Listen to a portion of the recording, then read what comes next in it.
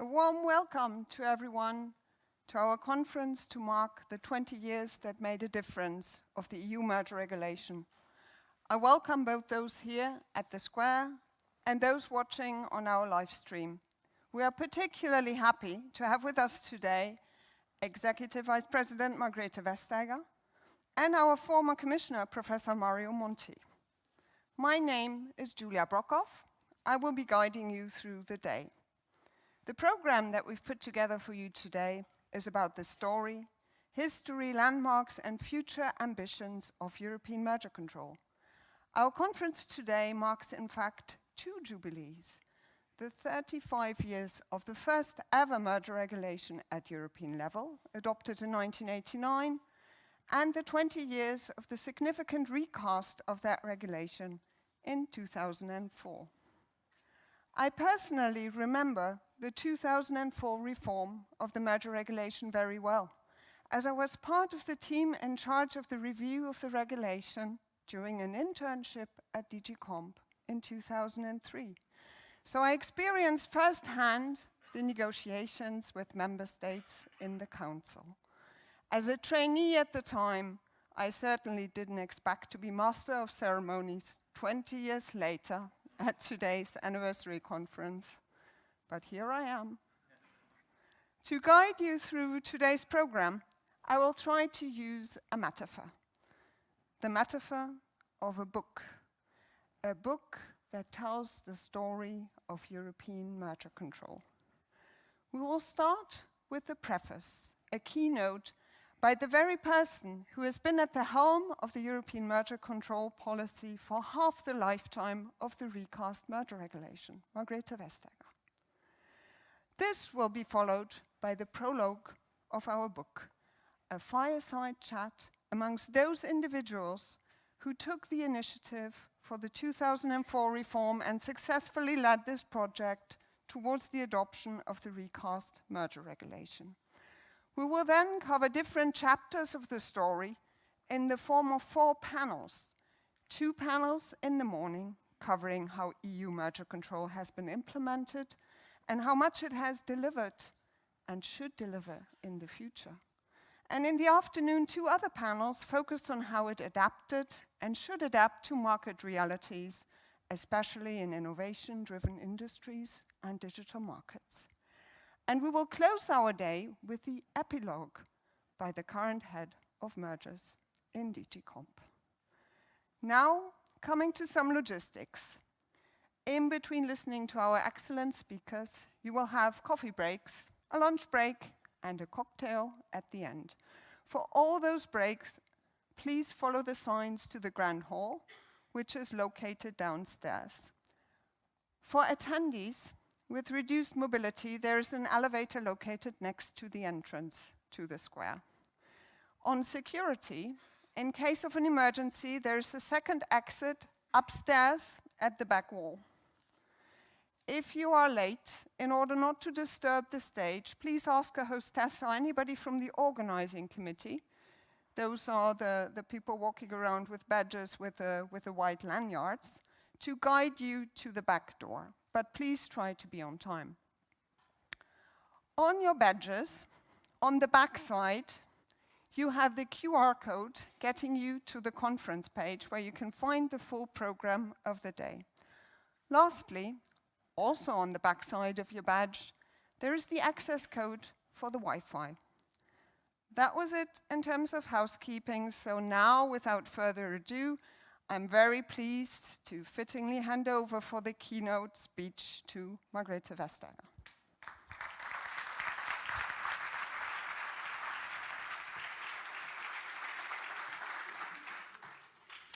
Well, thank you very much. It's a great pleasure Julian, to welcome you once again to this conference marking 20 years of the merger regulation. And these are 20 years that has made a real difference. Merger enforcement has greatly developed the European Union, the regulation at the very root of doing that. And the merger regulation stood tall for all this time. And as every, I think, told three, it has caught quite a bit of wind in those 20 years. But it has shown also that it can bend without breaking, even in the strongest of storms. The merger regulation have served businesses and consumers and the European economy as a whole very well. It has protected competition in the single markets, and by doing so, keeping the markets fair and open, contestable. So effective merger control is crucial to European businesses. And that was what I said when I became the Commissioner for Competition now 10 years ago. And I'm even more convinced of this now.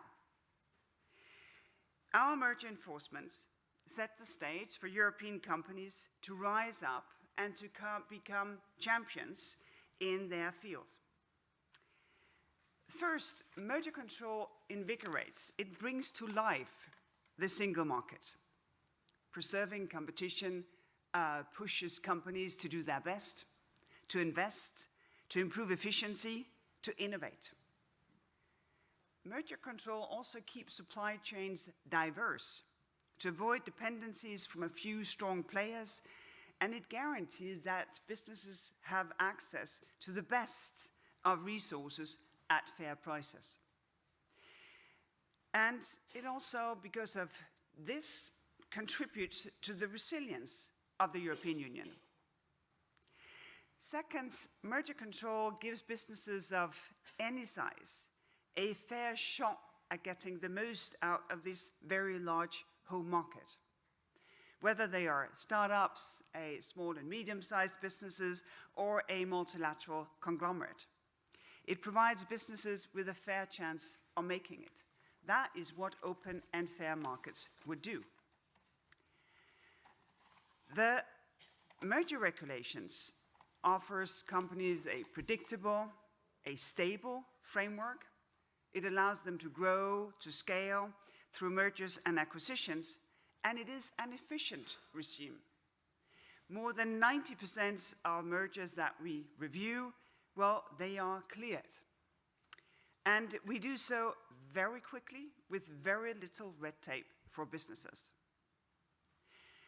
So, if I may put the record straight as I see it, when it comes to the so-called European champions. Merger control do not stand in the way of pro-competitive consolidation. In fact, we have given the green light to many mergers that directly produced truly global champions based in Europe. The examples in recent years are many, from the creation of Stellantis to the consolidation of Veolia and Suez, or of Siemens and Gamesa. When competition problems arise, well, most companies, they are able to solve them. They offer remedies. They do what they can in order to get their clearance by solving competition issues. I think the thing is that sometimes actually those solutions, they strengthen other European players. So not only can merger control enable players to come together to be stronger, they can also, at the same way, strengthen other European players. I think the latest example is a good one. That was what we saw in the Novozymes Christian Hansen merger. It creates a European champion in biosolutions, and it also divests what is very important for another biotech company. If you look at Alstom Bombardier, where the divestiture of a part of the business to the Spanish manufacturer CAF, it benefits the entire European train industry at a time where the demand for trains are increasing. So we contributed to reinforcing the entire sector in the European Union. I agree with Mario Monti, and I'm so delighted that you're here today. I think that brings real perspective and it elevates our conference. Because one does not foster competitiveness by abandoning it within the European Union in the hope that European monopolies will better compete with rivals outside of the European Union. Global champions, they are competitive abroad when they are pushed to being efficient, lean, innovative, because they are faced with competition at home. Competitiveness within the single market translates into external competitiveness. But if you shield large companies from competition at home, you risk wearing down the fabric of the European economy as a whole. European suppliers, customers, challengers, and end consumers of these so-called champions, they would pay the price. And that price would take the shape of less innovation, higher prices, lower quality of service. And the European economy as a whole, because of that, would be less competitive.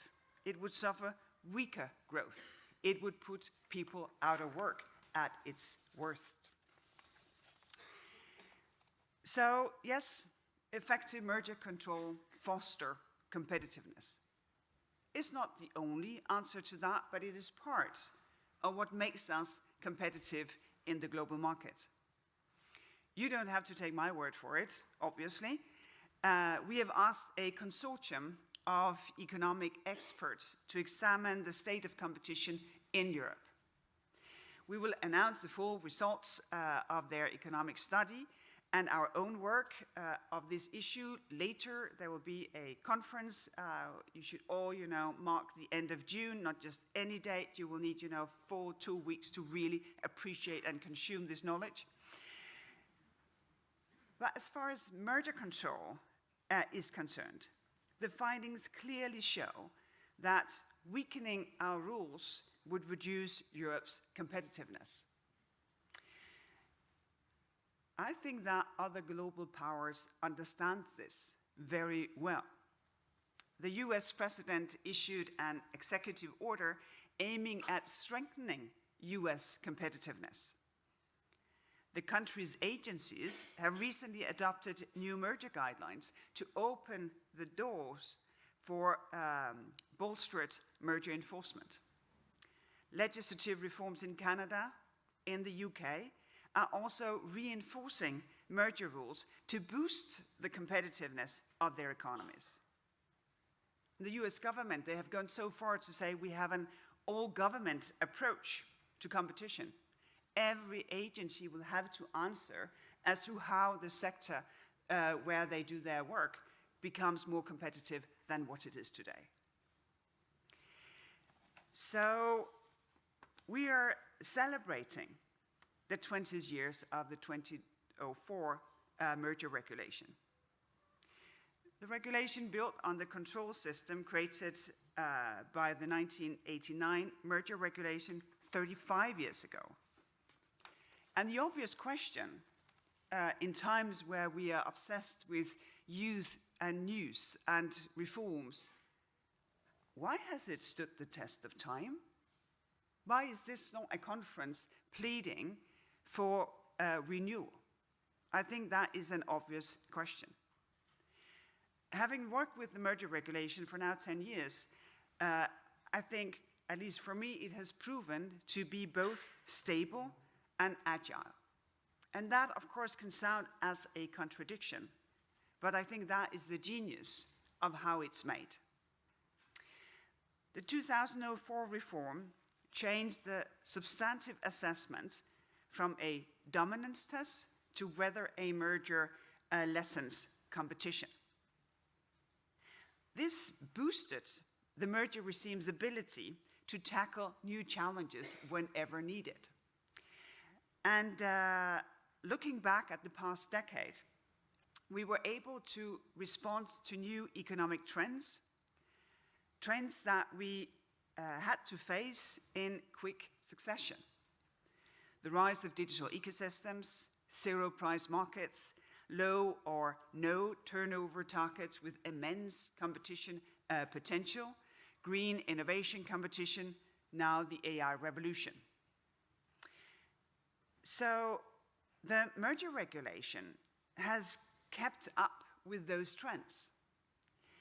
Trends that matter to society, they matter to our economies, they're absolutely essential. So how to adapt? Well, allow me to take you through this. First, and I think that is very fundamental, we have always taken a very broad view of what is actually consumer welfare here in the Union. For us, consumer welfare is basically, essentially, protecting competition, because we ensure that we have competitive outcomes that benefit consumers. And that is not just end consumers, because large and small companies, they also act as consumers in their daily business, and they suffer greatly from competitive harm. This standard therefore also applies to all parameters of competition that a merger can affect. It can affect price, obviously, but it can also affect innovation, choice, quality, everything that a consumer, no matter where you are, end consumer or in the value chain, can be affected by. Innovation in particular has become a focal point of our merger enforcement. I think maybe 2 decades ago, innovation shaped competition only sort of in larger intervals. It was a different world. The pace was not the same. It could take maybe 5, 10, 20 years before a market really changed due to innovation. Nowadays, in many markets, innovation can impact competitive dynamics in a couple of years, if not in months. And this has sharpened our focus on innovation. It has led up to develop innovation, or innovative, can you say, theories of harm. We adapted our assessments to capture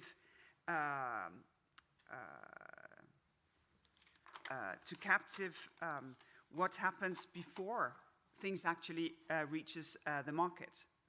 Or it is incremental when it comes to market presence. And we have done so. I think immediately you come to think of tech and everything digital, but it is as much a feature when it comes to pharma or basic industries. But the second change, I think, is what one thinks about when you think about changing in market dynamics, and that is concerning digital markets. When the digital revolution took off, we saw that digital mergers often involved firms that are only active in related markets. They're not head-to-head competitors, as we have seen it. No, they are active in related markets. We saw that interoperability, access to data, access to technology, the value of data, network effects, the notion of ecosystems, they were all key issues if we wanted to keep competition in the digital markets fair, if we wanted to keep it effective. And that mergers giving too much power to one player could damage competition for all businesses operating within or at the margins at this big player's ecosystem. We relied on our practices to review what we call conglomerate mergers.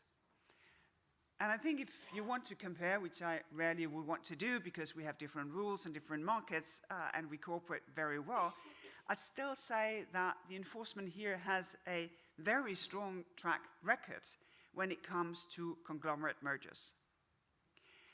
And because we've been able to tap into that body of enforcement practice, very often we were the agency to intervene against a couple of mergers in recent years. The third area, that concerns oligopolistic mergers. I think also here we have, with the 2004 merger regulation mandate, we have not hesitated to intervene against competitive harms other than dominance. The point of the change of the substantial test in 2004 was that mergers between oligopolists You wouldn't believe how I struggled the first months to get the vocabulary right. And as you can see, maybe I should stay another 5 years. That was meant as a threat, not a promise.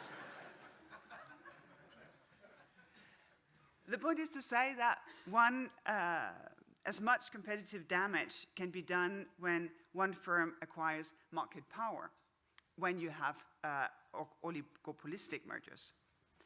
So action has been taken in what we call gap cases. For example, in the mobile telecom sectors over the last 10 years, and we have had quite a number of mergers. We have all followed, would I guess, since you come here today, you have a keen interest in mergers and merger control.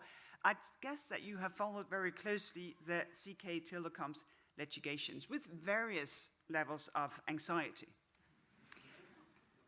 In the end, our action in this sector won the backing of the court. And that, of course, is absolutely crucial because our interplay with the court is also what has proven the strength of the merger regulation. There are some who argue that the telecom companies in the Union should be allowed to merge within national markets to boost investment, even at the cost of higher prices, less choice, lower quality for consumers. I don't agree. There is no evidence to suggest that more concentrated national markets would lead to better outcomes. And certainly, consolidation at the national level would not lead to the creation of pan-European players. To the contrary, it will lead to less competitive national markets and a more fragmented single market.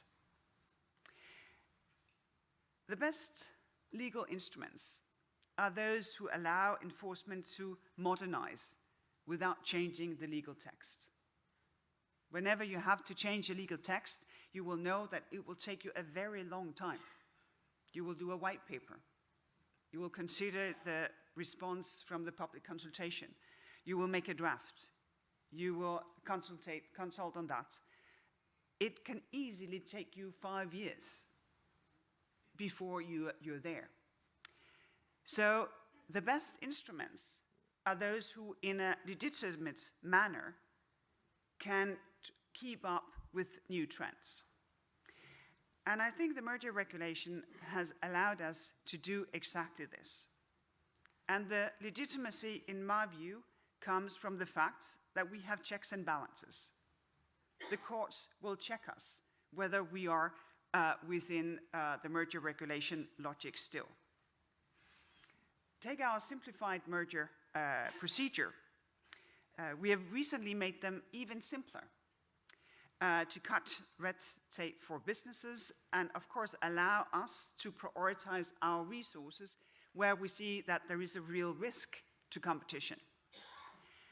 Look at our recent market definition notice, where we stayed true to core principles as to what defines a market, the behavior of supply and demand, and that has made it valuable. So you still have a core principle because that is how the economy works, but it reflects all the practices, all the changes that we have made over the years to be able to analyze what is actually ongoing. So we can update and tell the world what we're doing to create predictability and transparency without changing the landscape of the market or trying to push economic principles where there are no grounds. And then there is the rethink of our Article 22 referral policy. We have adjusted our approach to referrals to address the occasional flaws that comes with having a turnover-based system. As you will also know, the jury, or in our system actually it's not the jury, it's the judges, they are still out on whether we will be able to follow through. We eagerly awaiting the clarification from the courts in the Illumina Grail case on jurisdiction. But the thing that I'm convinced with is that with our approach to Article 22, we strike the right balance. Obviously, we're not here for a power grab. We're here to do our job, to make sure that we see the mergers that potentially could do competitive harm. And when I arrived 10 years ago, there's just been the consultation to see if one should have different thresholds, if one should have a different way of looking at some taking minority stakes. And the conclusion then was that the net that we would have to throw out would have to be so finely knit that we would just put an enormous burden on businesses without necessarily in that myriad of acquisitions finding the ones truly important.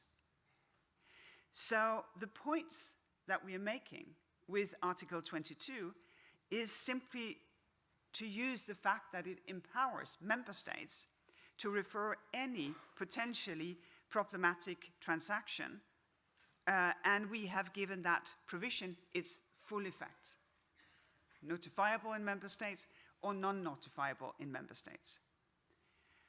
And the point is, of course, that by doing so, we avoided introducing new notification thresholds at the EU level, which would unavoidably create a much heavier burden on the business sector, but obviously also on us.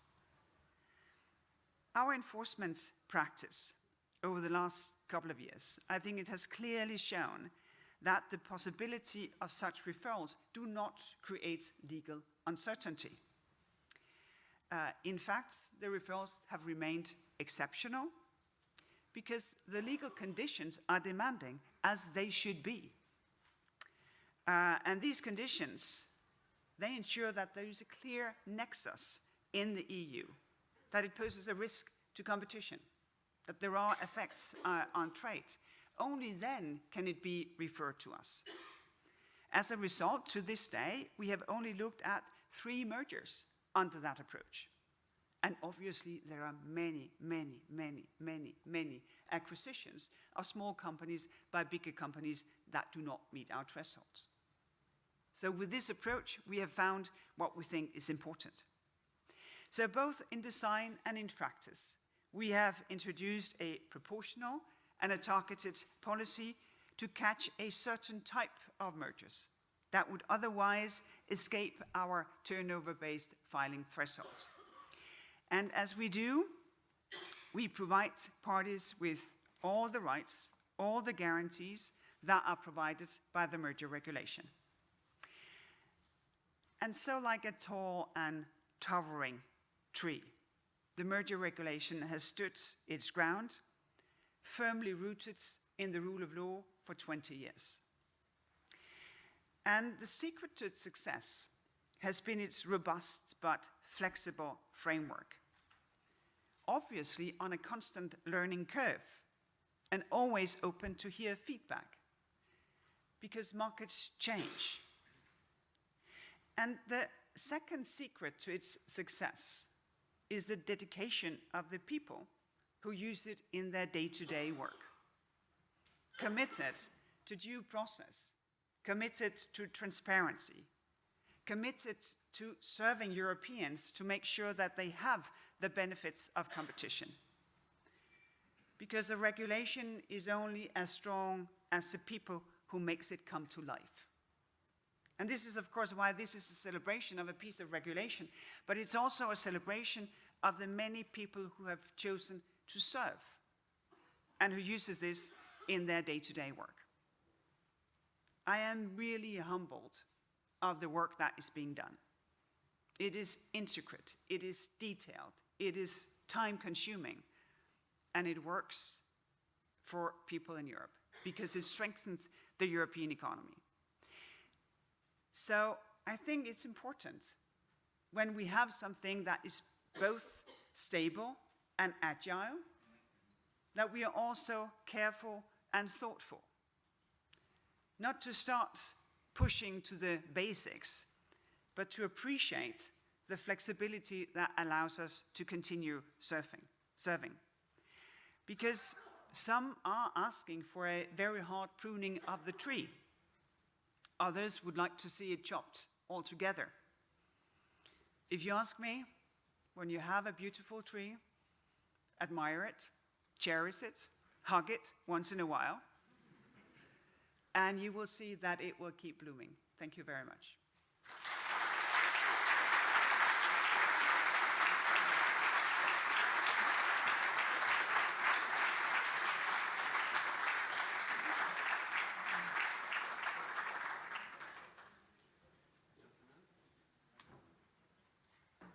Thank you, Margrethe.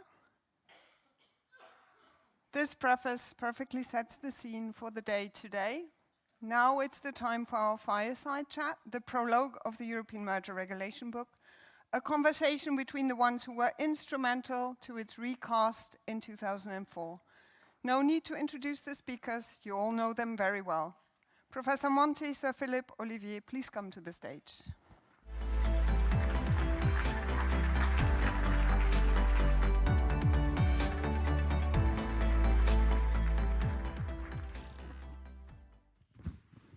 Thank you, Margrethe. We've been blessed with a long line of remarkable commissioners, but I'm very happy that we have today two of the most remarkable ones, Margrethe Vestager and you, Mario. And not only for what you did for the merger regulation 20 years ago, and also with Philip, the Director General, who together with you not only revised the merger reg. There's a microphone somewhere? But also changed the face of DG Competition and largely made it what it is today. It's the 20 years of the merger, the 2004 merger regulation, but it's also the 35 years of the merger regulation. I mean, I was listening to Julia saying that she was a young trainee and she remembers the making of the 2004 regulation. Very unfortunately, I remember the making of the 1989. And talking of exceptional commissioners, I think we should not forget to pay a tribute to Sir Leon, because if it was not for Sir Leon, we would have a very different merger regulation. He resisted attempts, in particular by my compatriots, but also some others, to weaken the merger reg. And together with the people in DG Comp at the time, he stood. And we had a merger reg that is still largely today, despite the improvements you brought, gentlemen, the merger regulation of 1989. I think we should never forget this.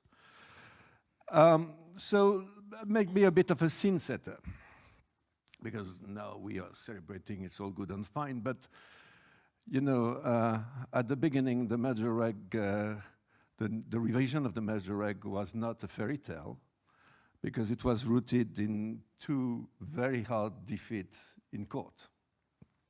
Three. So first, Air Tour.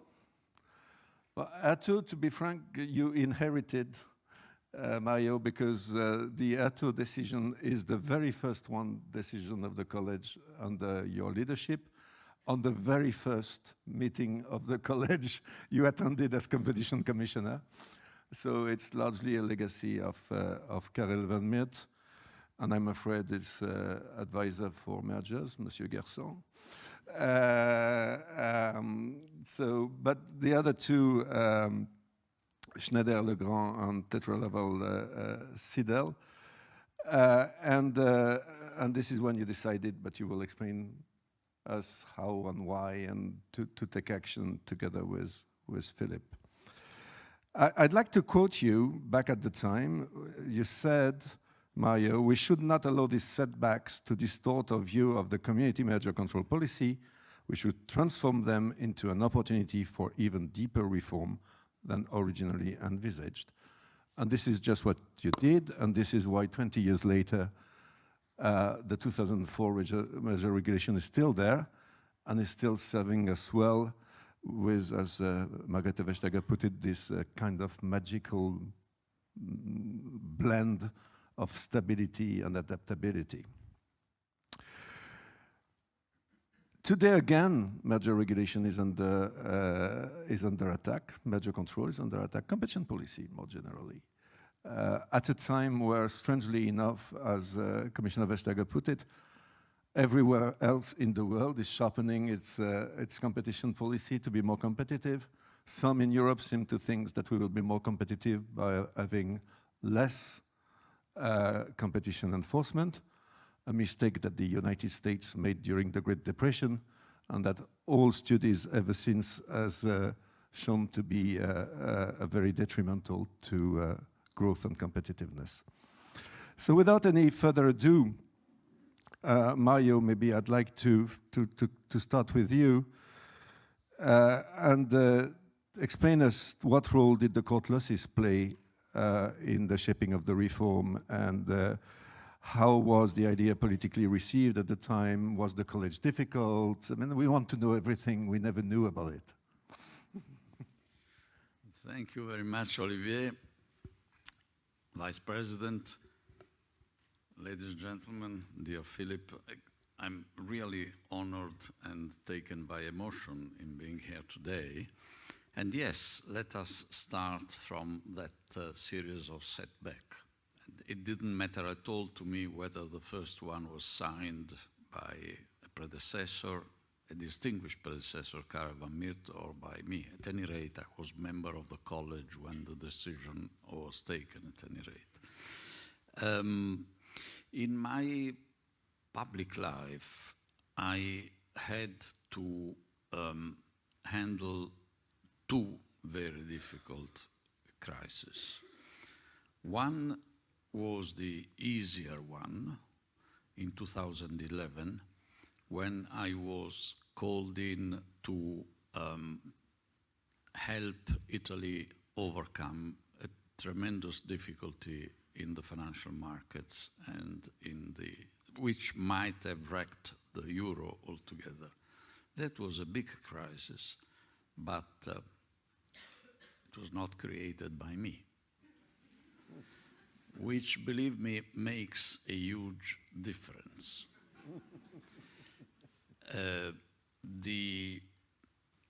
But the most difficult crisis was the one following the 3 defeats in the court, because that was due to the European Commission, and to me in the first place. So, and one very, very distinguished lawyer at the time and today had publicly called in the Financial Times for my resignation, which is a plausible statement to make.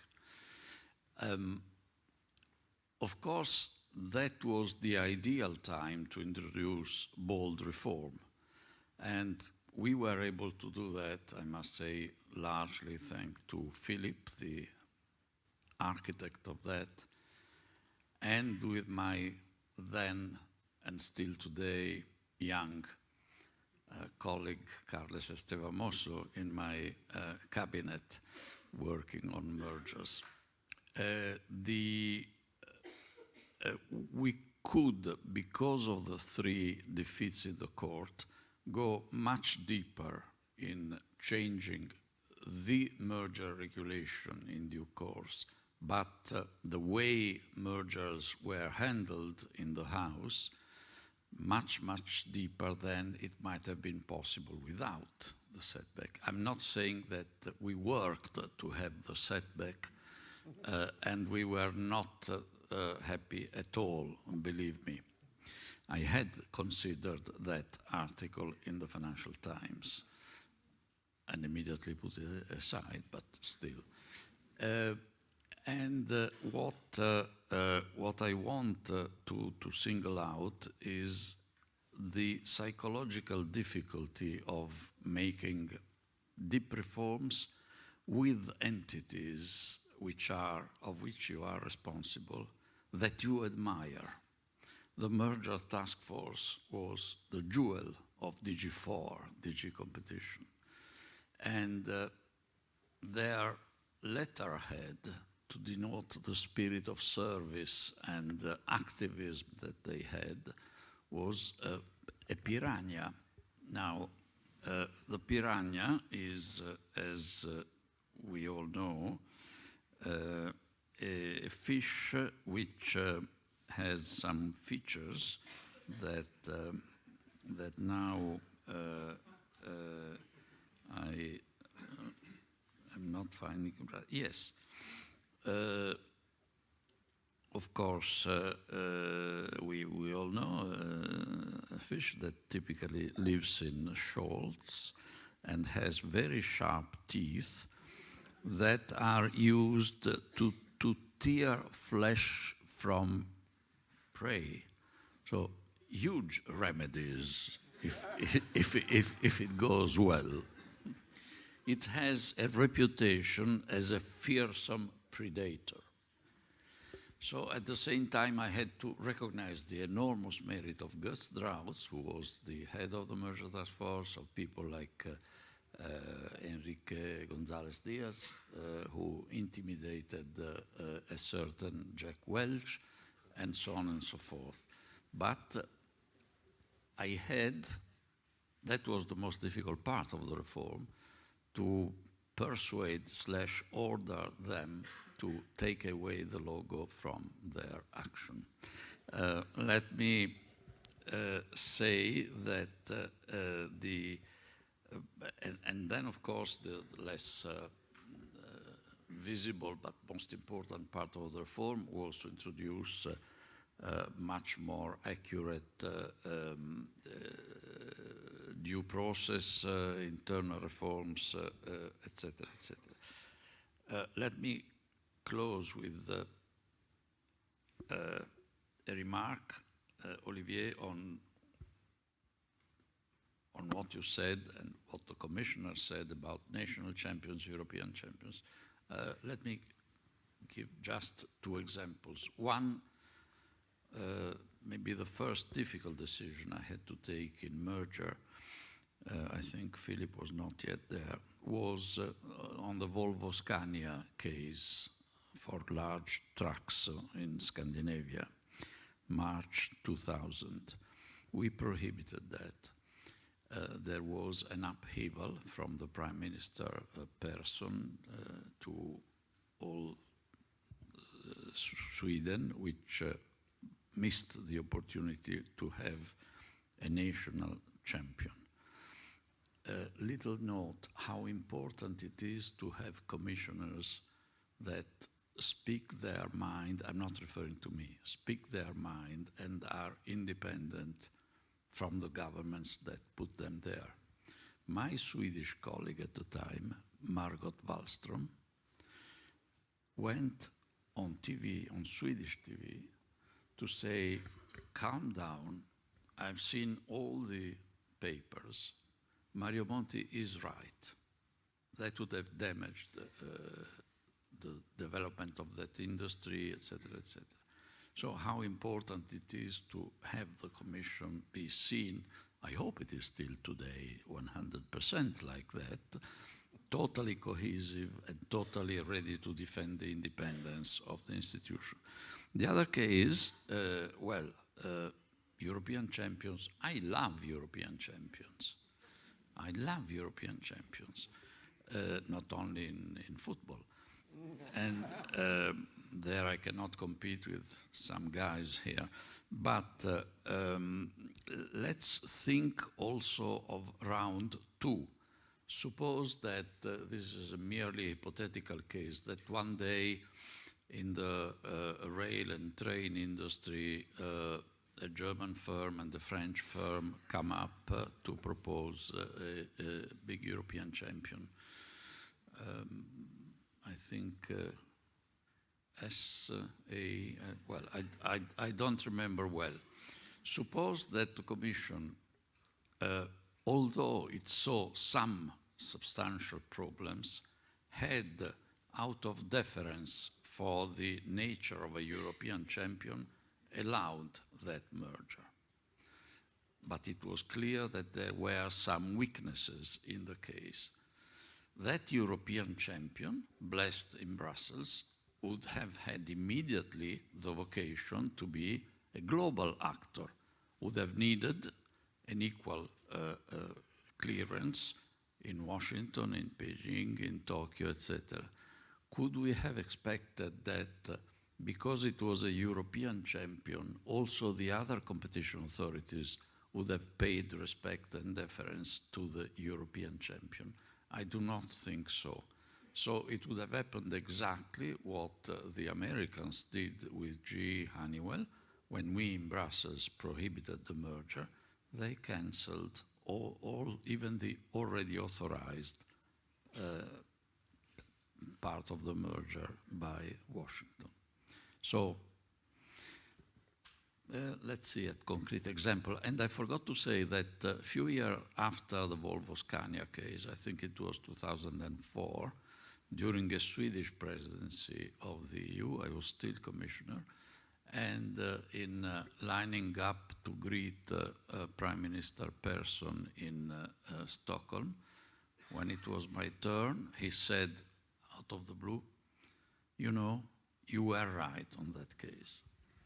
Thank you, Mario. If you're still in contact with Margot Wallström, maybe we should clone her DNA just in case.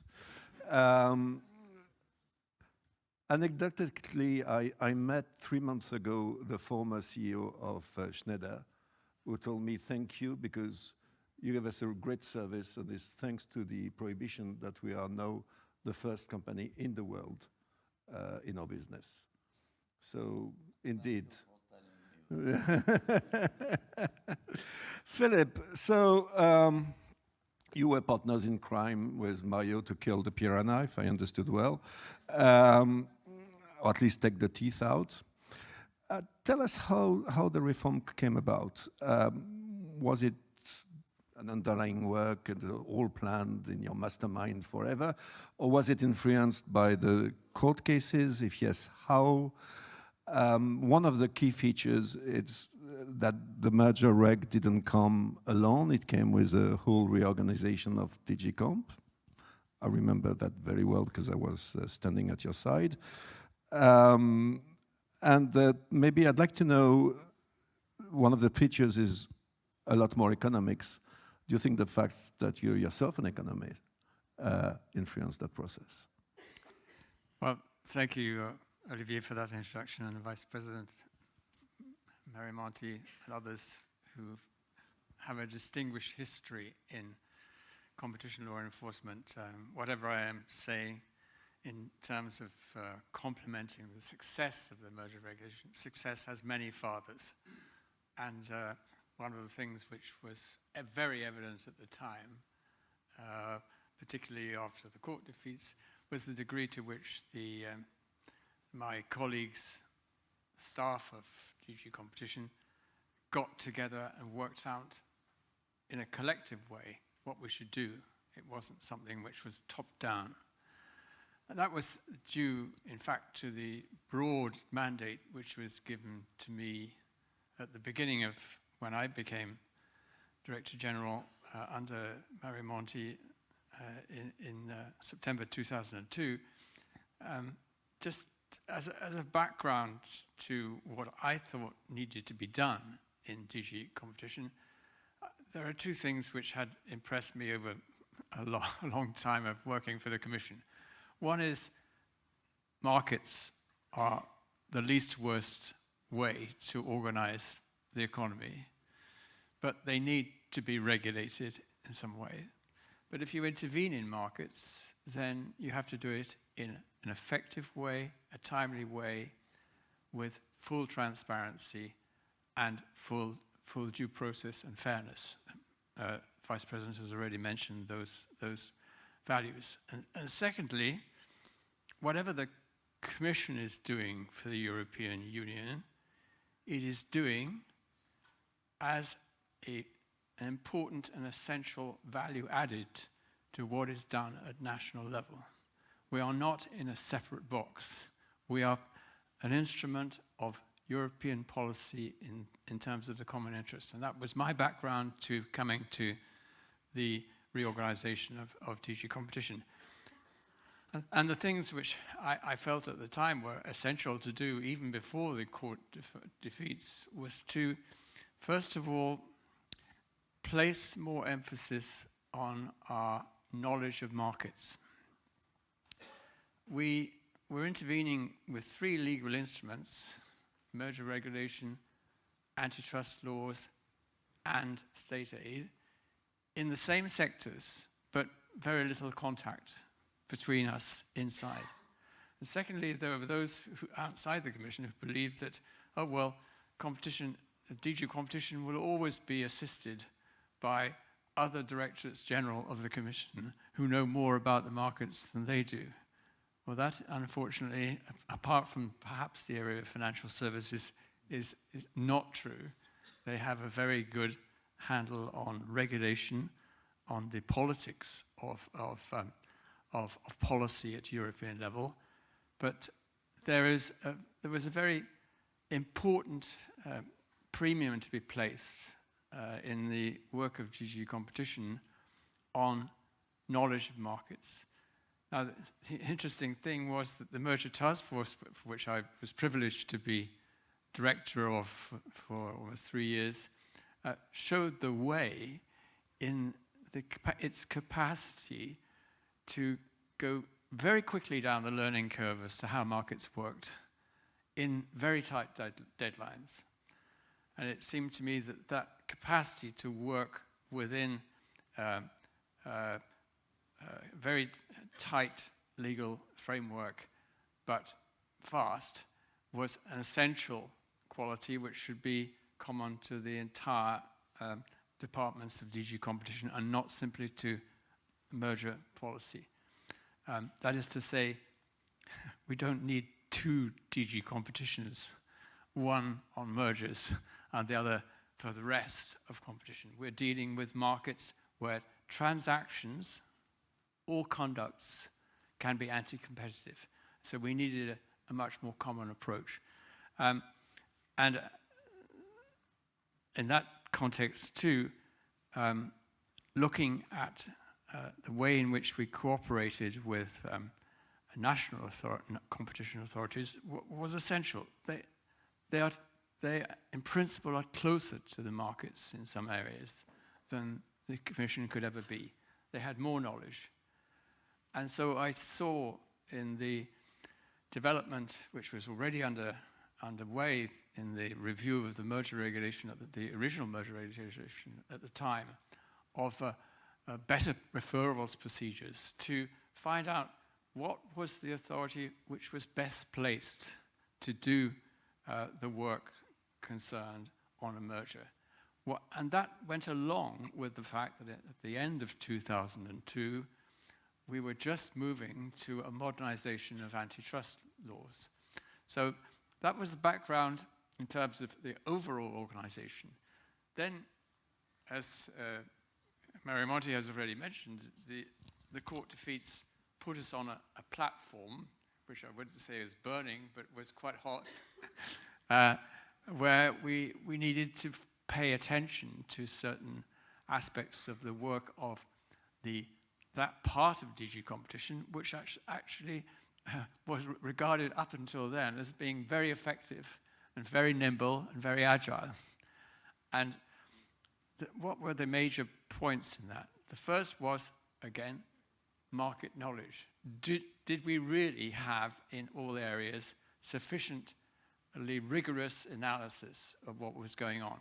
Which is the reason why we, particularly the Commissioner and myself, were very attached to the idea of reinforcing the analytical framework in which we worked with the addition of a chief economist and his team. Secondly, on due process. The Piranha, or even in other antitrust cases,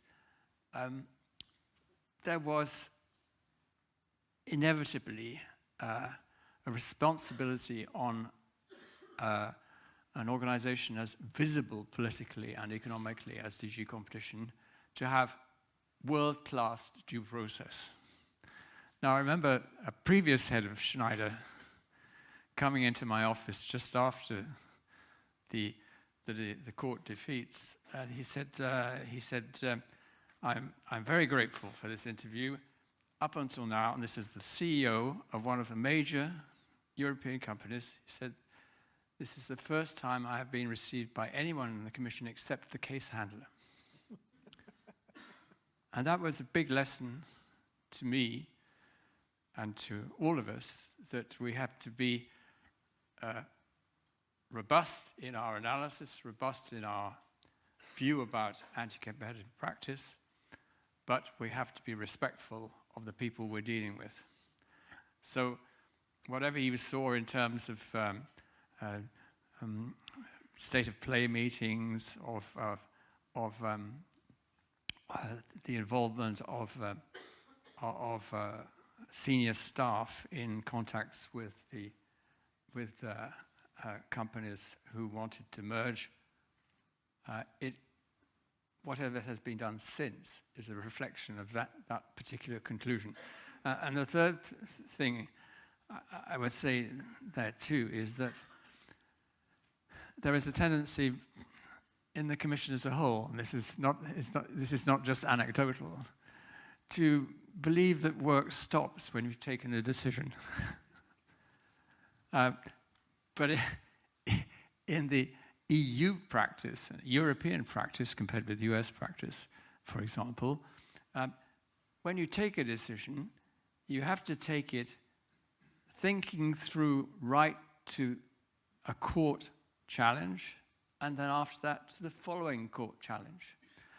And it is not realistic in the world of competition law, which depends very much on economic analysis of the cases, of market analysis.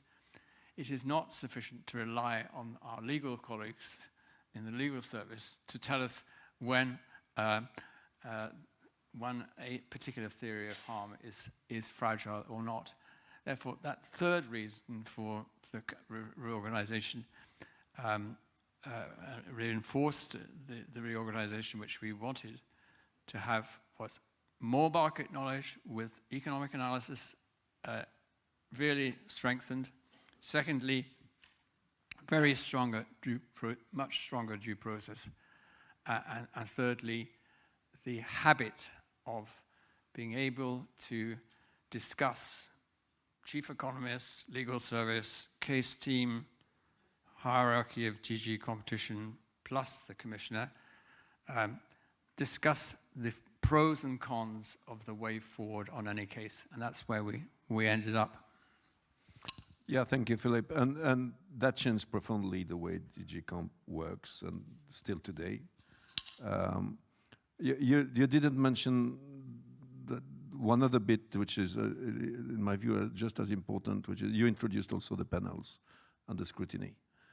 So fresh pair of eyes on the same files. Yes, I hope. I mean, one of the interesting things about the word independence, in terms of independence of investigation, is the extent to which a case team or case investigation team can be relied upon to produce their objective conclusion without the influence of a view, possibly uninformed, of their own hierarchy. So I was always saying to people, don't look at your director's eyes, nor mine. Decide yourself what you're going to recommend to the commissioner. I hope that's still the case today, actually, because and in terms of devil's advocate teams, well, of course, we're all working together in one department. These are internal checks and balances. We're not talking about court review, which is for later. But it was very important that those devil's advocate teams did take a devil's advocate position and not say, moi je connais très bien, c'est un ami à moi, aucun problème, and we'll help you get it through, and we'll help the commissioner to get the case. I think the reason why it complements all the rest of the architecture is that the very point with the panel was to review the evidence, review the file. This is not something that anybody else would do or was doing before.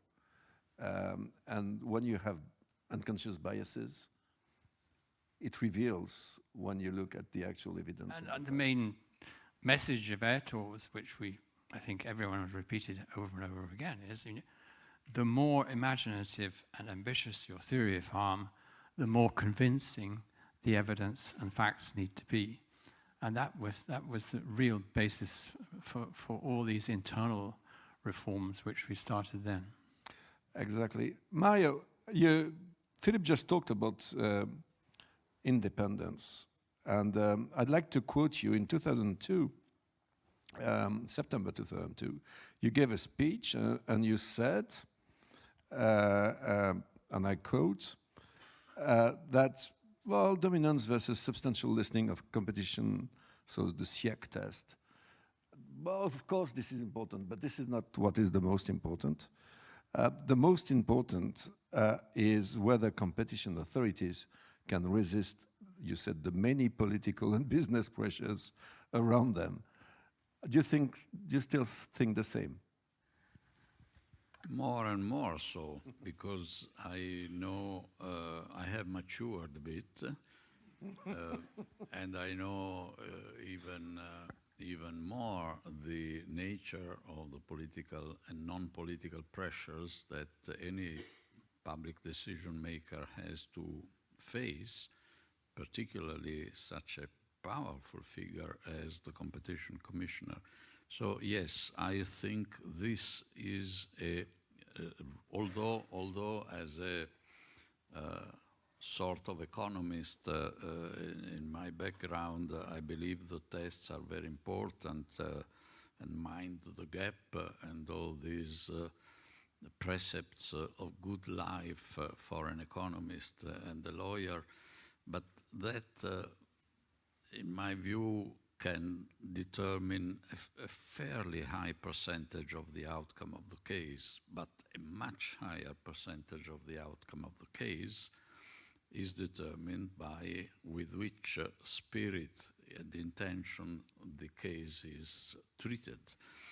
I must say that going back for a second to what Philip described so well concerning the panel, the decision-making method, when a few years later I went into the job of Prime Minister in Italy, I introduced, much to the amazement and disdain of people in Palazzo Chigi, similar methods to take the most difficult decisions that I had learned and in part cooperated to introduce here. Yes, independence is crucial and is multifold because I mean, I feel ashamed in talking about this in front of my great successor and friend, Margrethe, because I think the main reasons why I admire her so much is that she is the embodiment of independence. And that is a multifaceted concept because it has to be independence from corporate power, independence from possibly populistic reaction in the press of a decision you make, pressures from political power, and pressures in this European context of national political power. And since I left the Commission, I believe that the situation has not improved in that respect.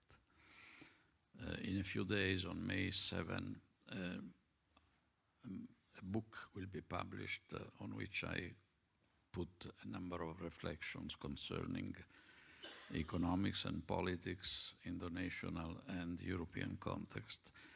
And I speak there with great, great concern about what to me is the greatest risk to the European Union, which is not outside its borders, but is at the top of it, the European Council, because with all the due deference and respect, the European Council put at the highest hierarchical level of the construction, by definition, national interests, in the best interpretation of the definition, because it could normally be party political interest or personality interest, etc., etc. And that, I'm afraid, could present the risk, I hope it never occurs, that there is a percolation of the concept of national interest even to institutions within the European framework, which have always found their strength in the independence, because they are there to for that. So even when there is a discussion about transferring all or some competition competences to an external agency, I see the point, especially the more the Commission is excited to be and to describe itself as a political commission. But let's also keep into consideration what would be the ability, in fact, to keep an independence stance for a body built somewhere else without the tradition, the powers, and the ability for the competition commissioner, being one among the many, to ex ante influence through internal advocacy the preparation of directives, of regulations, so that they are more respectful than would be the case otherwise of competition. So independence first, in my view, and that's why when I had the chance and the need, even in cases where there was a strong interest of heads of states and governments, like the block exemption regulation for cars, or an apparently minimalistic joke, the duty freeze, we stood firm, as I know the Commission still today stands firm in this area. Well, that was internal market, but it's very similar. And I think the credibility of the Commission grows when it is somewhat castigated by the national leaders. Well, thank you, Mario. Well, time flies with you two, so I will maybe combine some of the questions I had planned. So you referred to national champions a moment ago and European champions, but sometimes it's the same. I remember the op-ed of Mark Rutte in the Financial Times at the time of Siemens Alstom, which said, I'm all in favor of European champions. I'm not in favor of French-German champions that will rule the markets in Europe. You also referred just now to independence, and this is the thing, isn't it, that the Commission is one. The Commissioner for Competition needs to implement fairly and independently merger control, but at the same time you have overarching political objectives, single market integration, competitiveness, etc. And the thing is to combine all this into a policy mix that serves best the general interest.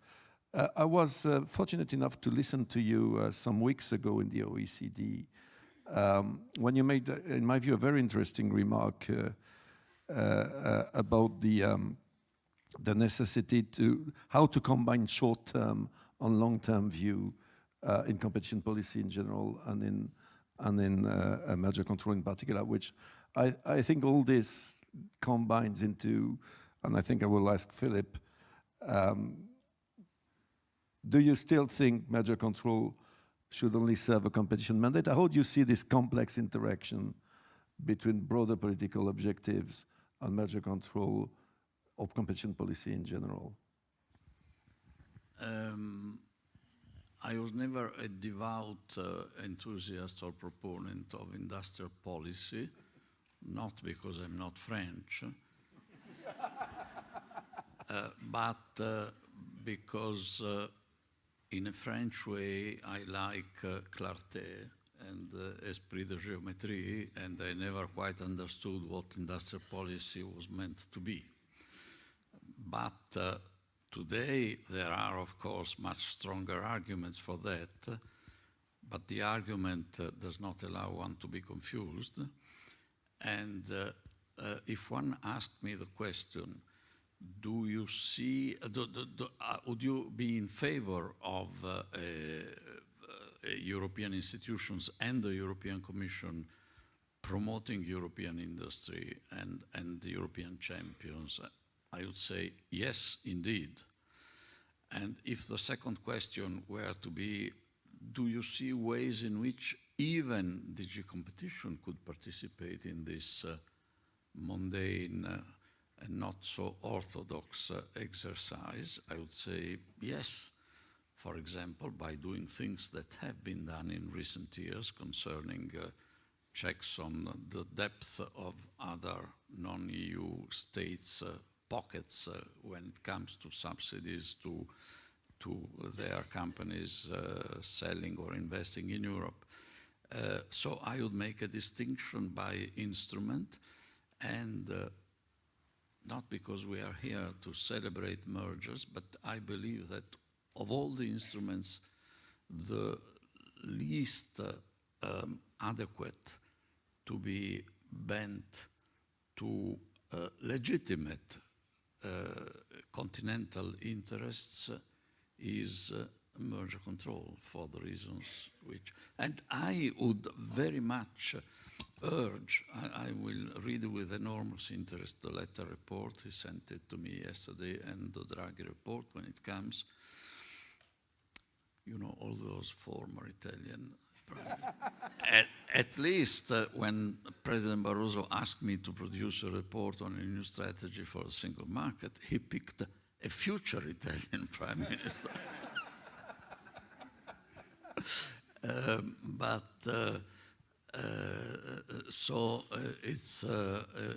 Yes, I was saying that I would put much greater energy, not on the side of the competition commissioner, but of the commission generally, in helping even more the EU, the Commission, and DG Comp to become the effective standard bearer in the international and global debate about competition. We have the G7, the G20, but the most important G is going to be one where territorial states are not members, but digital platforms are members. They will influence consumers, citizens, voters' lives much more than in the past. And the European Commission is recognized to be, also because of its independence, the only one to which even the Americans turn. So if we are able in Europe to develop even more a globally respected system for this, I think the European interest in this is a big multiple of the interest of any possible European champions in this or that sector. Thank you, Mario, for being so clear. Philip? No, I'd just like to say at the beginning that this not attack but challenge to competition policy isn't just one for the Commission inside the European Union. It's all competition authorities. And the Commission has the capacity to lead the way, given the fact that it is dealing with, in many cases, with global transactions and global companies. The more there is, by the way, convergence between what national competition authorities and ourselves are doing and complementarity, I refer to the referrals procedures to work out what is the, which is the authority best placed to do something. The more we have that solidarity of purpose for competition policy as a whole, the stronger the voice of competition is in the European Union.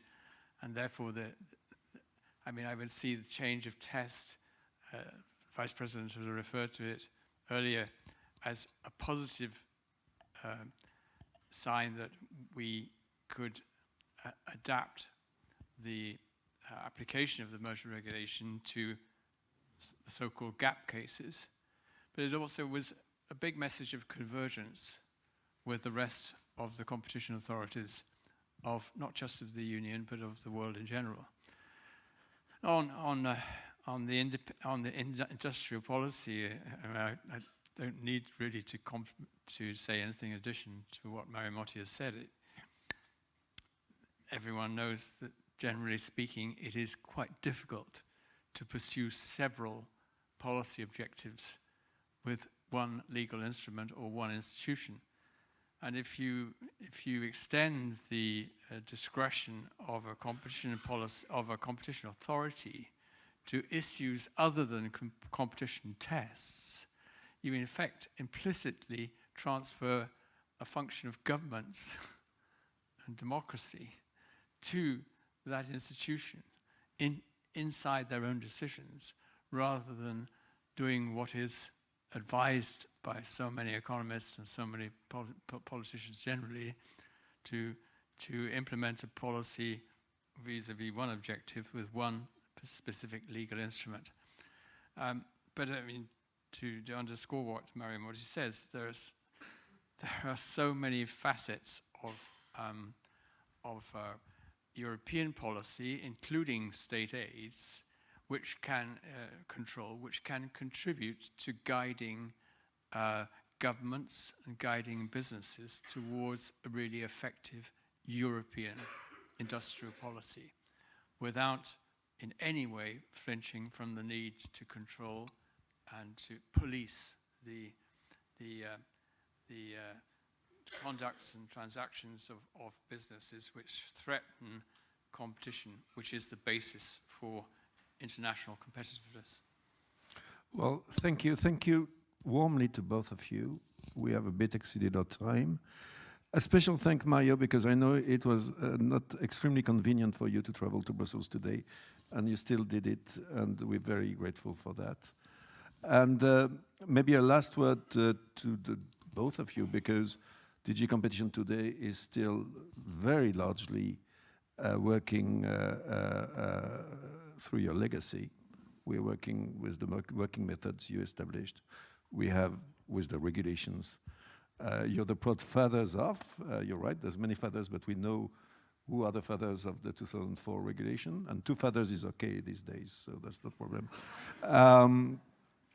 And we're trying to make you proud by being up to the high standard you imposed on us rightly. Thank you so much.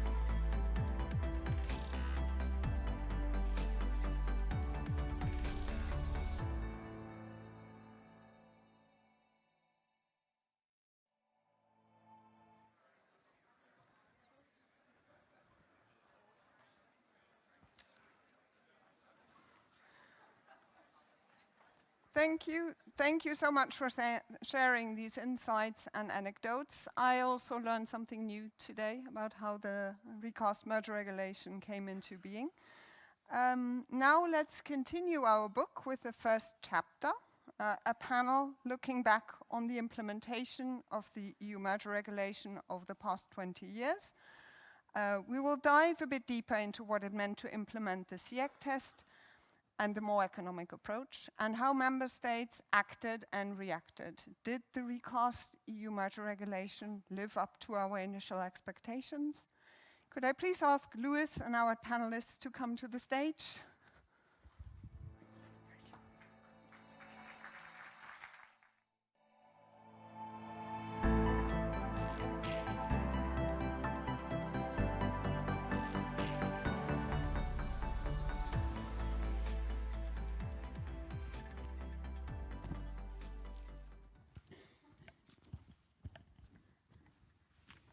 Hello, everybody. Hi, welcome to the next panel. My name's Lewis Crofts. I'm a reporter with MLEX. We're going to be picking up from the conception and birth that we just heard from the last panel, through the tricky teenage years until the merger reg was a fully grown adult with a pet piranha hugging trees. And we're going to be looking at the test, and we're also going to be looking at the relationship with member states. And then at the end, if we've got time, we granted an extension in phase 1 to the last panel, so we're running a bit short on time in this one. We'll take some questions from the audience, so get your thinking caps on. Just briefly to introduce my panel, they should be known to you. If they're not, where have you been for the last 20 years? At the far end, we've got Carlos Esteban-Mosso, who's held pretty much every single job in DG competition. Latterly, Deputy Director General of Mergers until 2019, is now a partner at Latham & Watkins. Then Natalie Harsdorf-Borsch, who joined the Austrian authority in 2009, has been its head since 2021, holds positions at OECD Competition Committee, high-level working group on the DMA. Austria's got all the powers you ever wanted for in merger review, with transaction thresholds and media mergers and so forth, so she's the one to be envious of. And then Advocate General Juliana Cocotte, who's been at the court since 2003, and essentially has done the greatest hits of competition policy cases at the court: Google Shopping, Towercast, CK Hutchison, Amazon's tax case, damages directives, and more and more and more. So we're very honored to have all three of them. I wanted to start by picking up from the last panel with you, Carlos. We'd obviously heard that the court prompt was a big deal, but merger reform, or the ideas for merger reform, had been milling around before those judgments, green papers, white papers, and so forth. Maybe give us a sense that there was already thought underway when the court had its say. Yeah, first, it's great to be here celebrating this reform that after 20 years, I think, is seen by everybody as an unqualified success. It created the foundations of modern merger control, and it has become a model or a benchmark for many other systems that have been deployed since around the world. And seeing this success and looking back, we may think that the choices that were made at the time were kind of obvious, because today everybody thinks they were the right ones. But the situation at the time was very, very different. Actually, the merger reform resulted from numerous choices on very specific issues that were not at all easy at the time. We had to decide whether to introduce efficiencies, whether to change the test, whether to introduce access to the file at beginning of second phase, whether to establish a chief economist team, whether to give the initiative to the parties to start referrals by introducing pre-notification referrals, or how to reorganize the merger work in DigiCom. And many of the changes were difficult, were debated inside DG Competition, debated between the competition and the cabinet, and debated with external stakeholders and member states. No? And to be more specific, to come to what you said, actually the reform had started well before the judgments. The Green Paper was adopted at the end of 2001, and the judgments came only in June and November of 2002. And preparing this debate, I've looked at some documents at the time, and there's an interesting speech by Commissioner Monti at the beginning of June, well before her tours, where he takes a stock of the consultation on the green paper. And he says on substantive issues, I have already decided some points. It's clear to me, for instance, that I need to introduce efficiencies. But on the test, I still have an open mind. I've seen arguments in favor and against. So what has ended up being the, let's say, more apparent, more well-known feature of the reform, the change of the test, 1 year after we started discussing was not yet decided. That shows the dynamics of the time. No? And I think the merit of Commissioner Monti, of Philip, and all the team was really to face these challenges, this resistance, and pick a group of individual choices that has proved to be so successful. Of course, the judgments came later, and they created a new urgency and maybe a more pressing need to reestablish the credibility and legitimacy of the system. No? And here came the change of the test, seen as a tool, certainly to avoid a gap, but mostly, together with the introduction of the chief economist team, as a signal that the Commission would take economic analysis very serious into the future. And I think this worked. The legitimacy was completely restored, and this has allowed in these 20 years to the Commission to take the difficult decisions that we've heard in the previous panel. Just the reflection's a very internal one, but to what extent was external, international convergence a factor in your thinking? Were you bothered about that? It is, I mean, it's the big topic nowadays, but back then in 2002? I think, as Philip suggested before, the change of the test was motivated by a number of things. Filling the gap, restoring this interest in economic analysis, but also, and I would say this was not one of the minor reasons, international convergence. There was a lot of discussion at the time whether we should move towards a system more similar to the authorities that had an SLC test. And finally, it was decided to move in that direction, but preserving the autonomy of the European test, so not copying their test, but introducing the SIC one that went in this direction, but maintained the autonomy of European decisions in this field. Thanks, Juliana. To turn to you, we've heard a lot of reference to these judgments. I was reading a speech by Deputy Director General Loriot a couple of weeks ago where he said it's fair to say the champagne in DG competition wasn't flowing. Perhaps you could sum up for us in those landmark judgments, what was it that the court wanted to see from the Commission? Mm-hmm. Yes, in any case, those judgments, Airtours, Schneider and Tetra Laval, helped the reform a lot, as confirmed by Commissioner Monti. The court unexpectedly annulled the Commission's prohibition decisions adopted in all of those three cases. There were two major aspects, a substantive and a procedural or evidential one, both of which were closely interconnected, and they played decisive role in the court's judgments. First, in particular, Airtours highlighted the shortcomings of the substantive dominance test under the former merger regulation 4064/89.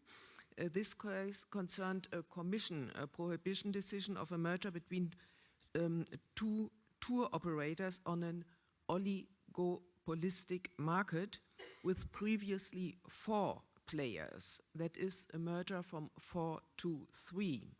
Since that merger did not give rise to a single dominant position of the merged entity, the Commission tried to capture its allegedly anti-competitive nature by proving the creation of a collective dominant position of the 3 remaining players, and this was difficult. The court's rulings made very clear that it would remain extremely difficult for the Commission to prove the existence of collective or oligopolistic dominance at all. And that was confirmed by the later Bertelsmann-Sony-Impala case, in which the Commission ultimately rejected such a finding of collective dominance. This is what has been widely perceived as the gap, as the enforcement gap under the dominance test. And it is submitted that air tours pertain to a typical situation arising in oligopolistic markets, where a horizontal merger possibly gives rise to unilateral or non-coordinated effects rather than collective dominance. Such a situation today is liable to be dealt with under the more comprehensive, significant impediment to effective competition test provided for by the merger regulation 139/2014. And second, the 3 CFI rulings of 2002 emphasized the Commission's failure to meet the requirements of proof as to the existence of, in particular, at least potential anti-competitive effects resulting from the mergers under scrutiny. This applied not only to collective dominance, but also to single dominance cases allegedly involving negative vertical or conglomerate effects, such as in Tetra Laval. In its seminal Tetra Laval ruling of 2005, handed down on appeal, the Court of Justice essentially backed the CFI's fact-finding and evidential review approach, including the standard of proof the Commission is required to observe in merger cases, the famous Tetra Laval formula.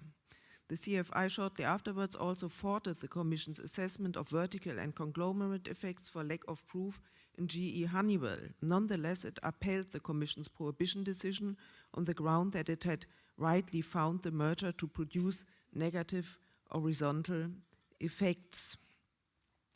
In terms of reform now, the strengthened judicial review and proof standards were widely welcomed.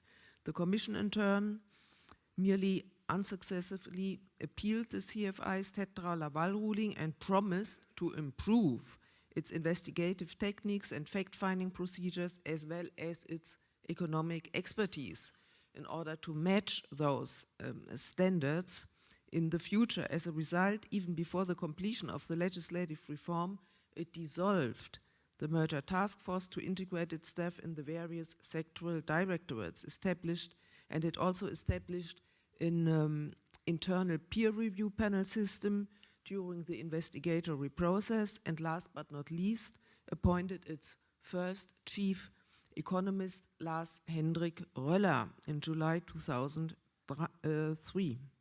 To sum up, independently of the type of merger under review or the test to be applied, since 2002, the union courts have considerably strengthened the proof requirements the Commission needs to respect. It was no longer possible for the Commission to rely on a given theory of harm without showing that the merger was liable to give rise to alleged negative effects. This required a fundamental overhaul of the Commission's investigating, working and decision-making process. Thanks. So come back to you, Carla. So the sleight of hand was to turn the test on its head, and dominance became one incarnation of impact of competition, but not the prerequisite. It's there to close the gap. Let's judge its success 20 years later. I mean, has it closed the gap? How do we judge its success? What does success look like? Well, it's not an easy answer how the test has functioned, but let me answer to it looking at different factors. First of all, there was a concern at the time that by changing the test, the interventions of the Commission would increase because the test was seen as lowering the standard of intervention. But actually the test, what was doing was introducing a more effects-based approach that actually could go in both directions. Also, it would help clearing cases that from a more structuralist approach would have difficult to clear because high market shares, for instance, resulting from the merger. So actually the test has not led to more interventionism.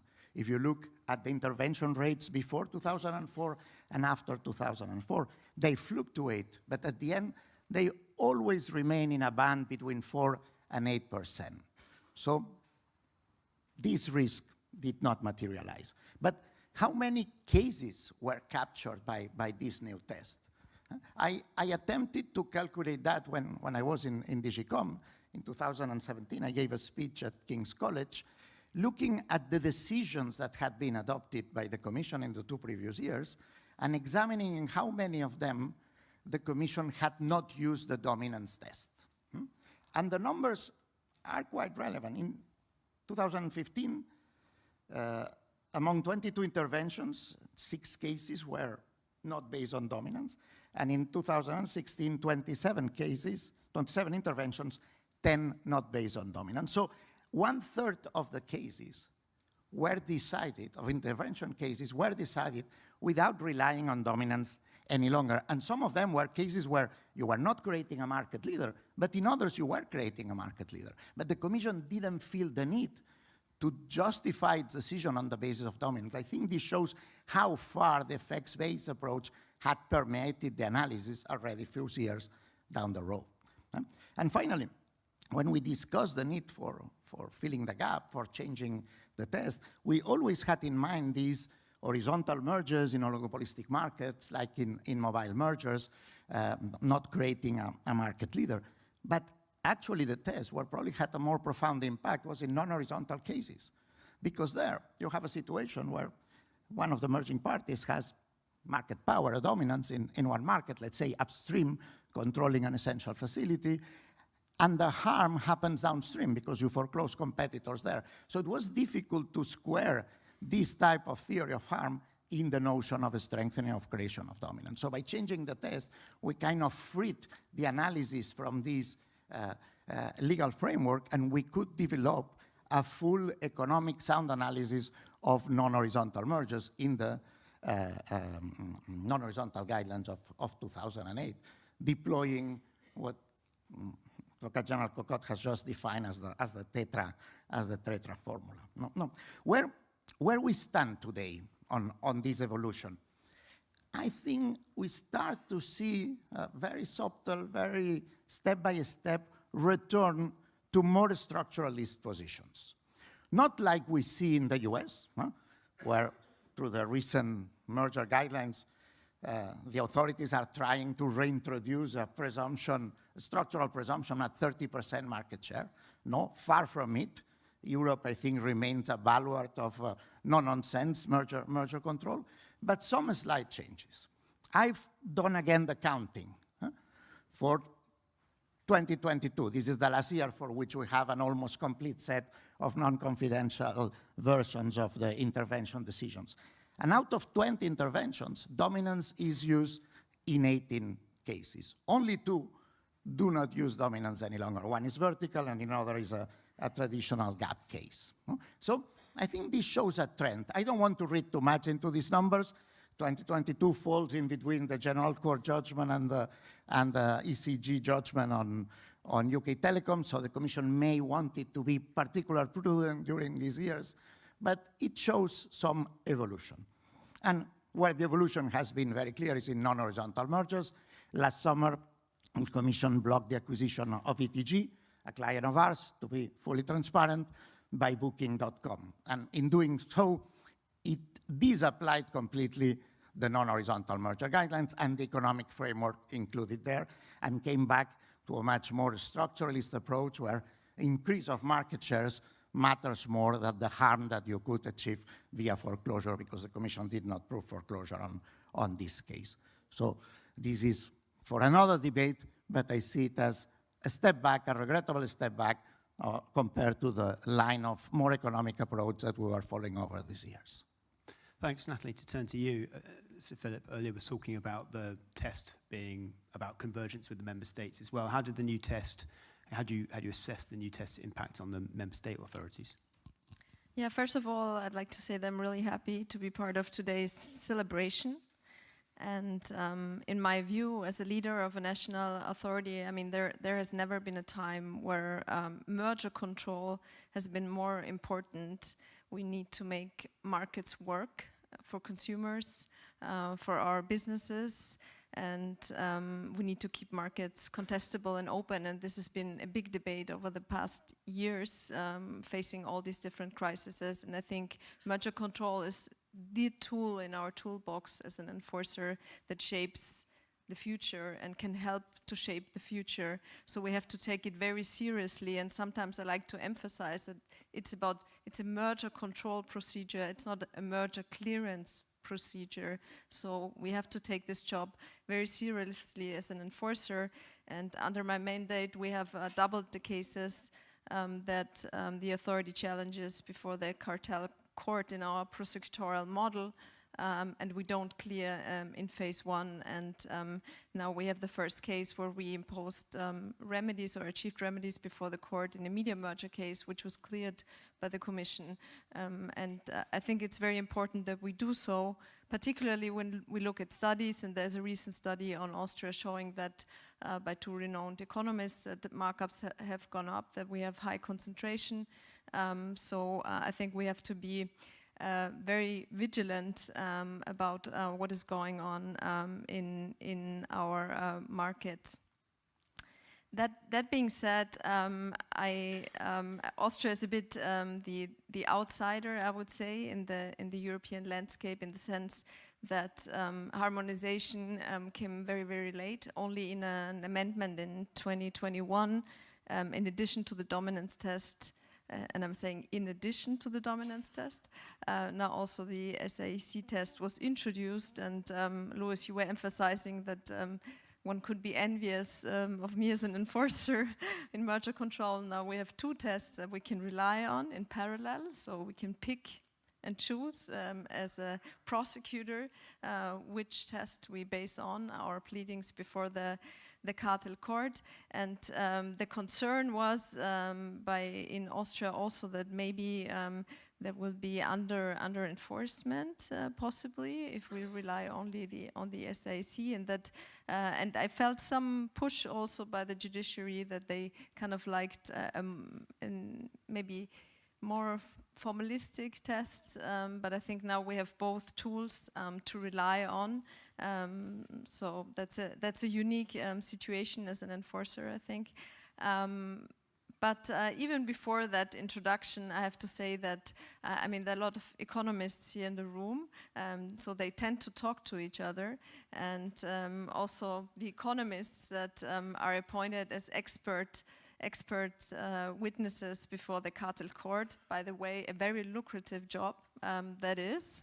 And here I want to also break a glass ceiling, because in the past 10 years, there hasn't been a female expert opinion by an economist. So to all female economists in the room, please enter the Austrian market expert opinions before the cartel court. I would very welcome that. And so there has been a tendency, I felt, even in some of the judgments, that there was some reasoning also coming from the SAC test and what happens in Europe, and even before we had it introduced. Also, a very good, I think, effect has come from the merger working group that we have established among ourselves at the European level. I think it's an incredible forum for all our teams to discuss theories of harm and interact. And this has been a very soft but very strong harmonization tool, I think, in ensuring some level of coherence within the European competition enforcement family, if I may call it so. To sum up, what Marie Monti said on independence, that resonated very much with me, and I think it's very true that we shouldn't overestimate what kind of test we're using. I think it's the spirit and the mindset and the values that carries enforcers and their priorities and the way they deal with the public task and the public interest that they are in charge with, which is incredibly important, that drives much more, I think, the results than which test is being applied. But I was one of the voices pushing for at least introducing as well the SIC test in Austria, and I very welcome this, and I think it's good if we have similar toolboxes and standards across Europe. Thank you, Natalie. Julian, to come back to you. The merger regulation was about one thing mainly, which was about closing the gap cases, but it took 20 years before the court could have its say on what that looked like. You were the Advocate General in the C.K. Hutchison case. It seems to be one of the most comprehensive view of the merger regulation. You know, every single part of it gets some sort of a statement from the court. Where does it leave the merger? Perhaps you could sum up C.K. Hutch for us. Where does it leave the merger regulation?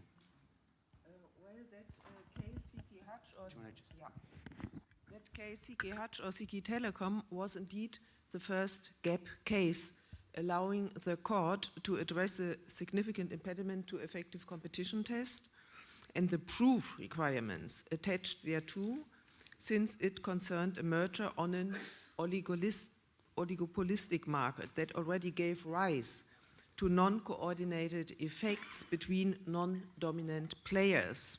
Earlier opportunities had been missed in the case law. In CK Telecom, in a nutshell, the Court of Justice confirmed its earlier case law on the standard of judicial review and the standard of proof in merger cases regarding the dominance test, and transposed it. Well, it transposed it to mergers, giving rise to non-coordinated effects. It thereby corrected the more intrusive, if not excessive, style of judicial review adopted by the General Court, predicated on the, in my view, flawed premise that otherwise mergers in oligopolistic markets would always have to be prohibited. This approach could not be upheld for a number of systemic reasons. In particular, it's important to recall that before the 2004 reform, the Commission was and continues to be required to establish a significant impediment to effective competition. This is irrespective of whether or not that impediment is a result of a dominant position or of a non-coordinated effect on oligopolistic markets. First, the Court of Justice kept on relying, at least implicitly, on the Tetra-Laval formula, according to which, notwithstanding the Commission's margin of appreciation in economic matters, it is required to base its decision on a sufficiently cogent and consistent body of evidence. According to that formula, the union courts need to review whether the evidence relied on is factually accurate, reliable, and consistent, and whether that evidence contains all the information which must be taken into account in order to assess a complex situation, and whether it is capable of substantiating the conclusions drawn from it. And second, the Court of Justice stuck to the principle according to which symmetrical requirements of proof apply, irrespective of the type of merger decision or the theory of harm applied, as first recognized in the Bertelsmann-Sony Impala case. And third, with a view to the Commission's margin of discretion in economic matters, according to the ECJ, the scope of judicial review on the substance of the merits continues to be limited to findings of manifest errors of appraisal, as opposed to full review. Thus, it does not permit the judges to substitute their own assessment for that of the Commission. This, however, is without prejudice to the intensified review the union courts need to carry out on procedural grounds, for instance, regarding the Commission's observance of the rights of defense. This limited standard of judicial review on the merits might appear surprising in light of the 3 2002 CFI rulings that are often referred to as examples of a particularly intrusive style of judicial review. However, it should be borne in mind that these cases essentially relate to the standards of proof the Commission needs to meet in a particular case in order to substantiate its conclusions, rather than to the standard of judicial review as such. In my view, the manifest error standard of judicial review is the only way to avoid excessive intrusions on the part of union courts into the Commission's margin of discretion in economic matters, and to prevent them from illegally substituting their assessment of complex economic issues for that of the Commission. This ultimately protects the institutional balance and takes into account that the judges are not expert policymakers, but only entrusted with an annulment power under Article 263 TFEU. These principles apply to all instances of complex prospective analysis required under the significant impediment to effective competition test, as the ECJ highlighted in CK Telecoms. Nevertheless, this does not affect the standard of proof under the Tetra-Laval formula, nor the Union Court's freedom to assess the evidence in a given case. These requirements empower the judges to undertake a meticulous evaluation of the quality of the evidence, including its consistency and completeness, that the Commission had investigated and relied on to substantiate its conclusions on anti-competitive, non-coordinated effects. It nonetheless remains that the ECJ applies merely, without naming it as such, a balance of probabilities test regarding the various chains of cause and effect, with a view to ascertaining which of them are most likely or more likely than not or plausible. The General Court, to the contrary, wrongly required a stricter standard by asking the Commission to demonstrate with a strong probability the existence of significant impediments to effective competition. Based on these premises, the ECJ rightly found numerous errors of law in the General Court's judgment under appeal, which I cannot discuss now. I can. Carlos, maybe just to pick up very briefly on that, the idea of standard proof for the Commission, evidentiary standards, but also standard review for the court, balance of probabilities. How do you view all that in an era when, listening to the Commissioner earlier, it's a crystal ball gazing job anyway, but that crystal ball gazing is becoming even more demanding, even more, some might say, speculative, with innovation theories, things which might happen 1 year, 2 years, 5 years, 10 years, products and so forth. How do you marry what the Advocate General just said versus the increasingly prospective or speculative nature of merger review? Well, I think the opinion and the judgment in UK telecoms have to be welcome. They have restored the, let's say, the symmetric test of the merger regulation. They have made clear that the SIG test is not an exceptional tool, but one that can underpin the analysis of many cases.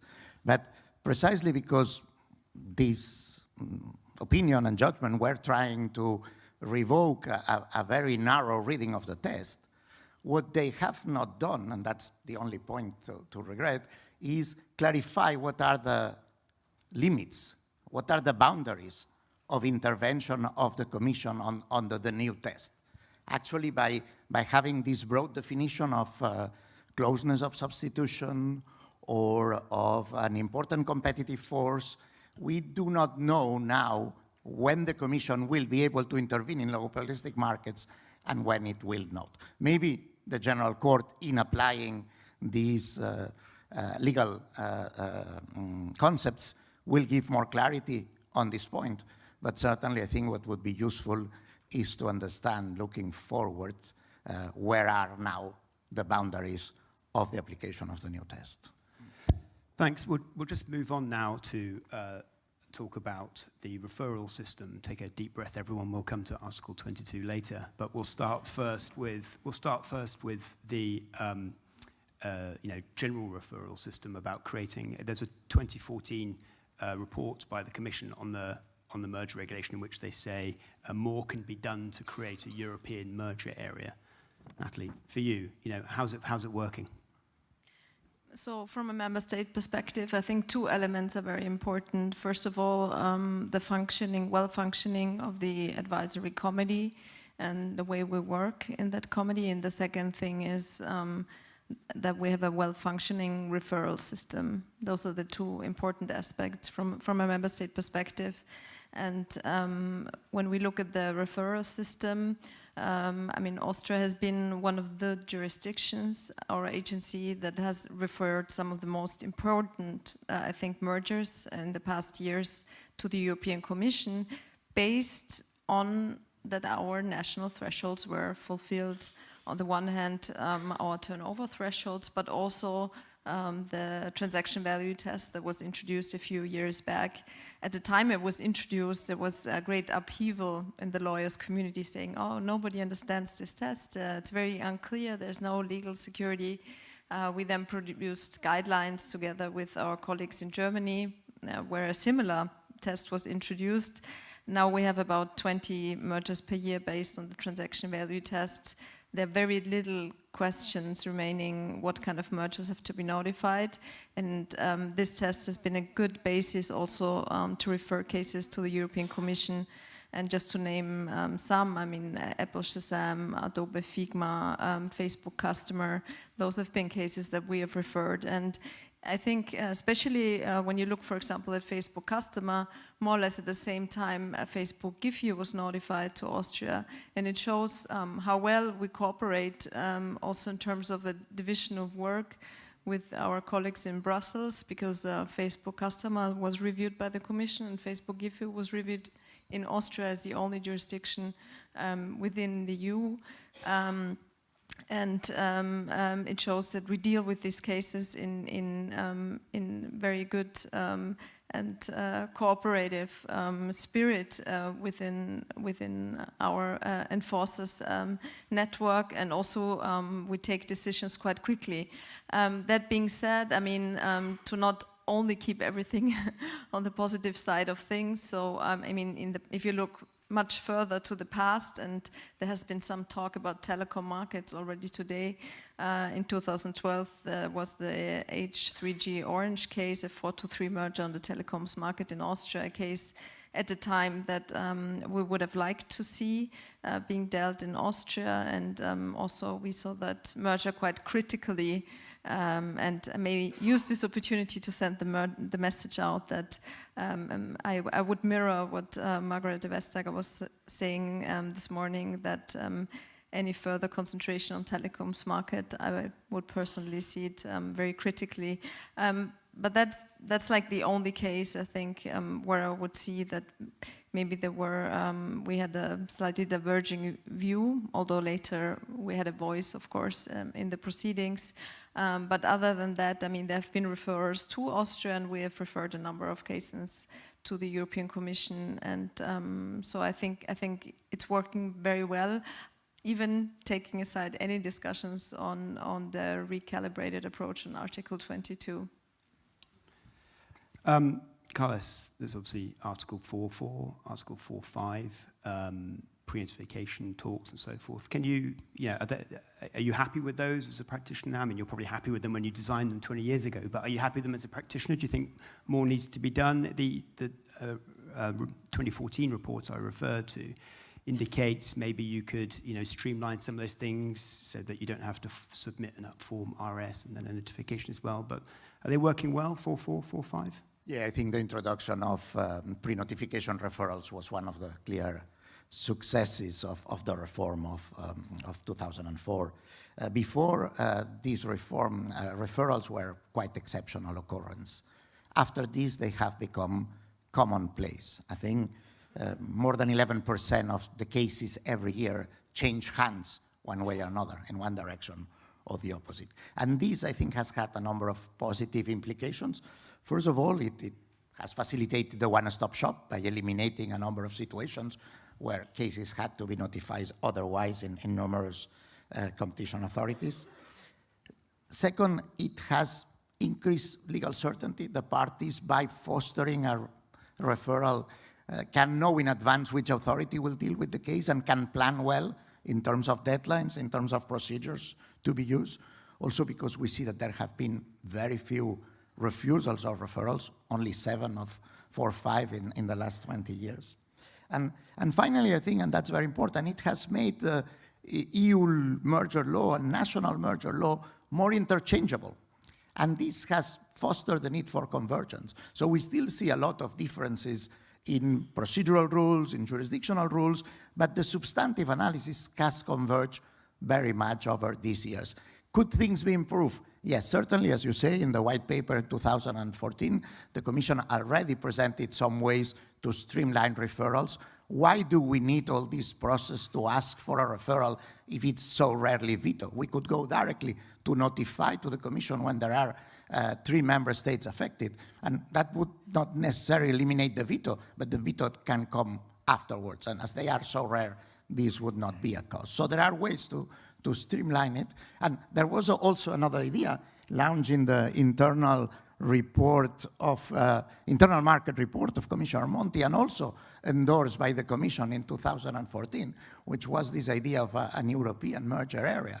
That is, I think we are mature enough to have all authorities in Europe applying the same law. And this would be a great benefit from companies and would mirror what we have in the area of antitrust. An ambitious reflection, maybe not urgently needed in view that there's a lot of convergence, but something to think for the future.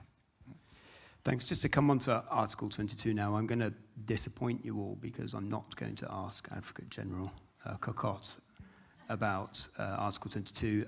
You can ask a Michelin chef what he thinks of another Michelin chef's cooking, but you can't ask one Advocate General what they think of another Advocate General's opinion, in this case, Advocate General Emilio. So we'll come on to Advocate General Cocotte's opinion in Towercast, which goes to a similar point shortly. But maybe Article 22, Natalie, start. There are some sort of scare stories. You heard the Commissioner talk earlier about it being a well-calibrated machine. It solves a specific problem with all the checks and balances. There are these, it's actually a member state power, which is something which the Commission's been saying recently. Is that how you see it? Do you see it as a well-oiled, functioning system, and it's a harmonious whole, and everyone's sending stuff to Brussels joyfully? So I worked in this prosecutorial role in my agency before I took some steps in the career, and now I'm in this position. So I feel I still have my brain still functions very much like a prosecutor's brain. So when I take decisions, of course, I always see what's the best road to success, the safest road, least risks, biggest chance of success. And coming from the Austrian jurisdiction, of course, I'm in the very comfortable position as head of authority that I do have very wide turnover thresholds. I have a very well-drafted transaction value test that I can rely on to submit and refer to the Commission. I think exactly the cases Brussels should look at. So having that in place, I can say I have no need to go any further than that, and why should I? So from the Austrian perspective, we have not seen any need to rely on a new approach in that sense. So we have not referred cases based on this recalibrated approach because we don't need to. Let's put it like that. Of course, if there is at some point a clear judgment by the European Court of Justice, if need be, I think we will look into that. But at this point, I haven't seen a case where we would have felt this should be looked at by our colleagues in Brussels, and it did not fall under either the turnover or the transaction value test. Particularly because we shouldn't forget that there's also a substantive criterion in Article 22, so there needs to be a possible impact on competition also. So if that is fulfilled, then it will also fall under our current thresholds. So I can sit very comfortable here in my seat and very laid back on that discussion. And I think I think also the European Commission can very much rely on that. We will refer relevant cases also in digital markets to the European Commission where important and necessary. Carlos, you're involved in some Article 22 cases. You've heard the regulator put out their case today that it's got procedures. There's nothing to be worried about. This is a a corrective mechanism to catch a small number of cases in a modest way. Disagree with that proposition? Well, maybe a disclosure, two disclosures first. I've always been opposed to this new interpretation of Article 22 when I was Deputy Director General for Mergers, and I was questioned about this very often in France, where this idea was looming for a while. I was always expressing concerns, both from a legal perspective, but also from a policy one, concern about the legal certainty that the legal uncertainty that this would create. And second, my firm represents Grail, so I've been able to see firsthand the harm that this change of policy can cause to new innovative startups with a need to grow, especially when the new interpretation has been imposed before developing it in proper guidance by the Commission. So this, having said this, I think I want to be also very clear. I do not take question at all with the need of authorities to be able to check the negative impact of killing acquisitions, which was at the origin of this reform. There are different ways, however, to give powers to the authorities to do that. In Austria, in Germany, in other member states, they have changed the rules. And my point is simply that the method was not the right one. And I'm not going to enter into any legal argument. The opinion, the very thorough opinion of Advocate General Emile Liu is out there. Everybody can read it and take their own conclusions. I would like to make the two policy points that I've always been concerned about with regards to this new interpretation. First of all, we hear from the Commission, you should not be worried. In 2 years, we have applied this new interpretation in 3 cases. This is very exceptional. But in parallel, the Commission has sent more than 70 letters, what it's called now Article 22 letters, investigating other 70 deals, whether they are suitable for referral. And the corporate world is aware of all this. And therefore, now, before closing deals, which normally you would be entitled to do if you are below the thresholds, many companies are seeking legal advice, are delaying sometimes the closing. So with this interpretation, we're really creating legal cost and delays for the small companies, very often innovators, that I think are the ones that we should care more about in a context where we want to foster the competitiveness of the European industry. And my second concern is one about predictability. The Commission has spent years, together with other main authorities of competition around the world, preaching about the need to have predictable merger thresholds with a nexus to the jurisdiction that is applying them. We have even endorsed best practices at the ICN saying this. And after years preaching this, now, with this interpretation, we have achieved exactly the opposite. We have a system in Europe where there's no predictability on whether a case will be examined by the Commission or not, and whether there is no nexus. Grail didn't have any activity, didn't have any turnover in the EU. So whatever is the legal outcome, whatever the court judges, I think it would be good to think on whether we should not see this change of policy more as a temporary solution, as a quick fix, and think more about a more permanent, stable, and predictable way to catch these killing acquisitions. That, by the way, none of the 3 cases that have been referred concern properly a killing acquisition. And the more permanent way would be changing the merger regulation, or is there another route? Well, the merger regulation has a very specific procedure to change thresholds. It's Article 1.5. It can be done by qualified majority and without having a spillover in any of the other provisions of the regulation. So this is one avenue to think about. Another one is maybe that more member states are doing what Austria is doing in order to allow the Commission to get normal referrals under 22. Thank you, Carlos. Julian, let's come back to you.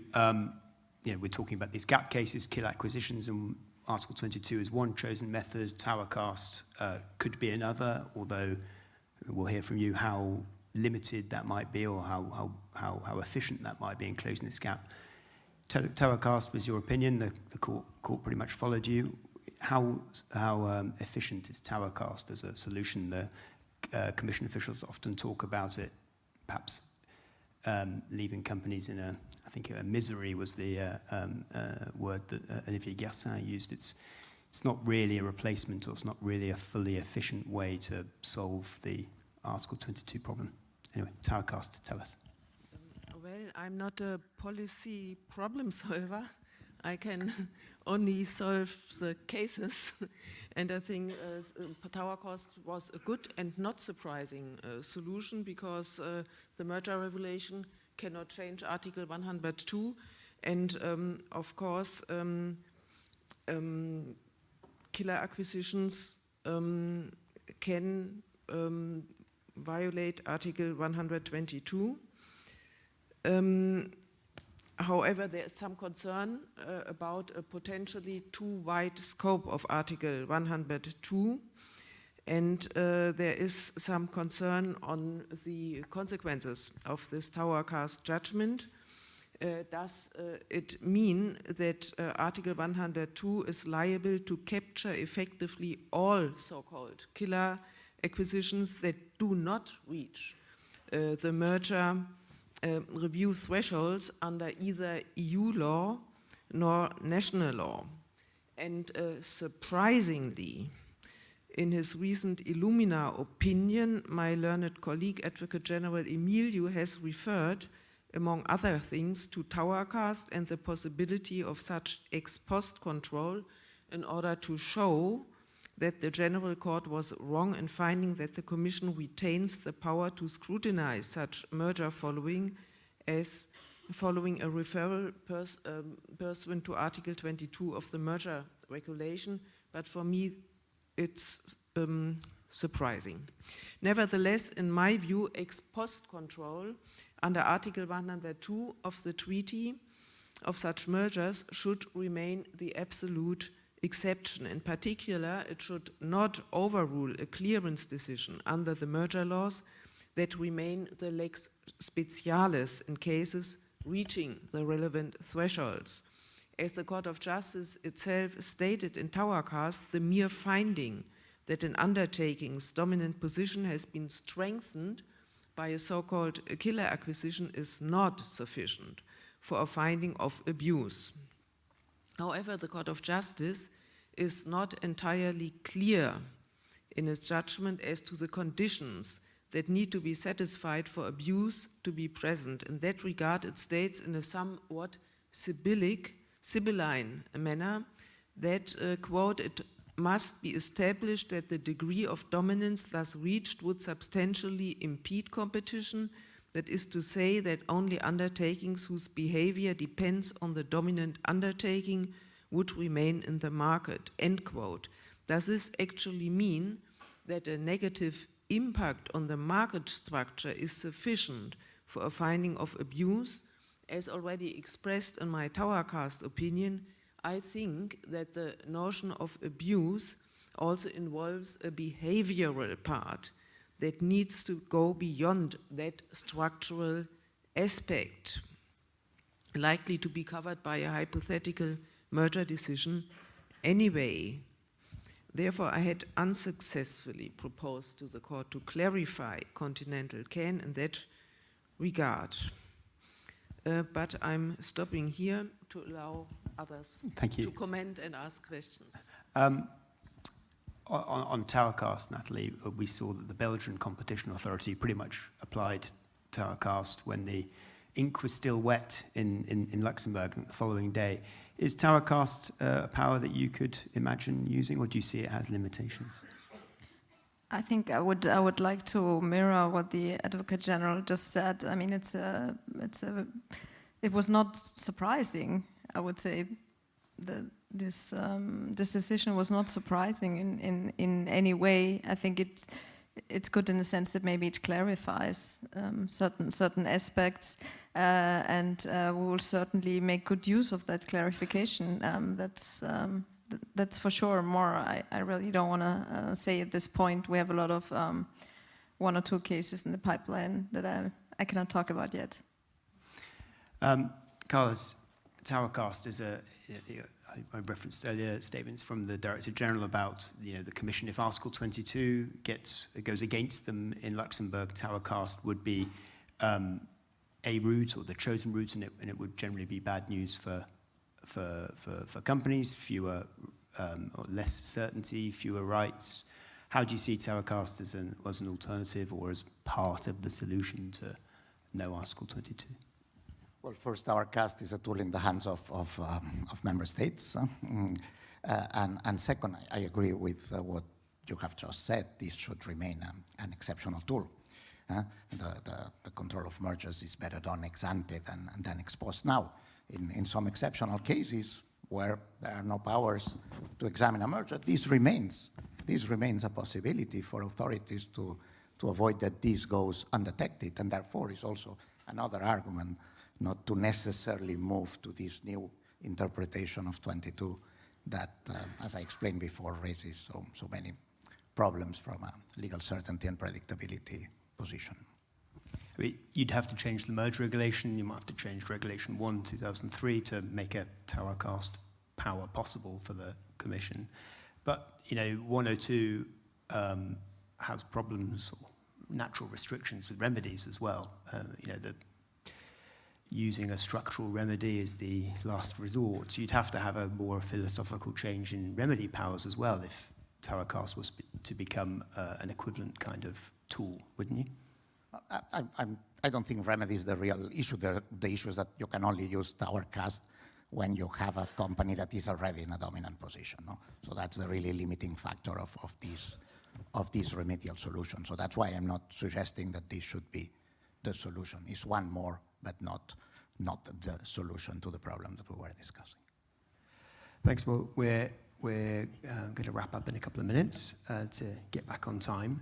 So I'm just going to pick up on something that the Commissioner said, which was essentially the merger regulation is functioning well. Careful what you wish for if you reopen it, because you can spend 5 years or longer. I mean, the first merger regulations took decades to craft and get political agreement on. But is there, I'll come to you first, Natalie, is there anything that you would like to see changed, or do you think there's risks? Do you agree with the risks of reopening the merger regulation, that you'll have every member state coming and knocking at the door saying, I'd like this in there, and something on employment and something on, European champions and markets and so forth? Any suggestions for we're on the 20th birthday of the merger regulation, but there's another 20 years to go. Do you think it needs changing? Maybe I'd like to draw your attention to a different area where I think we'll see developments, and we have to see developments, and that is mergers in the media mergers. And I mean, as an enforcer, I think it's always good to go back and think what's my sense of mission. And I think competition has a lot to do with the concept of freedom. And where is it more important, the concept of freedom, than we look at media pluralism and choice in that regard, also for our citizens. So, in Austria, we've had the power to look into media mergers also from this media pluralism perspective, and now with the European Media Freedom Act, I think other member states will also have to go that way. So I think this is an area where we'll see evolvement in Europe and changes rather than maybe a change in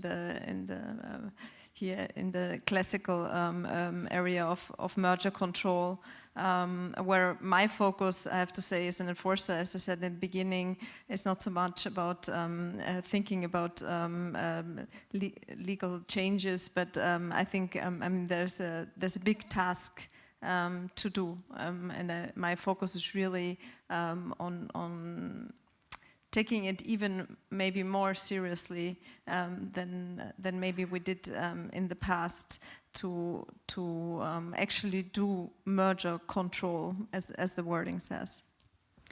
Thanks. Julian, to come to you, I'm not expecting you to make policy recommendations to the Commission. It's not your job, but the prospect of reopening the merger regulation, are there areas that you see in the merger regulation that could require clarification?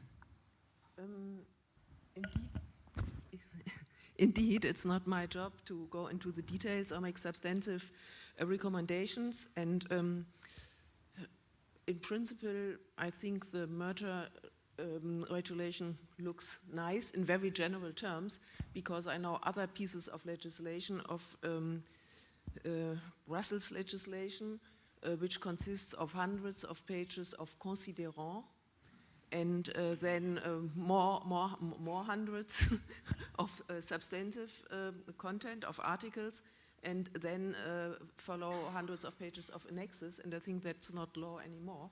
I see this development especially in the tax area, and probably in other areas too. And that's I think, also against the institutional balance, because then you can choose which provision to apply. Probably you find the statement A on page 20, and on page 221 you find the opposite. So I concur with your plea for brevity. I was reading a report here in 2006, just after the merger reg had come in, from two eminent economists, and it concludes going, has the new test had an impact? We submit that the evidence would suggest an affirmative answer at this point, which I think is what economists say when they say yes. Final question, we're running out of time. Carlos, you've kind of already answered it already, but reopening the merger regulation, desires but risks? Well, on this, I would fully agree with Vice President Vestager. If it works, don't fix it. And I think the merger regulation works very well. We've described all the good things that the reform of 2004 brought in. Leaving aside the debate on the thresholds, that could be, if necessary, reform with a very specific procedure that would not require to reform all the rest, I think we should not reopen now the merger regulation. All the changes that can still be necessary in the way merger control is developed can be done without modifying the original merger regulation. Even changes that we are hearing now in this debate about competitiveness, like for instance, the need to facilitate consolidations in telecoms, in finance, in energy, this can be achieved also without modifying the merger regulation. As Prime Minister Letta says in his report, and I have only read the executive summary, the point is to create a real single market for telecoms, for energy, and for finance. And then, in this broader market, consolidation will be possible. So there's no need to modify the merger regulation. There's no need to weaken merger control to achieve these results. There's a need to move towards a real internal market. There's where change needs to take place. Thanks very much. Let's stop the clock. I'll tie this up. I'll get Julia back on stage to tell us how much time we've got for coffee. But I'd just like to ask you to thank my excellent panel for their interesting comments. Thank you.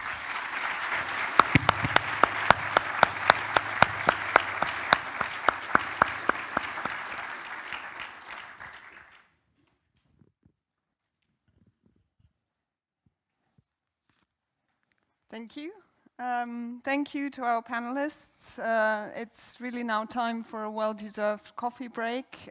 So I invite you all to go downstairs to the Grand Hall for a coffee, to continue discussions over coffee, and then you will need to be back here at 11:55 sharp, so that we can still break for lunch at a reasonable hour. Thank you. See you later.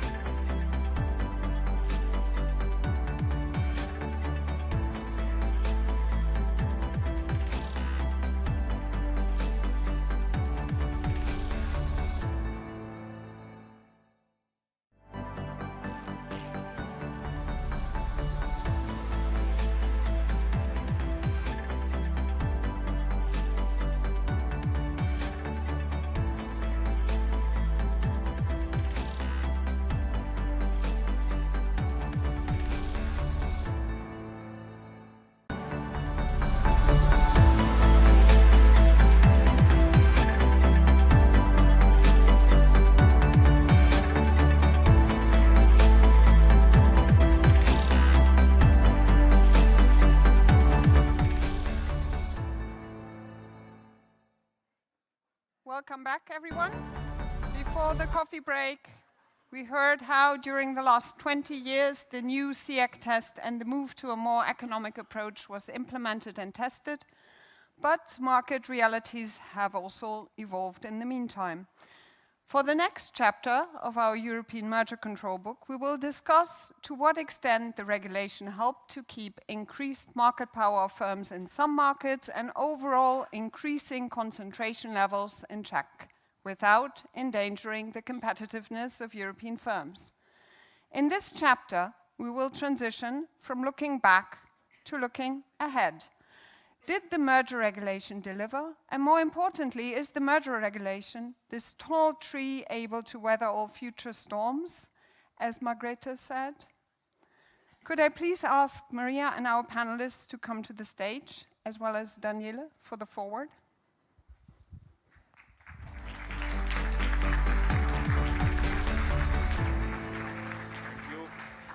Thank you, Julia, and thank you all.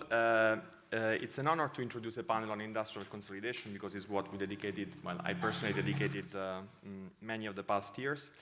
And indeed, what we heard this morning is that the merger regulation has been a flexible tool, and our industrial and manufacturing landscape has changed considerably in the past 2 decades. And I would like to take only 3 examples in these limited minutes to show how our framework has adjusted to this transformation. So I would like to talk about global competition, sustainability, and the European industrial ecosystem.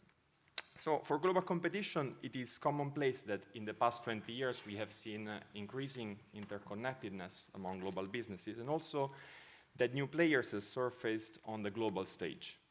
And they gain footprint not only in the old type of industries, but also in higher value manufacturing businesses. Now, when we assess mergers in Europe, there are calls to take into account the potential competition that comes from global players that can arise in the future. But in reality, if you look at our merger practice, including a recent one, global competition is already here now, and it's a reality of our work. You will see that it's been a decisive factor in an increasing number of our cases. And the Commission has looked at certain markets either as global or recognizing the importance that import plays in some industries. And I'm thinking about, some cases, for instance, in critical inputs for manufacturing, for instance, and raw materials, which allow the Commission to clear transaction even with very high market shares in Europe. Now, our stronger analytical framework for geographic competition and imports is now also reflected in the brand new guidance on defining relevant markets that was published recently by the Commission. But on the other hand, if the last 2 years have been teaching us something, is that this interconnectedness means also that in a world where we have geopolitical tensions, the onset of protectionist measures around the world, and also global economic adjustments, this can quickly become, have a ripple-through effect through supply chains and have an impact on European businesses. And this is a reality. So what does it mean for our work? When we talk to participants, to market participants, we hear more and more often that because of this uncertainty, or in a world characterized by uncertainties, supply options in the internal market are superior to supply options elsewhere in the world. And for mergers enforcers, this market reality means that the resilience and supply security of our supply chains in Europe also rests on the fact that we keep within our mandate vibrant competition within the internal market among European companies active in these industries. So in conclusion, not all solutions can come from merger regulation, the merger regulation alone, and this is why also we recently had new tools at our disposal to address these challenges, to make sure that unfair competition from outside of our internal market does not distort it, but yet it remains our job to make sure that within the internal market, competition continues to support the resilience of our industry and supply chains, ultimately to the benefits of European businesses and consumers. Then the second challenge that we faced in recent years was sustainability, and the European economy is navigating probably the most complex transformation of our lifetimes. And when we go at conferences, we face the question often of how will the Commission take sustainability into account? And the answer often is, well, look behind you, because it's already happening. And this is because the green industrial transformation is a reality for European manufacturing. And again, in our investigations, we are discovering that it has an impact on the actual choices and the investment decisions of European companies, which means that we are already rethinking how we define markets in response to that, and also how we assess mergers. And I'm thinking, for instance, to the recent precedents we had in the aluminum industry, where we see that companies are trying to go vertical to secure their inputs, which are also the byproducts of their production in a circular economy. So in the space of sustainability, the Commission has already intervened under the merger regulation to make sure that the market power does not stand in the way of this transformation, and that the consolidation leaves options for other companies to access the affordable technologies, to continue to innovate and provide greener alternatives to market participants at competitive prices. The last aspect I wanted to mention to introduce this panel concerns something that the Vice President has already mentioned much more eloquently than me, so I will keep it relatively short. And it's the European value chains and the European ecosystems, industrial ecosystems. Now, this is against the background of the fact that we hear often calls for the creation of champions. Actually, you know, when we investigate, we sometimes find them rather than create them, because one of the privileges of doing this job and investigating basic industries is that we have to speak to actual companies from all across Europe, very different companies, and not just those that have offices or agents in Brussels.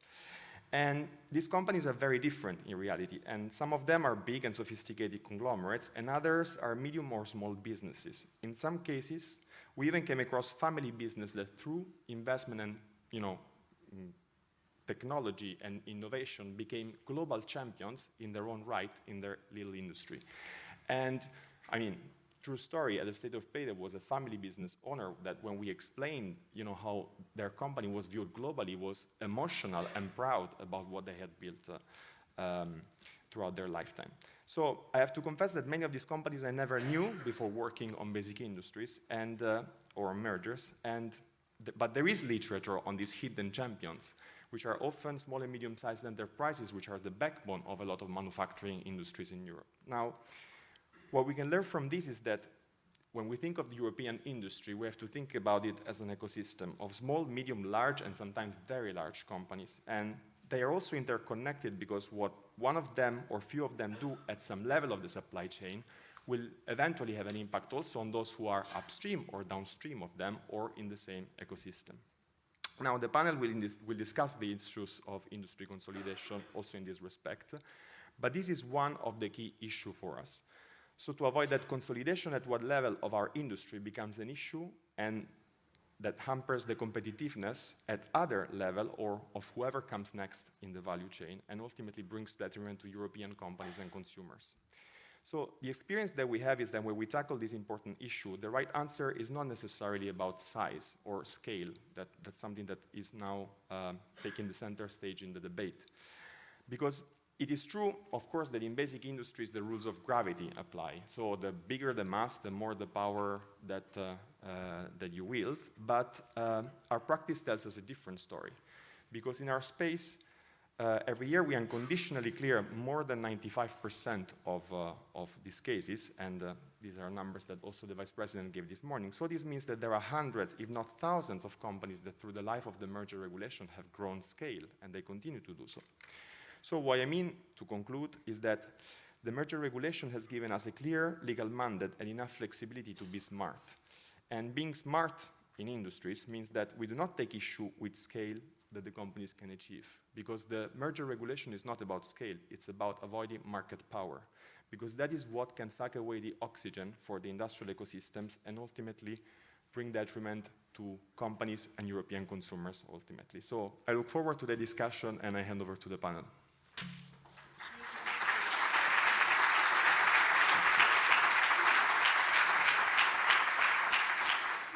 Well, thank you very much, and I'm very happy to be doing this panel today because I think we can all agree there's something certainly in the zeitgeist in Brussels when it comes to the industry, competition, and competitiveness, particularly in the past 2 weeks. It really seems to have gathered some momentum pace. So to debate with us, we're joined by Tommaso Duso, who is Professor of Economics at TU Berlin. We're also joined by Sarah Dirksen, who is Senior Counsel for Competition at Siemens, and Vanessa Turner, who is Senior Advisor for the European Consumer Organization. And to start with, perhaps, Professor, if we can go to you first, I wonder, first of all, the thesis of this panel has to do with mergers, competition, but perhaps increased concentration in some industries. I wonder, Do you even agree with the thesis of the panel? And what does the data and the different points that you study suggest or tell, just to set the scene before we get into the Q&A? Yeah, thank you very much, Maria. Thank you for having me here. It's a big pleasure and honor for somebody who has spent most of his academic and policy careers to evaluate EU merger control. So I do that by looking at data, and in the past 10 years, there have been several studies showing that industry concentration has been increasing.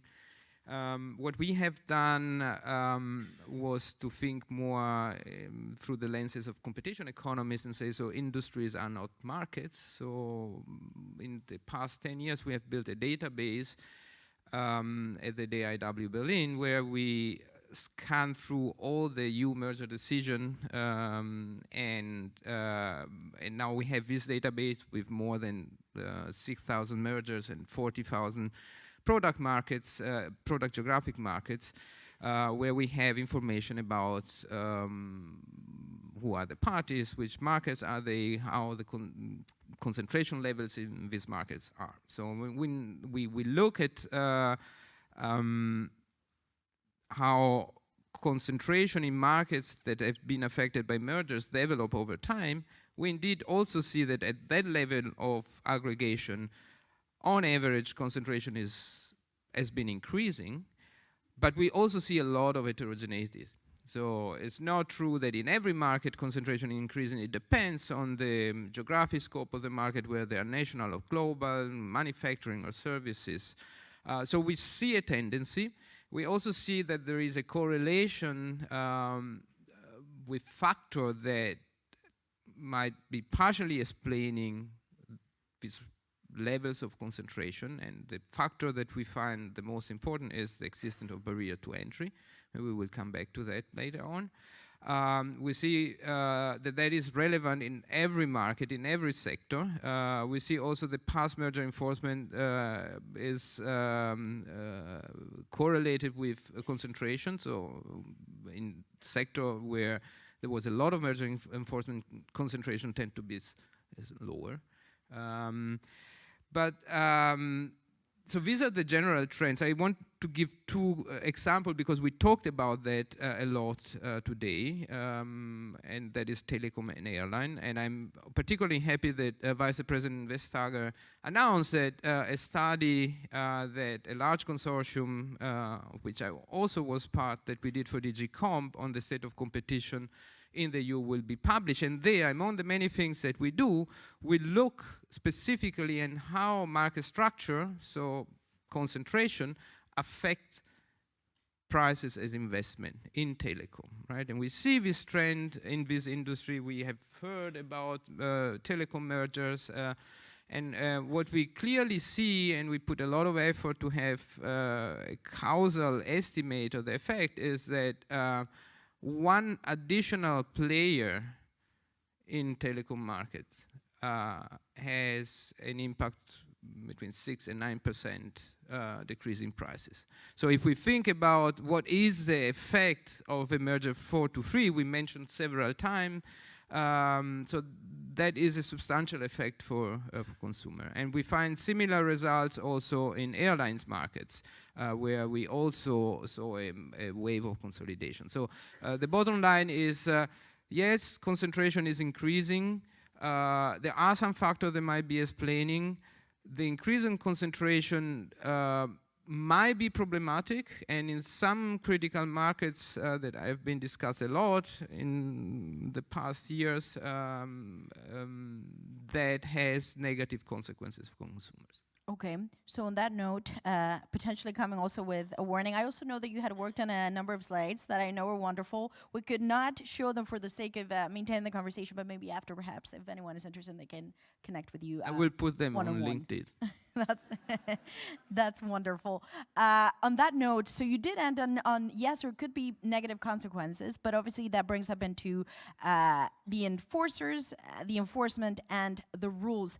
Sorry, maybe a question for you. What's your take? And I wonder also if perhaps before we get into the details, you have some very interesting background in terms of some of the cases that you've done in Siemens. So I wonder perhaps if you could just very briefly explain so we can connect a number of subjects. Yes, well, actually, I must disclose I've been one of the lead lawyers working on the Siemens Alstom case, and also on the Siemens Gamesa case that Commissioner Vestager just mentioned a few moments ago. Now, perhaps on market consolidation and the need perhaps also for, stricter enforcement, I think, let me perhaps start by saying that I think consolidation is pretty normal in many sectors, and I think it's actually, at least to a certain level, very beneficial to competition and also to customers and consumers. There are a lot of markets out there where we see many small players that just are lacking the return on investment, the skill to be able to competitive. We also see markets where there is very low demand, where we look at niche markets that actually only support a handful of players, or very few players, where we see high levels of concentration but still very fierce competition. Now, in terms of the entire debate that we're having, do we need a stricter enforcement of merger control? I think there's this general perception, yes, there is under enforcement. I mean, I think it doesn't come as a surprise, representing the corporate side, that we do not agree with that. I think the Commission has been increasing its enforcement, actually, over the past few years. They are willing to intervene much more quickly, in particular in the digital space, as we know, to avoid markets tipping quite quickly. So I think there, actually, the Commission is doing a pretty good job at catching those mergers that are actually harmful to competition. Perhaps 2 points I want to mention also in terms of stricter enforcement, market consolidation. And I completely understand, also being a corporate lawyer, that increasing market consolidation, the introduction of new business models, for example, also means that we might see different theories of harm. And we've just recently had the ecosystems theory of harm, which I know some debate whether it is a true new theory of harm. I think at industry level, it actually kind of created this wave of legal uncertainty. I'm absolutely fine with adjusting, and I think a solid merger control regime should be able to adapt to new market realities. But I think if new theories of harm are introduced, they should really be solid. They should be based on an economic analysis that actually confirms the theory of harm. I think they should also be used in an appropriate manner, depending on the industry you're looking at. I think I still recall that when DuPont came out and the entire debate on the innovation theory of harm came out, I think there was this general perception at the industry that the Commission tried that theory of harm in practically all the cases that they got, and obviously innovation might play a significant role in pharma, but it definitely doesn't play a big role in many other sectors. So I hope that going forward we'll see a moderate approach and an appropriate approach. And I would also like to advocate that if new theories of harm are coming out, that the Commission clarifies, either in the press release or in a policy statement, the parameters for that theory of harm. I think a lot of people are unsure what does this ecosystems theory of harm actually means.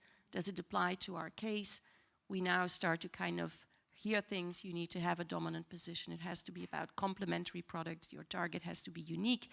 But it would be good to know, because at the end of the day, it's us in-house competition lawyers and law firms that need to assess feasibility of transactions. And in that respect, obviously, it would be helpful to know what those theories of harms actually are. Perhaps one last word on remedy design, because I think that is the flip side of the coin. If we talk about new theories of harm, I think there should also be some flexibility on remedy design. We see the opposite trend worldwide. I think the US enforcers are no longer willing to accept behavioral remedies. The CMA, I think, has never even been willing to talk about behavioral remedies. And I think the Commission so far has actually been relatively flexible, and they had a certain openness on behavioral remedies. And I fully understand that, you know, they are much more difficult to monitor and implement than structural remedies. But I do hope that given the new business models are out there, some of these behavioral remedies might just be the more suited remedy. They might be the more proportionate remedy, and they might be as effective as a structural remedy. So I do hope that the Commission continues to have this openness. And obviously, we haven't seen the booking e-travel case, but I hope the fact that the Commission there hasn't accepted behavioral remedies is not an indication that we will go to the similar or see a similar trend in Europe as the one that we see in the UK and the US. Okay, well, thank you for that and setting the scene on that front. You said as a corporate lawyer, yes, I believe there has been, when it comes to enforcement, perhaps, I don't want to put words in your mouth, but I'm not sure if you were suggesting perhaps too much or at times excessive. And that's also a nice way to go into Vanessa, because maybe she has a different opinion, but I just wanted to clarify maybe what that sentence was hinting at. I mean, I'm not saying there's necessarily have been over-enforcement. I think there has been an increase of enforcement. I think, obviously, if you're on the merging side and if the notifying party, sometimes you do think the assessment that the Commission is making is not an objective one, and they're trying to make a case if they don't like a certain transaction. Does it mean there has been over-enforcement? No, I don't think so. Well, thank you for that. It's important to clarify. That's very interesting. I wonder, however, perhaps, Vanessa, you have a different take on the issue, of course. Yes, thank you also for the invitation to join you today. I do have a different take, actually, particularly bearing in mind what Tommaso has just said. To my mind, we don't have an over-enforcement, but if anything, an under-enforcement issue. So I think we do require now stringent and effective merger control enforcement, at least in some markets, following up on what Tommaso said, in order to safeguard consumers' interests. And by that I mean at the levels of the theories of harm that Sar touched on, but also effective evidence gathering, and I'll come back to that, and also in terms of remedies, and I don't have any preconceptions of what they should be, other than they should be effective. So to my mind, today's challenges in concentrated markets require bold enforcers across all of those three dimensions that I mentioned in critical cases. And we have seen that effective enforcement is possible, and it is possible to rise to the challenges in digital markets. And I'm thinking, for example, here of the booking e-travel case. I think that shows that our merge control tools are flexible enough to tackle the specificities and the realities of digital markets, and we have to do the same in non-digital markets. And maybe just to pick up on the two sectors that Tommaso already touched on. Telecoms, here we have, as has already been said, we've heard that there are arguments that we need more consolidation in national markets to drive investment in the EU. Now, if we look at the US market in telecoms, it's more concentrated. Has it led to more investment in infrastructure? No. Has it led to higher prices and worse services for consumers? Yes. So therefore, calls for more consolidation on national telecoms market rather than stringent control, merger control enforcement would be very concerning from the consumer perspective. And I'm very pleased to have heard what the Executive Vice President said this morning, and also Natalie Harsdorf in relation to national telecoms mergers. If I then go to the other sector that Tommaso mentioned, air passenger transport, I think that's another area of deepening concern. Concentration levels have risen in the EU, and so have prices. The Commission is currently investigating why airfares across Europe rose by as much as 30% last summer compared to 2019. And while noting that the percentage increases in the airfares depend on a number of factors, these included the number of competing carriers serving a particular route. And at the same time as these rising prices, we have seen that the largest European airlines have all announced record profits in the same year. Now, I think it's maybe a little bit sort of cute to say it, but I nevertheless want to quote, because I think it actually brings the point quite clearly, makes the point quite clearly. I want to quote the former White House competition policy advisor, Tim Wu, where he said that if there's one lesson we've learned from the recent history of the airline industry, it's this. The bigger airlines get, the worse they become. The prices get higher, the seats smaller, and the service ever snarkier. Now, as I said, it's quite a cute description, but I think it gets to the point. So therefore, I think it is really important that we do have bold enforcement in sectors that require it. But then just beyond this, let me also go very briefly into the debate that was touched upon in the previous panel, and that's the whole Article 22 issue. From the perspective of consumers, it's essential that potentially harmful mergers of nascent competitors or killer acquisitions that fall below current intervention thresholds can be reviewed for potential negative effects across multiple dimensions, including innovation and choice for consumers. For example, choice in relation to data or choice in relation to sustainability issues. And I think that looking at competitive harms in those circumstances should take priority over a company's legal costs. And this applies not only in the tech sector, but also in other sectors of critical importance to consumers. And just to touch on one other area is that we're seeing a lot of acquisitions, perhaps more at national level than at EU level, sometimes referred to as serial acquisitions or roll-ups or buy and build acquisitions, for example, in healthcare or in veterinary services. And those can have a significant impact on consumers in terms of their choice or overpaying for medicines and treatments. So I think it's very important that we do think about where harms can arise for consumers across merger control, whether it's at the EU or the member state level. And then my very final point on this, but important in also, I think, is that I think we also need to take a stringent approach in procedural infringements. I think it's essential to call out and sanction procedural violations, such as the provision of incorrect, incomplete, or misleading information in merger investigations. Now, you might say, oh, that's all a bit secondary, but I would disagree. I think it's actually a prerequisite for effective merger control. Without accurate facts, we can't have an accurate assessment of the merger. Therefore, I have to say I welcome the Commission's increasingly strict approach in this area to ensure that companies have the right incentives when they're notifying their mergers. And I'll stop there. We will go to you. I promise you would get a final word on this, but I see you're nodding, so just very briefly, perhaps a reaction. Exactly. Thank you, just very much on your last point. I mean, clearly I agree that we have to provide correct and complete information to the Commission, but I think we all agree that the burden has become significant, and we had a case a number of years ago where the Commission have actually asked us to produce a significant set of documents, they basically kind of on that basis compared it with our 5.4 documents, and given the gigabyte basically that you have to provide nowadays to the authority, they really went through, you know, saying, oh, this is a document you forgot to provide, this is a document you forgot to provide. And I mean, quite honestly, companies must make mistakes or must be able to kind of make mistakes. I am not saying that, you know, they have to do that willingly, but I think there must be some kind of, you know, margin of error there, because it's just not possible given the entire burden to collect, you know, I mean, to have a full collection. We do all what we can, but it might possibly be that there's a document that slips through. I think that's just human.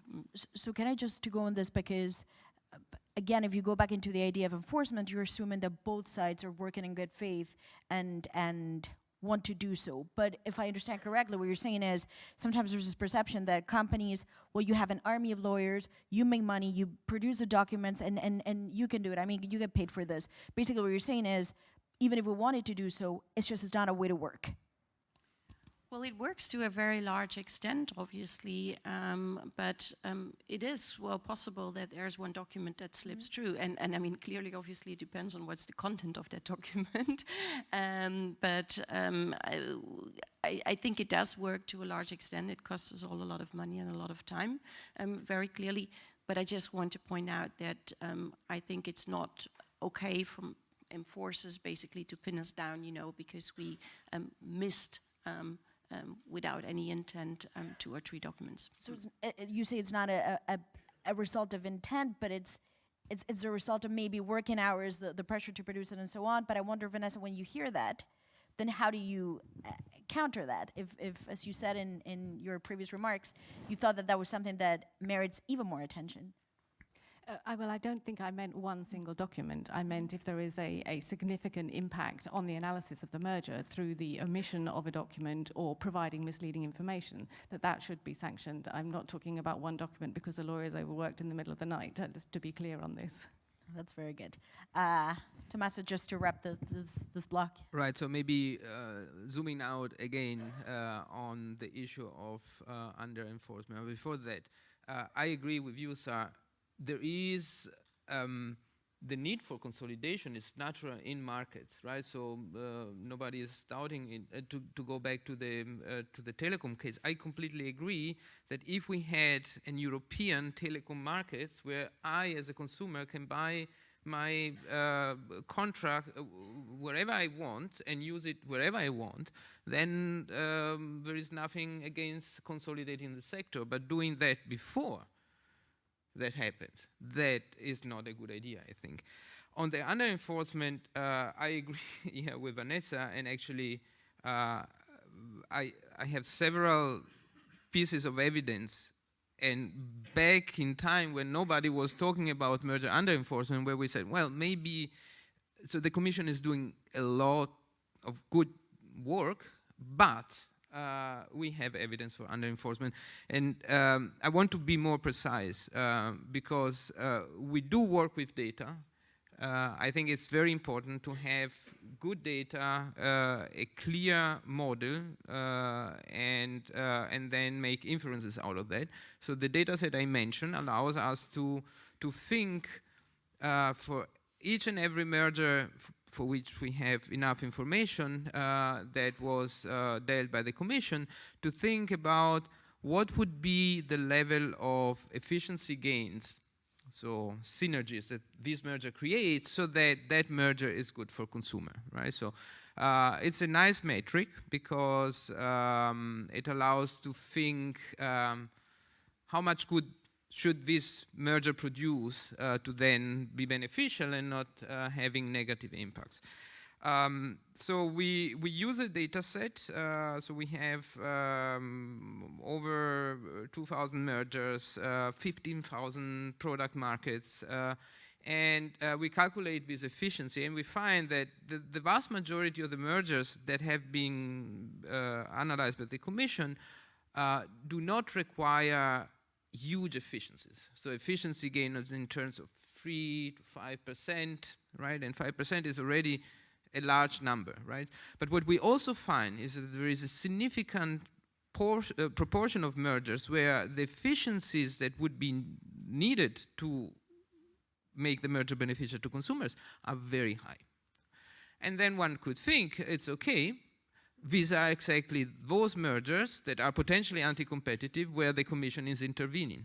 So what we do in the next step is to compare, to look, did the Commission intervene in those mergers that we deem to be ex ante potentially anti-competitive, so where the efficiencies are, compensating efficiency are high, and did the Commission not intervene in those mergers where the problems are small, so the compensating efficiency are small? And we find that the vast majority of the case comes in these two groups. But then we also see that there are a lot of mergers where the compensating efficiency are very high and the Commission did intervene. So what we call a type 2 discrepancy, right? And that is the under-enforcement. We don't see the same, we don't see that the Commission is intervening in many of those cases where the potential anti-competitive effects ex ante are small, so there is no strong evidence for over-enforcement, so there we agree, but there is evidence for under-enforcement. The last thing that we do is to say, so this is, if you want, a kind of theoretical exercise informed with good data. What do we see ex post? And what we see is that exactly those mergers that we characterize as being potential type 2 discrepancies, so I don't want to say errors, are those mergers where ex post the markups of the rival firms increase. So, and this is a good indicator of the effective anti-competitive effects of a merger. So again, I don't want to ruin the party today. I do think that the merger regulation was enforced very well, and that was very positive. It had positive impact. But if at all, it should be enforced even more bolder.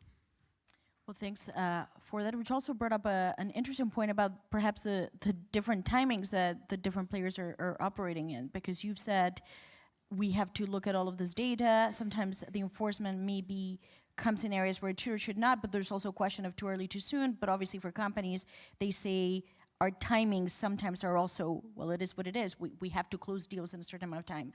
But I wonder, to move on to the next stage, throughout the day there has been this conversation about the European champions, and obviously we're not going to get into a huge debate about what is it or what is it not, because we joked about this before we got on stage, but if you asked a number of people, they all come up with a different, perhaps, definition of what it is. If you want to define it, you're also welcome to do so, but I wonder, is there a positive bias on this? Is it a negative bias at times when we say a European champion? Sometimes it's an abstract concept. Yeah, and I probably don't make a take on what is a European champion in my position. No, I mean, I think, if we talk about European champions, I think a lot of people in this room start to feel very uncomfortable, and I think to some extent it's very strange and it has a very negative meaning, and I can only advise everyone in this room not to announce their transaction as creating a European champion over the next few decades. Or else what? Or else what? You see what happens. No, but honestly, I mean, looking back at the Siemens Alstom case, I truly believe that if we hadn't I mean, it wouldn't have triggered such an intense public debate, such a strong views on the side of regulators, as well as obviously politically, if we hadn't announced it as creating a European champion, which, by the way, is something that we as antitrust in-house lawyers try to avoid, but we were overruled by our communications department, unfortunately. No, but looking at maybe creating, if I can call it like this, a European player of a certain scale, of a certain size, I think enforcers, the European Commission should, when making their assessment, not just focus on short-term consumer price effects, but I think they also should look at a longer-term perspective and the reality on markets. And a lot of markets have become worldwide nowadays, and I think there we see European players struggling very hard with US champions, with Asian champions, with Chinese champions that are actually doing so much better than European players are doing. They are so much more innovative because they have the scale. So, well, not much more from me on that. I think just if making that assessment, I think it should be some kind of balance between, is there a need to have a certain scale operating on the worldwide market going forward, given the presence of other players, compared to what is indeed, the effect on potentially smaller European players, or short-term consumer price effects. It's very interesting. Any further comments on this? Do you want a quick reaction, or should we move to? I want to react to that, and I think that I would totally agree with what Mario Monti said this morning. We love European champion. We do love firms that are innovative.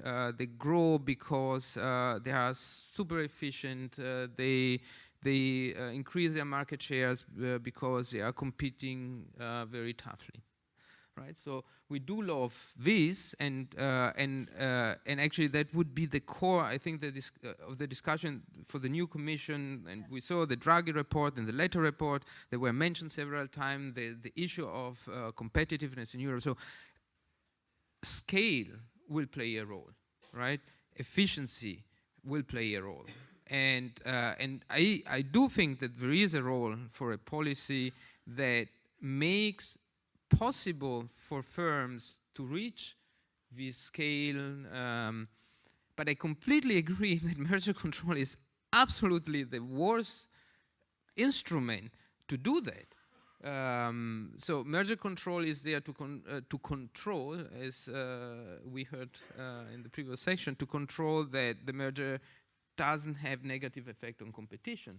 I don't believe that a European champion can be a firm that is created by reducing competition at home to then have more to be more competitive in more global markets. There is a lot of literature and evidence that that is not the case. Again, so to spoil our report, so there is an entire chapter on superstar firms, there is an entire chapter on export champions, so read that report, it will be very nice. But again, so I think that the evidence is that we have there from different strands of economic and management literature is that if anything, competition is the key to create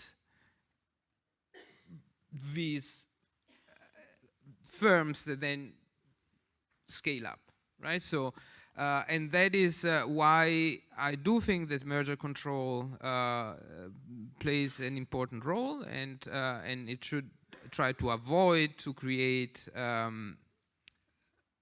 European champion by reducing competition at home. Right, so to sum up, you're basically saying you don't buy into this argument of for global players, at times that means negative trade-offs. I don't think, basically, yes, do have impacts, but also allow you to compete firms against bigger ones. Right, so firms should grow by being more efficient, and they become more efficient if they face competition. That was exactly the point that Margarete Vestager made this morning, and that is something that we should want to have, and we should think about policies that support the possibility for firms to become more innovative, reduce the red tape regulation that hinder the growth of firms, make markets more dynamic. So Europe has an issue that we have too little entry and exit from market. Firms are saved and stay in the markets where they are less efficient. That is not an healthy competition. Healthy competition helps firms who are better to be even better. So both of you were not in, and you have your mic in hand, so I'm sure you have a follow-up. Do you want to add to this? Just very briefly. I mean, obviously, I'm not saying that we have to exclude competition entirely, but I do think we need to kind of balance it. I think the point really that we see, and we also see as Siemens, I mean, we are struggling to compete on certain markets. I wouldn't necessarily say that Siemens is an inefficient company. I wouldn't say we are not an innovative company.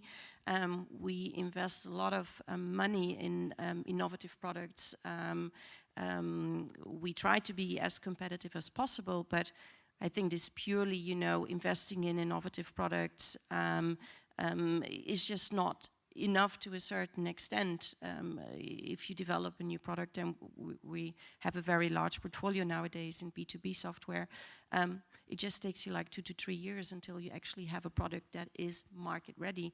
And in fast moving markets, that's just too long. So I think, you know, there has to be a combination of organic growth internally, because you are competitive, you can innovate because you have a certain return on investment. But again, the reality is there are many other players out there, and I think we all know the amount of money that, you know, those US champions are investing in their software.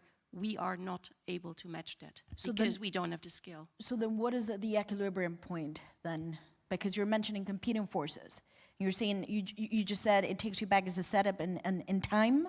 You mentioned even 2 to 3 years, and then you brought in the US, but also even you have to inevitably look at China too. So what is a fair equilibrium that works for Europe from both perspectives?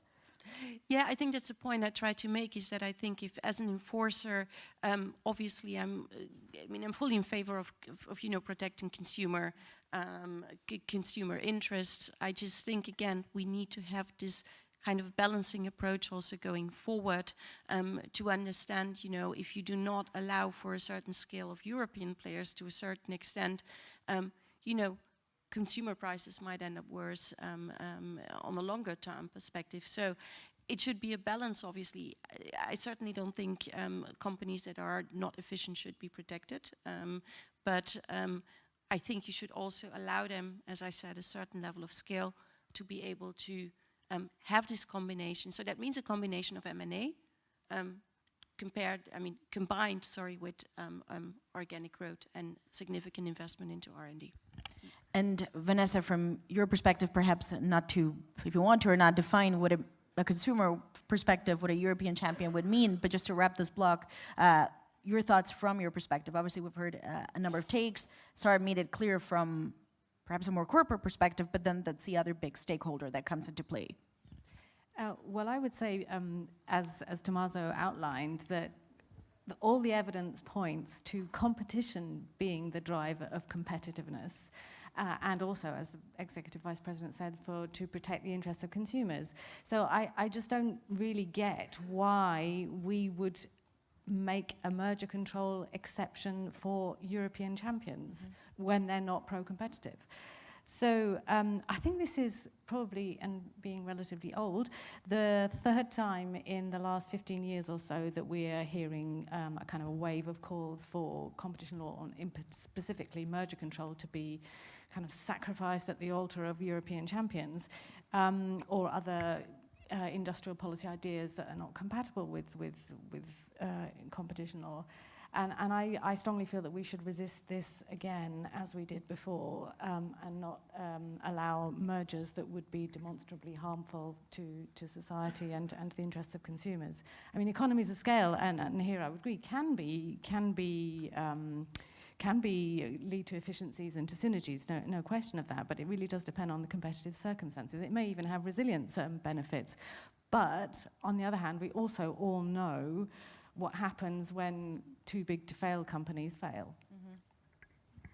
Which is very negative for consumers.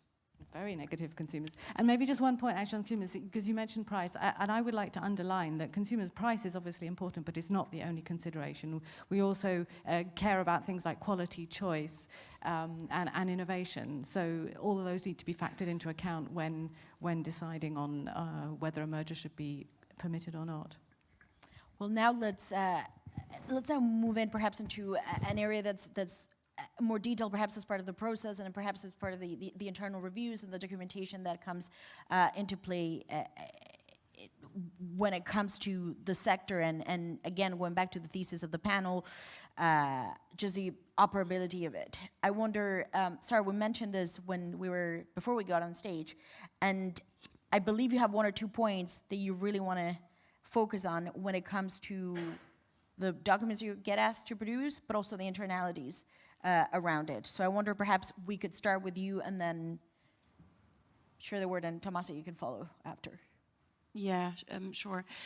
I mean, I think it has been indicated already, and I think we all know, I mean, we haven't seen the decision, obviously, in the Booking e-Travel case, but we've all heard the rumors that the Commission has heavily relied on internal documents, and that the economic analysis that was done did not necessarily back up the theory of harm that the Commission found. And I think, there is indeed a tendency of focusing more on internal documents, also in Europe. I mean, we know that already for a long time in the US, obviously, but we do see this trend also in Europe, and I think this is an unfortunate trend. This is also a dangerous trend. It will make merger control decisions less solid, I think less objective, and potentially even wrong. And from a corporate perspective, there are indeed a few points I would like to mention in relation to internal documents that I hope enforcers take into account when they ask for internal documents. And I think the first one, and I think that's probably also the most important one, is that it's important to understand for what purpose these documents are prepared. And I can tell you at the company I'm working for, if our business people are preparing internal documents on an M&A transaction or a potential transaction, they want to draw a very nice picture. We have a certain budget at Siemens to do M&A, and our managing board obviously has to decide which of those transactions we will do, and we look at hundreds of potential targets on a yearly basis. So each business unit comes in and they want to have a piece of the cake, and they kind of draw this very beautiful picture, how great this transaction will be for Siemens, to make sure that the board actually is convinced about this and gives their approval to go ahead. The same obviously goes with documents that we see on market, shares or market position or market performance.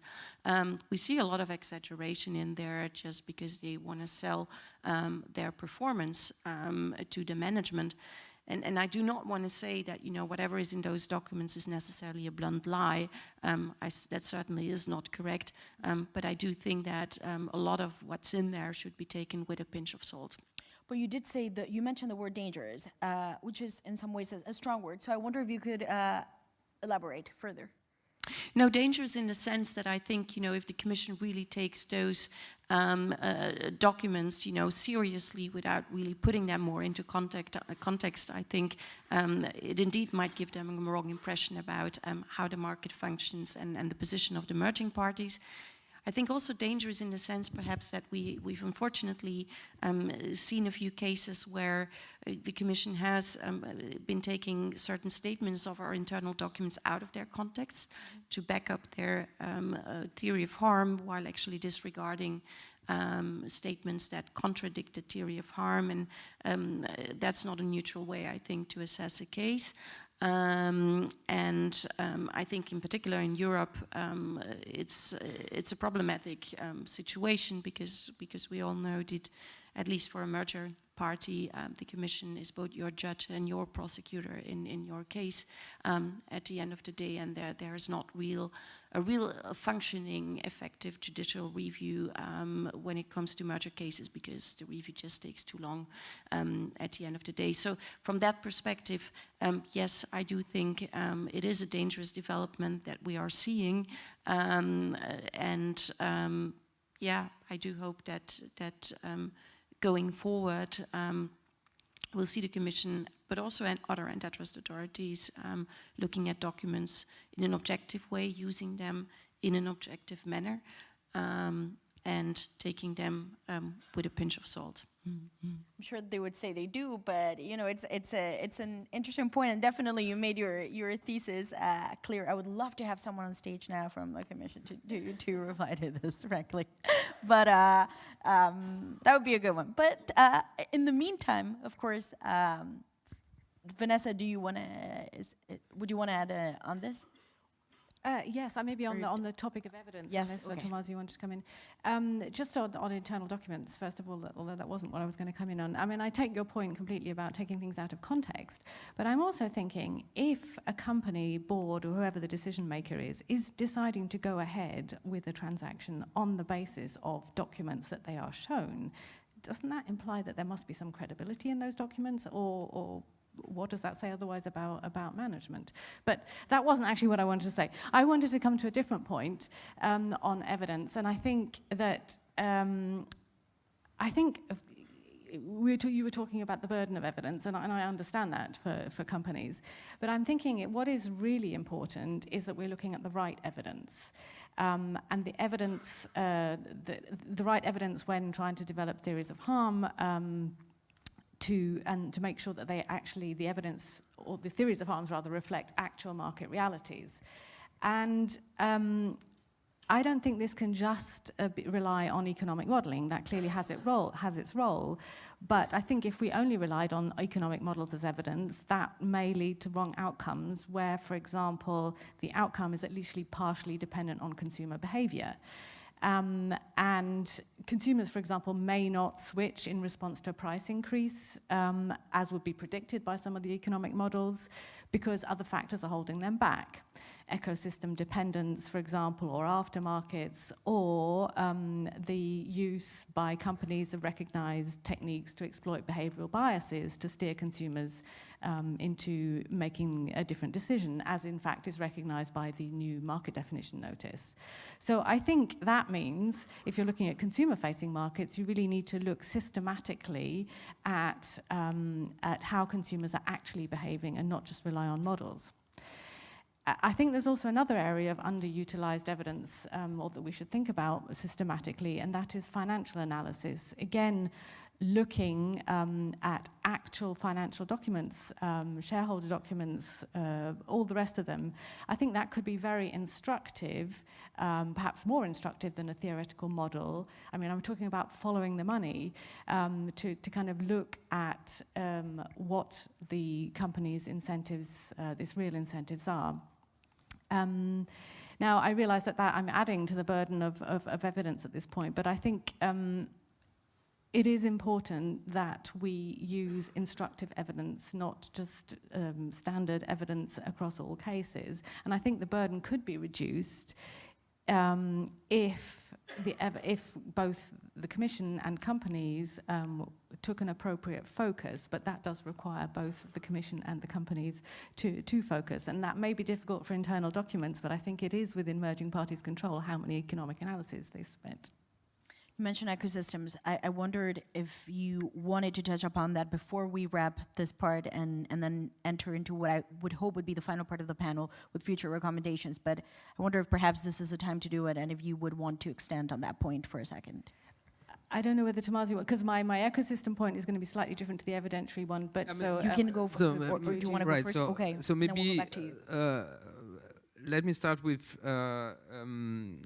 internal documents. You're right. So we see in our database that the use of internal documents in cases has substantially increased, right? So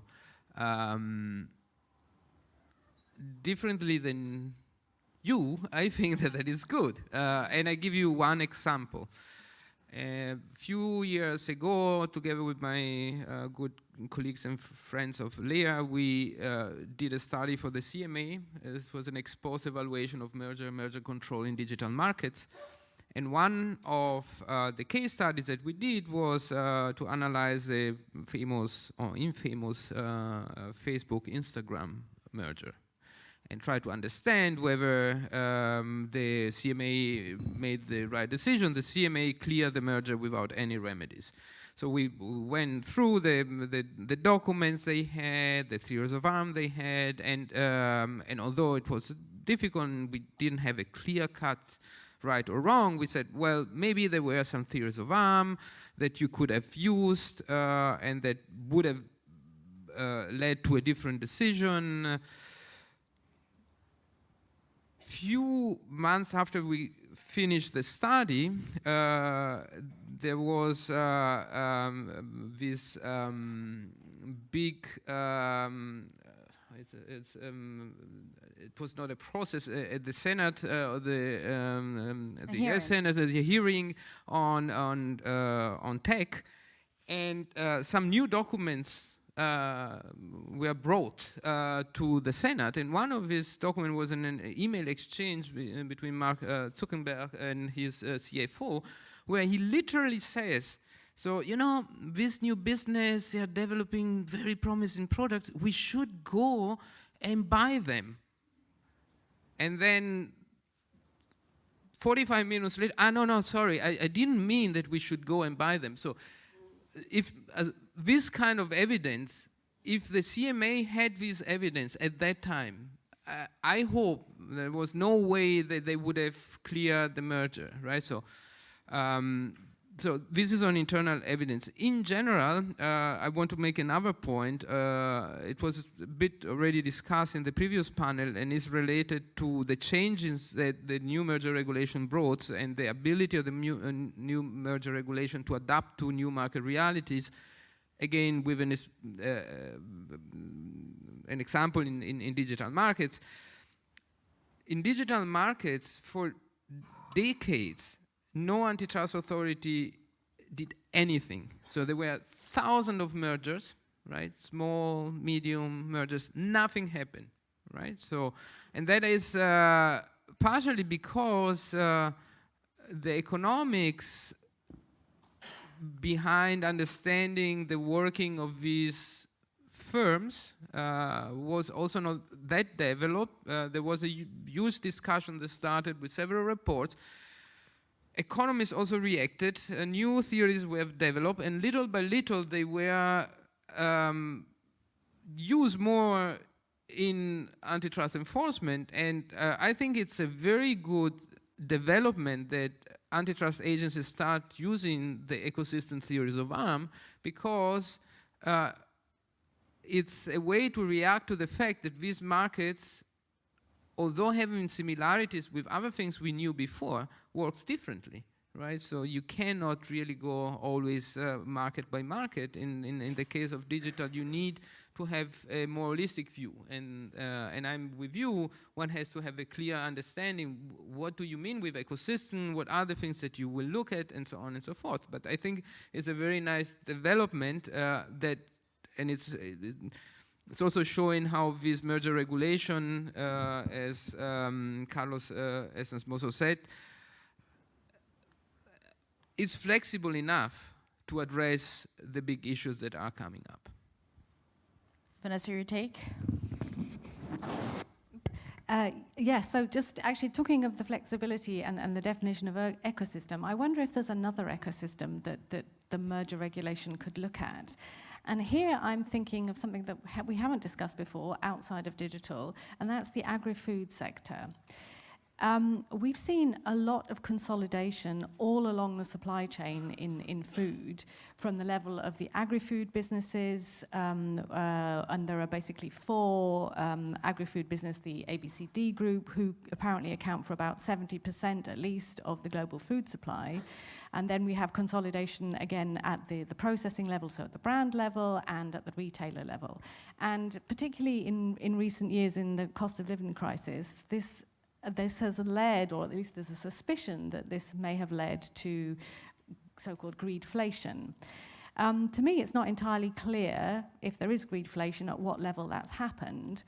But there are several studies that have looked at the relationship between concentration levels and impact on prices in the essential consumer product of food. And I don't want to go through those, but I just wanted to cite a very interesting study published this week by UNCTAD in this area. And that study suggests that the ABCD group have the market power to increasingly make super profits through their activities as unregulated, intransparent financial institutions, so that their commodity trading amplifies their ability and their market power to set food prices globally. And the link to ecosystems and merger control, I think, is here. These companies have acquired hundreds of subsidiaries through mergers, including some ongoing ones. And these have likely been cleared on classic principles, looking at the kind of salami slice of merger by merger, but perhaps without thinking more broadly about the kind of overall ecosystem impact. And maybe just quote one sentence from this UNCTAD report, which is based on a 2023 academic work. And it says, through decades of mergers and acquisitions, such firms have been able to expand their influence up and down the supply chain while amassing huge amounts of market data. And it concludes, if a handful of companies continue to hold inordinate power over the world's food supply systems, any policy effort to mitigate the short-term effects of food price spikes will be futile in the long term. Now, it sort of brings together non-digital and digital ideas. So I think this is a sector that perhaps merits a kind of ecosystem approach, both to kind of disentangle what is actually going on in this very important sector for all of us if we want to carry on living. And I think we could look at it both from the merger control perspective and through the use, where available, of market investigation or competition tools, if only we had one at the European level. On the agri-food, which is a very fair point sometimes here when you wonder and think why you pay for a pack of cereals in this country, for example. But beyond that, I have 4 minutes left. We could talk for another hour, but unfortunately there's another panel coming up. So I think the way that I would like to wrap, if possible, is obviously a final word from all of you, but also Commissioner Vestager has made it very clear that this is still a commission that is operational, working, and I think if you look at everything that's happened in the past month, they've made it clear that they are at work and that it continues, but it is also a year where there's a form of election cycle, there will be a new commission, and potentially in a number of areas, not necessarily a new way of tackling things, but certainly a new cycle that will start. So I wonder whether you want to call it policy recommendations, whether you want to call it better enforcement, whether you want to call it a fresh perspective on a number of issues, but I wonder, looking forward, what would be those set of priorities for you? And perhaps we start with you, Tomas, and then we would end with Sarah and then Vanessa. So I think that European merger control is working pretty well. I think that it is probably the most fundamental tool in European competition policy because it's ex ante and it allows to avoid to come into the situation that you have to intervene ex post. So if at all, it should be fine-tuned to be even more effective. It should be enforced with even more courage. So sometimes the Commission is very careful, a bit traditional. So I like this idea. So the ability of the Commission to improve on the theories of arm in digital should be reflected also in other sectors where we also see potential problem of under enforcement. So more merger control, enforce more toughly in general. I see that we are in a different world and we have to react to that. We better do it by uniting, so not having single member states going their way and doing whatever they can and want to reach their interests. So we should do at a European level. So when I think about industrial policy, think about state aid control, so that is probably the way to go, and always keep in mind that competition is the central force in our society. That is what Margareta Vestager said. So in the US, I think it's a very important provision that President Biden introduced to keep in mind that any kind of regulation that you impose to an economy should look at the competition effects, because that is the crucial force. So I think that for the new Commission, it would be nice to keep this as the principle that guide the developments of well-needed industrial policies. Thank you for that. Well, I agree with Tommaso that I think the EUMR and the work that the Commission is doing is good. So I think merger control here in Europe generally works well. Perhaps a few requests from the corporate side, from the industries is, and I think we've mentioned that a few times ago as well, well, at several occasions in the past, I think obviously that the burden on the parties, on the notifying parties, is being reduced. I think the Commission has done a great effort with the simplified procedure, but we are not yet there. I think, as I mentioned before, guidance on new theories of harm are to be welcomed to create legal certainty. I do hope we continue to see certain flexibility on the remedies design as opposed to what we see in other parts of the world. Now perhaps one word on Article 22. If the Article 22 referral mechanism continues to be in place after the ECJ gave their judgment, I hope that we will come to a more stringent process with very tight deadlines, where at the end of the day, parties can actually approach the Commission and can also get kind of a no action letter to get that legal certainty. And then last but not least, I think we very much welcome the dialogue that we have with the Commission and the openness of the European Commission and DG Competition to also speak with the industry to understand the pain points in merger control, and I hope we can continue doing so forward in the future. Thank you. And Vanessa, your final word, requests, suggestions, complaints, maybe even? I think I'm going to actually agree with my fellow panelists on this one. I think we're in a reasonably good place. I think we have a good merger regulation tool, a merger control tool, actually, to use the word that was used earlier. And I think we need to continue the thought that we must avoid under-enforcement. So I would argue for that in the future, in any future college. But I think also equally, because ex ante is the most important tool, I completely agree with you on that. So we want to stop problems rather than allow them to develop. And then I guess my final thought on this would be that I would underline what was said by earlier speakers, that it will be critical for the Commission to keep its, or for DG Comp, for the Competition Commissioner to keep their independence in decision making in merger control. Well, thank you for that. We have reached the end of the session now. Thank you for taking all of these questions so candidly. It was a pleasure, and obviously thank you to the audience, and the summit continues, and just give them a round of applause. Very good.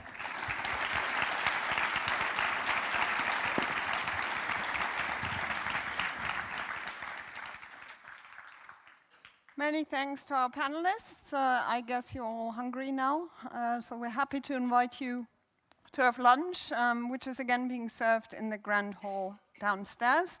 You will need to be back at 2:30 sharp, so we're running slightly late, 15 minutes late, 2:30. The story on European merger control will continue. Just one last announcement. We found an iPhone here in this very room, so check if you still have your phones with you. If you don't, you can pick it up at the Régie upstairs. Thank you.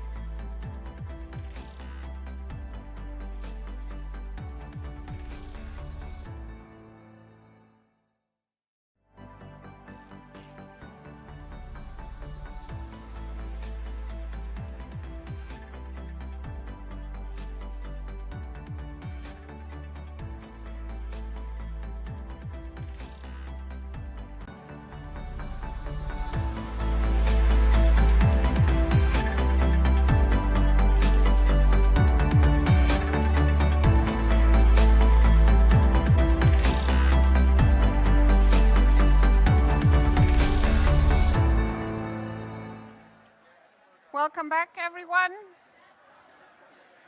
Can I ask you to take your seats, please? I hope you all had a good lunch. In our panel 2, before the lunch break, we've started to look ahead. The next chapter of our story today focuses on how merger control has adapted and is continuing to adapt to tackle the dynamic effects of mergers, in particular when it comes to non-price effects caused by innovation. So could I please ask Javier and our panelists to come onto the stage, as well as Ulla for the forward. Ulla is the head of unit in DG Competition dealing with mergers in the financial, pharmaceutical, and chemical sectors.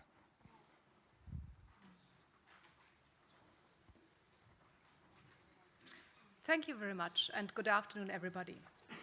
So we've heard a number of times this morning, and it's not news to you that merger control is forward-looking. What we need to predict is the future, what would likely happen without and with the merger, without the so-called counterfactual. Critical voices call this exercise at times crystal ball gazing. This somehow subjects that merger control may have an element of subjectivity or could be nebulous. However, in my view, that is clearly not true. And I will use the next couple of minutes to explain how at DG Comp we have endeavored to make our predictions of the future grounded on facts and evidence.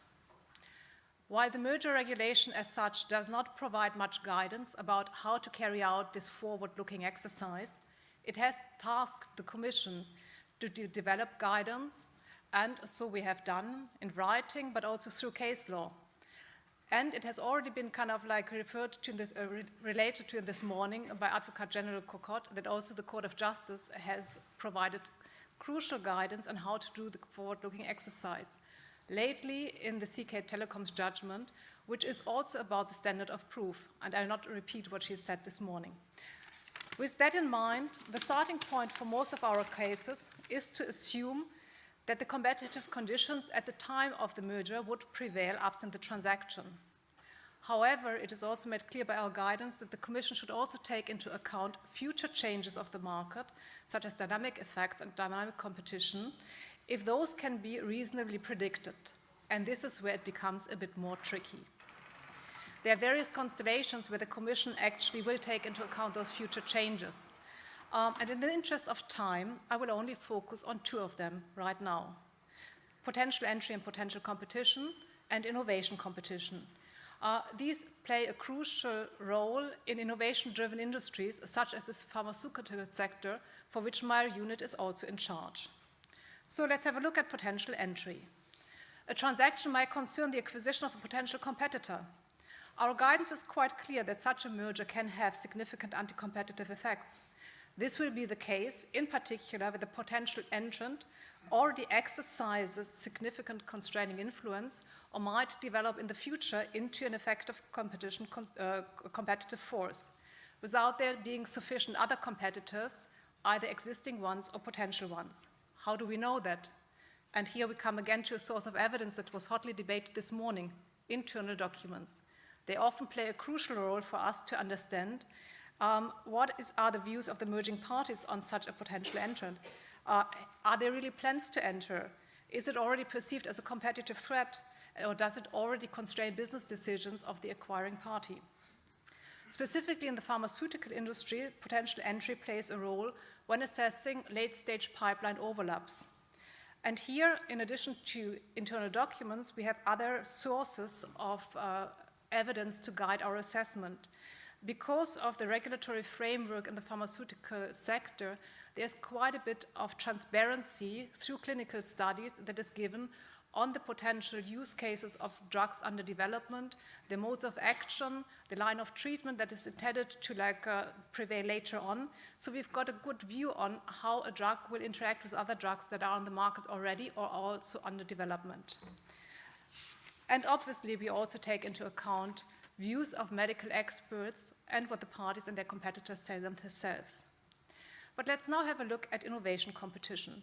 By contrast to potential competition, where the final use of the product under scrutiny is often already formulated, in some cases an R&D process may not yet be closely related to a specific product, but rather related to earlier stages of research, which may serve multiple purposes and in the longer term feed possibly into multiple tradable products. Although such early efforts of innovation might not immediately lead to a product being launched, nevertheless, a combination of those players may lead to an impact on innovation competition, which could also have in the longer term impacts of kind of marketed products, price and choice in the future. Our guidelines recognize the effect of innovation as one of the elements that we have to be taking into account, putting it on equal footing with price competition, output or choice and quality. The Commission has developed over time also a framework to assess those type of instances. It may define so-called innovation spaces in which innovation competition takes place, as our new market definition notice explains. Building on experience in previous cases, we've also developed a methodology for this substantive assessment. And here, the first time it was clearly spelled out was the Dow DuPont case in the agrochemical sector.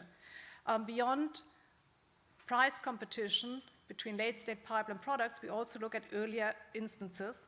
And here, quite interestingly, we look at what type of innovation efforts are currently being carried out. What are actually the scientists, the budget, the lines of research, the patterns that are used in order to innovate in a specific area. And so that is quite crucial from our perspective as well. In more recent years, 2022, we applied a variation of this type of assessment to the Illumina Grail acquisition, which was a vertical case, and where we're concerned that actually through input foreclosure, because at the upstream level, Illumina had a dominant position in genomic sequencing systems that are quite crucial inputs for the development of yet to come fully to the market early cancer detection tests, there would be a negative impact on the innovation race that we saw between Grails and his rivals.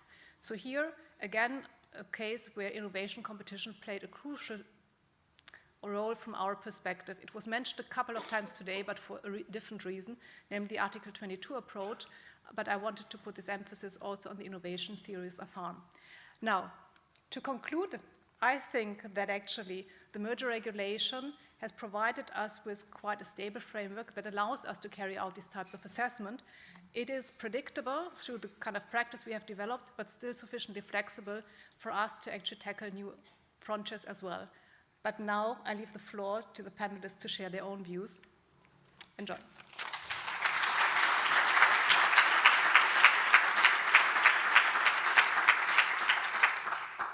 Thank you so much, Ulla, for that introduction, and great to see many familiar faces after the break. This is a difficult panel because everyone wants to have a little nap in the dark corners of the room. But I'm hoping that there will be sparks flying on stage. No throwing of chairs, but really of thoughts and it's stimulating conversation. And Ulla, you were talking about predictions and DG Comp developing a framework. And one of my favorite cases of Illumina, I have to be careful how many stories I give my editors on Illumina because they get it's a bit tiring if I pitch a story on Illumina every week.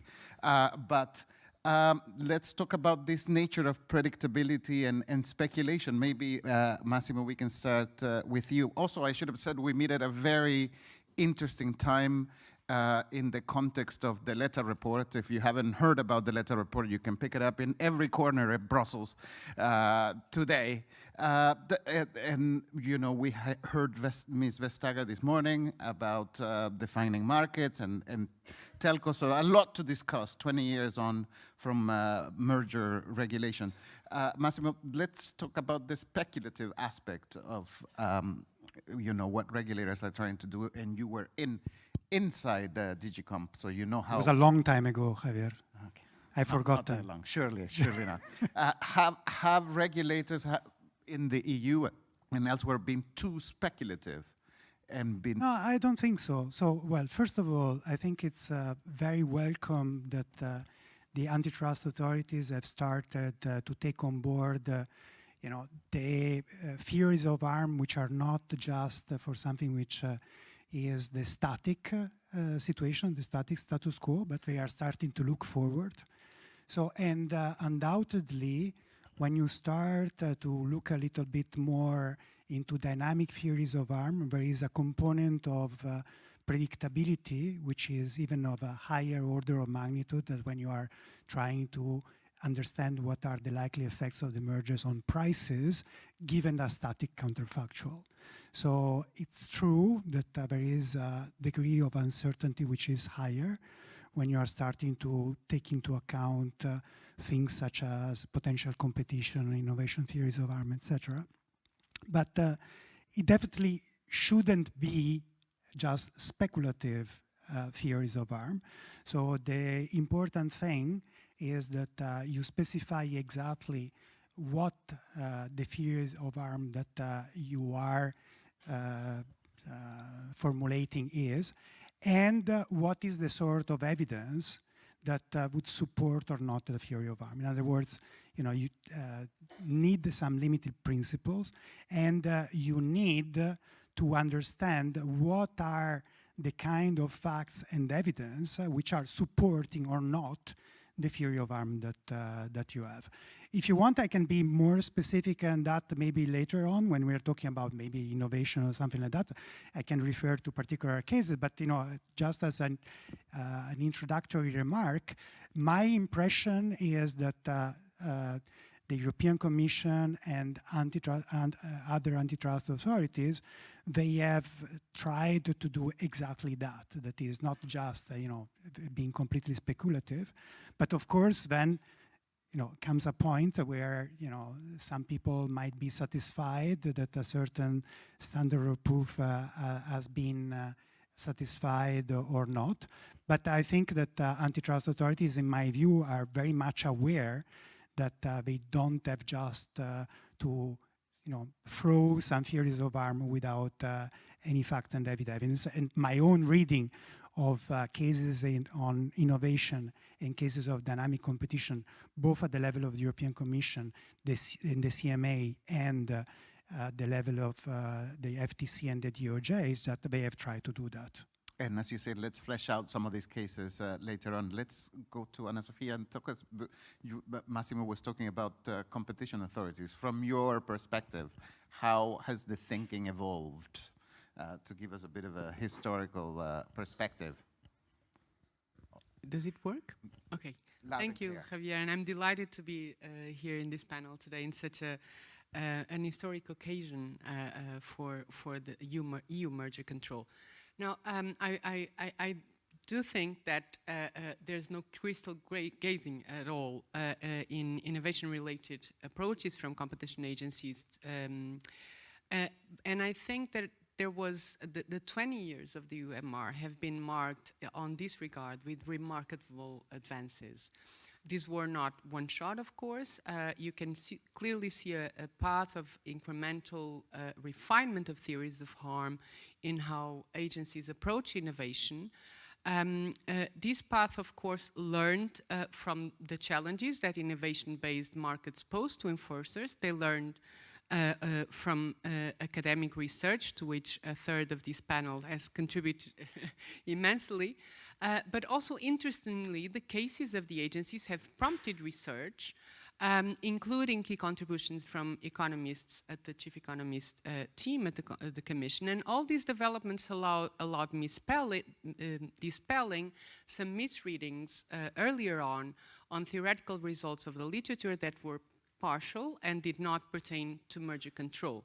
As a result, you can see clearly that there was a roadmap that was built for dealing with the cases, and you can also see a trend towards a more innovation-centric approach in merger control, which I think is very warranted and welcome.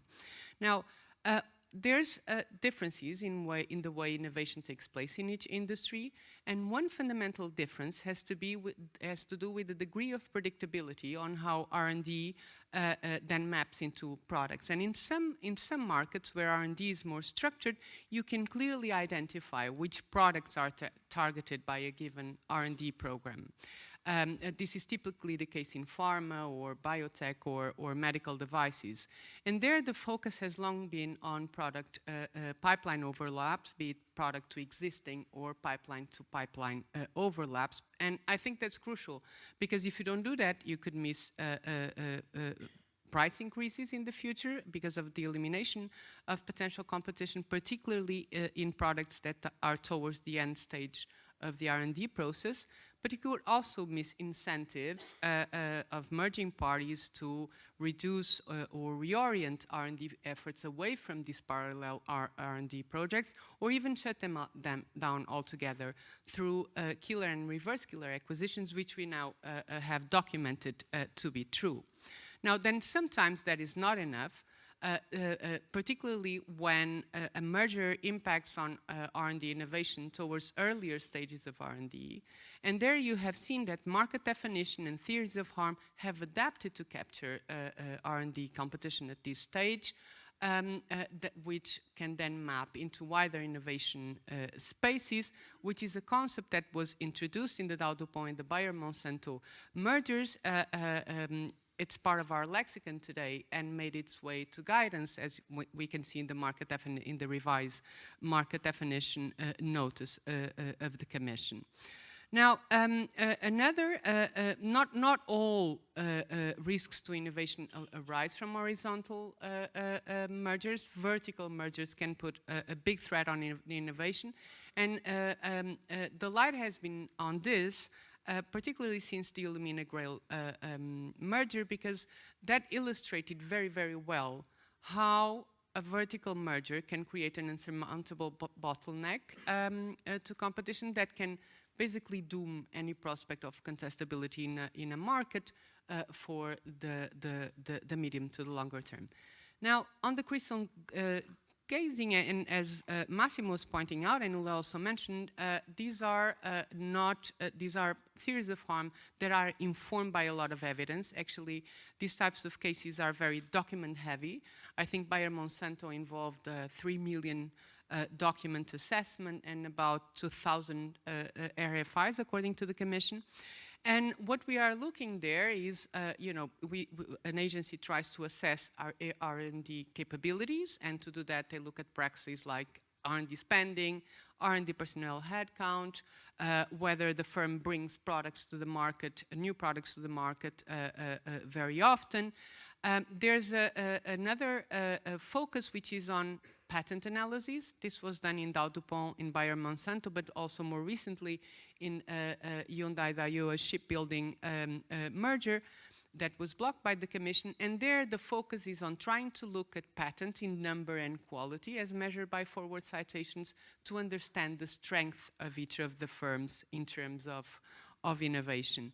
And then still on evidence, and because not all is about risks to competition, but also agencies gather information on the degree of IP patent protection and on the rate of imitation to assess appropriability in the industry, which might be related with efficiencies if the degree of appropriability is low in the industry. So a lot is there, and I think these are theories of harm informed by a lot of evidence. Excellent. Great. Fred, I see you nodding there.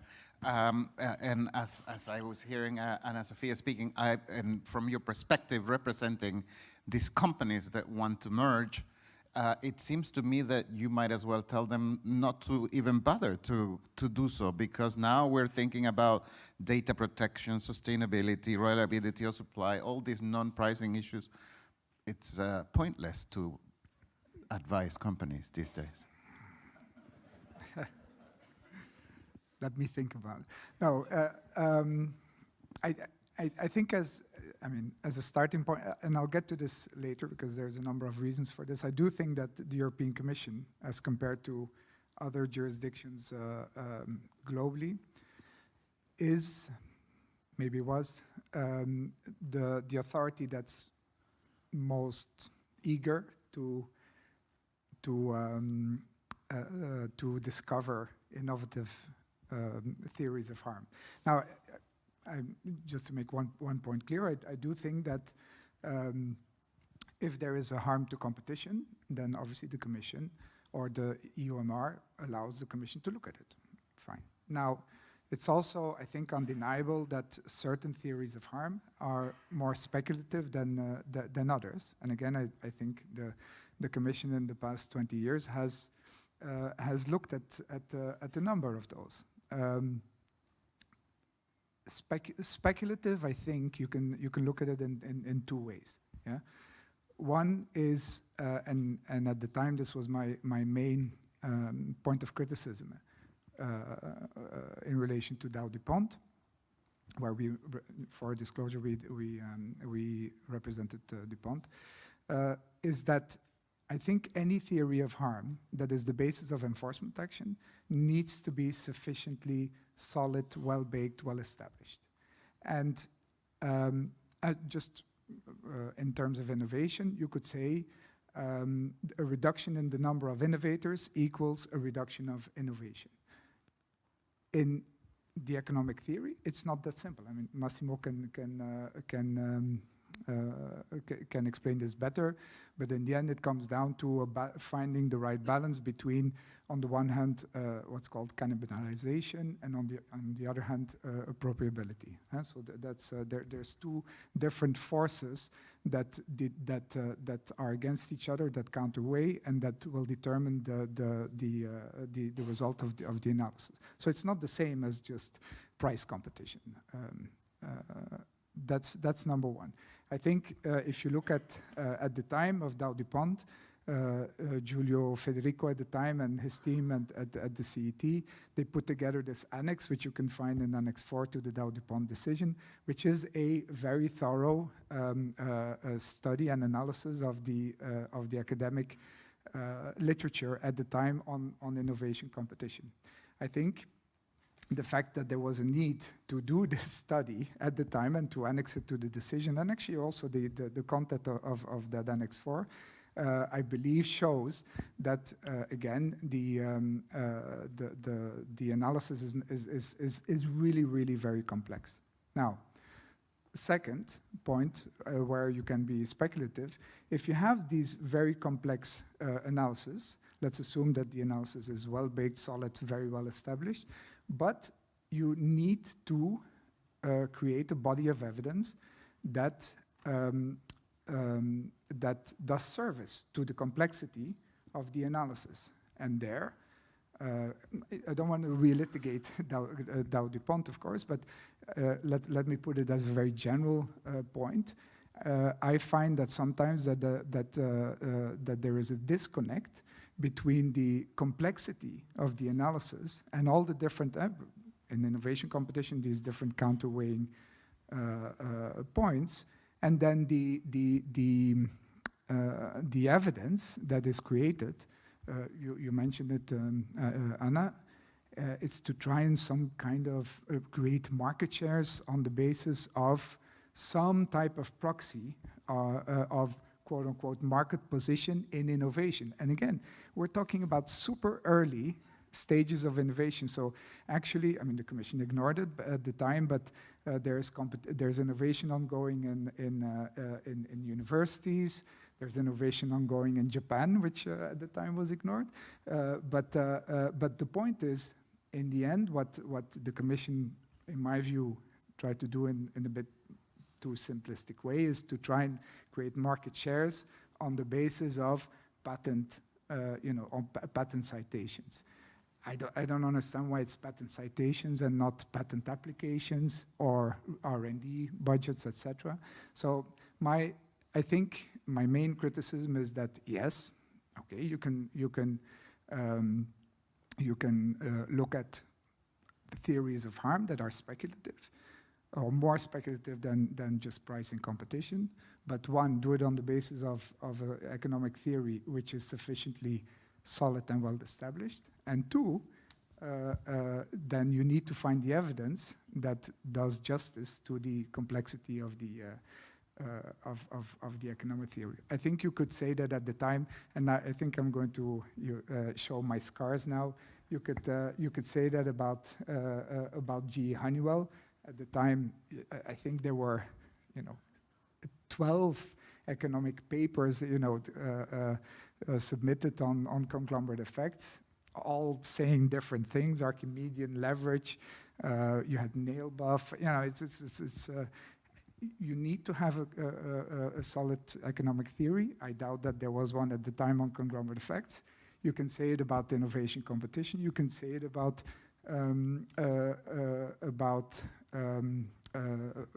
pharma pipeline innovation. If you go up really up the pipeline and try to compare innovation. Excellent. We can still feel the scars, still fresh. Massimo, both Anna Can I Sofia just, and Fred, yes, talk about this solid economic. Exactly, because he brought up a case which I would have brought up as an example of something which was done very well. So, which one? So, but let me try to use the case as an example rather than relitigate it here. So, just as a disclosure, this was notified when I was still chief economist. So, I helped, try to set the framework for the case, and then I left just to make sure that.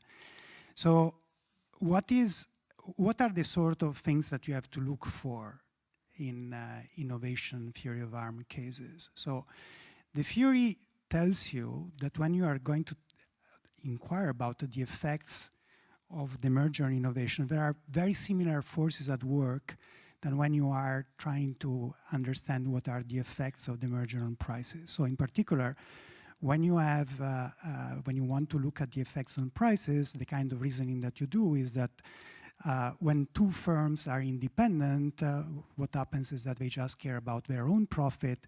So they are going to be more aggressive on pricing because they don't take into account, economists say, they don't internalize the effects that their aggressiveness has on the profits of the other firm.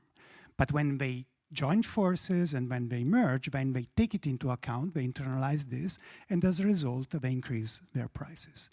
By and large, there are other effects, so I'm a bit simplistic, but the same happens when you're talking about innovations. So what happens is that when two firms are independent, when they are innovating or when they are investing, they just take into account the effect that this has on their own profits. And so they tend to be more aggressive because they do not take into account the effect that their innovation has on stealing market share and stealing profits to their rival. When the two firms merge, then what happens is that they are going to take into account this effect, and therefore they tend to reduce innovation. And this is the main effect at work when you are trying to understand what is the effect of mergers on innovation. Interestingly, this means that prima facie at least, the merger is bad for the innovation, it is bad for productivity, and this will perhaps at some point, maybe in another panel, we can talk about the effect of consolidation, the Letta report, the future Draghi report, etc. So, but so the first effect is one that the merger is going to reduce innovation. However, what we also know and what the theory says is that there are circumstances in which the mergers might have a countervailing effect on innovation. So for instance, where there is lack of appropriability. Because if there is lack of appropriability of the innovation, then what happens is that there is insufficient innovation when the firms are independent, and when we join forces, this is going to increase. Plus, there is also the possibility of having efficiencies from the merger, meaning that there might be synergies, there might be complementarities, and this also helps. So this tells you what are the sort of things that you have to look for when you want to apply this theory to the case. So in particular, this sort of internalization effect is the stronger, the closer the competition between the firms. And this we know very well for the static effects, but the same is true for innovation. And this is why the European Commission, in that particular case, spent a lot of effort in trying to understand through internal documents, through patent analysis, etc., how close Dow and DuPont were. So this is very important.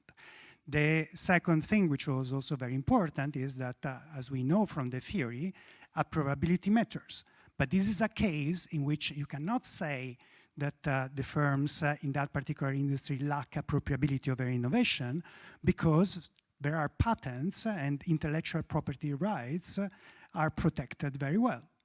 And finally, for efficiencies, now my memory of the case is not as good as Fred's, but I don't remember lots of efficiency claims in that particular case. So for all this reason, I think that then, you might say, well, I'm not that convinced about this particular measure for the patents, etc. For me, it was convincing, but then we can disagree on the particular details. But this is a sort of exercise that you have to do, because otherwise, if you don't try to do this exercise, then otherwise it becomes completely speculative and then it's wrong. Finally, one other thing, and then I see that you are very impatient, and rightly so. But there is a reason why you spend a lot of time writing, dozens or 100 pages or whatever in an annex the first time that you are doing something, because you want to explain very well. So, and the same has been the case for some sort of quantitative analysis which has been done. The first time you spend a lot of time explaining that, the second time a little bit less, and then after a while, even you can tell me what the UPP analysis is. No, that's very good. Can I just ask you, when you're doing this analysis and all the evidence that you're outlining, how much is it in your head or in your framework, the level of market concentration? It's become very fashionable this week. We're talking about the size of the market and what the single market size should be or not. Is this something that's also very key to analyzing innovation? Well, what is key is to try and understand also what are the other firms which might actually be competitive constraints to the companies. In that particular case, for instance, there was an analysis. Again, I understand that Fred was not in agreement with that, but there was an agreement. There was an analysis, for instance, on the possible competitive constraint by Japanese companies. The Commission arrived at the conclusion that the barriers to entry, regulatory, etc., were simply too strong to believe that the Japanese firms would have represented a constraint. Mm-hmm. Okay. Anna Sofia, in terms of what we were discussing earlier, of all these non-price competition issues, short-term effects, etc., do you think companies have adapted well to when they come to the authority in terms of presenting the evidence and going through their cases? Well, I'm not sure. But I'm not sure, because when you start hearing a lot of complaints on agencies that they over-focus on prices and that they don't have a lot of economic theory in their assessment, then when firms focus on non-prices or innovation, then sometimes parties, as we heard, become a bit nostalgic about price competition, right? So, it's difficult to tell. What I can say is that agencies always try to do, in any case, right from the start, is try to capture the essence of competition in the market, and that means the strategical variables in which firms compete, and the dimensions that consumers value and that are relevant for consumer welfare. We've always looked at non-price elements, be it quality, variety, and in innovation since the start. Those elements are well accounted for in policy documents and in guidance. Now, we have 20 years of UMR. That's a long time. That means that preferences of consumers also evolve, the way firms interact, there's new markets. So I would like here just to discuss a bit two areas where, if you look at documents, policy documents and cases earlier on, they're either absent or they're little emphasized, and that have gained further importance now. And that, I think, shows a lot how merger control has adapted in terms of market realities. And then there's a lot of dimensions there. I will single out sustainability and data and privacy. And I single out those because those, as I said, you can see a clear difference from the early days to now, but also because that shows how merger control is adapting to the societal challenges that we are facing today, and in particular the twin transition with green and digital. On sustainability, let me highlight that we know that consumer preferences are a crucial element and very policy relevant, because consumer preferences and willingness to pay for green are a powerful driver of innovation that you need in order to further the green transition. And how much consumers care for green and how much they're willing to pay for green is, of course, an empirical question, but one that has implications for merger control, first and foremost in relevant market definition. And if you look at the decisions that have been taken, we have a lot of examples in which preferences for green have been addressed in decisions and the assessments of agencies.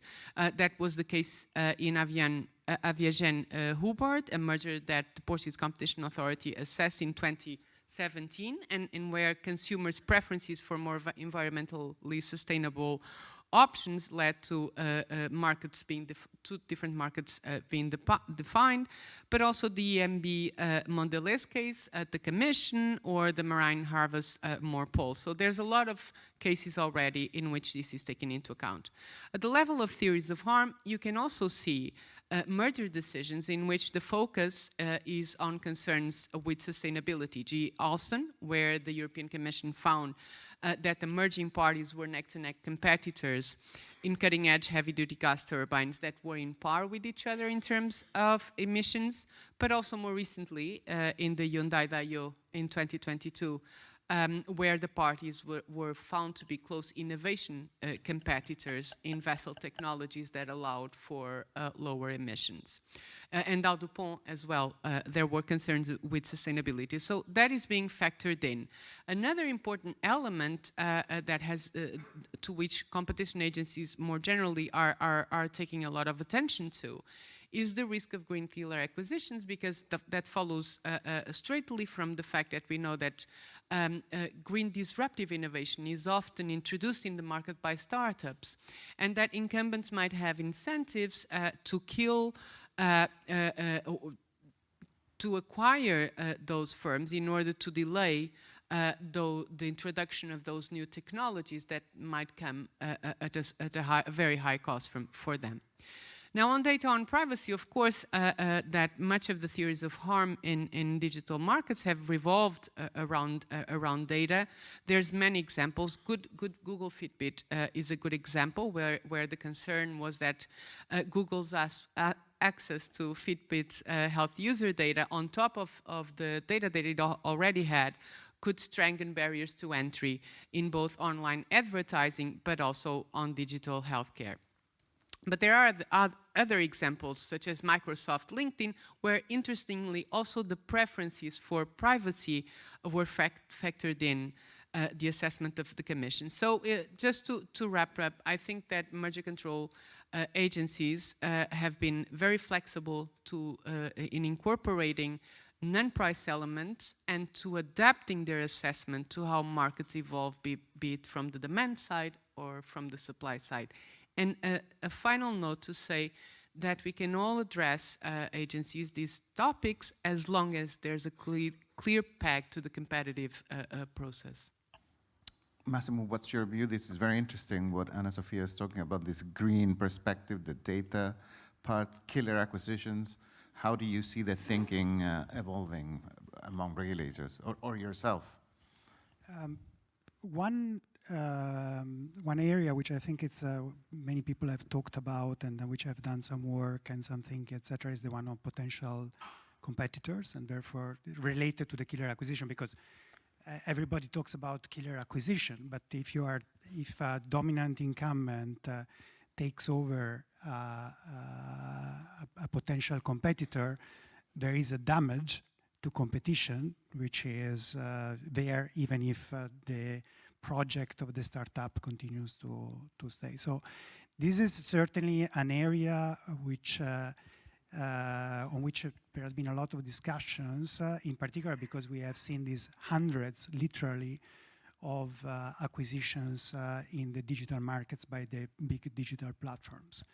And I think there is no doubt that this is extremely difficult, what happens there, because especially in the digital markets, it's very difficult to predict in which way a startup is going to evolve.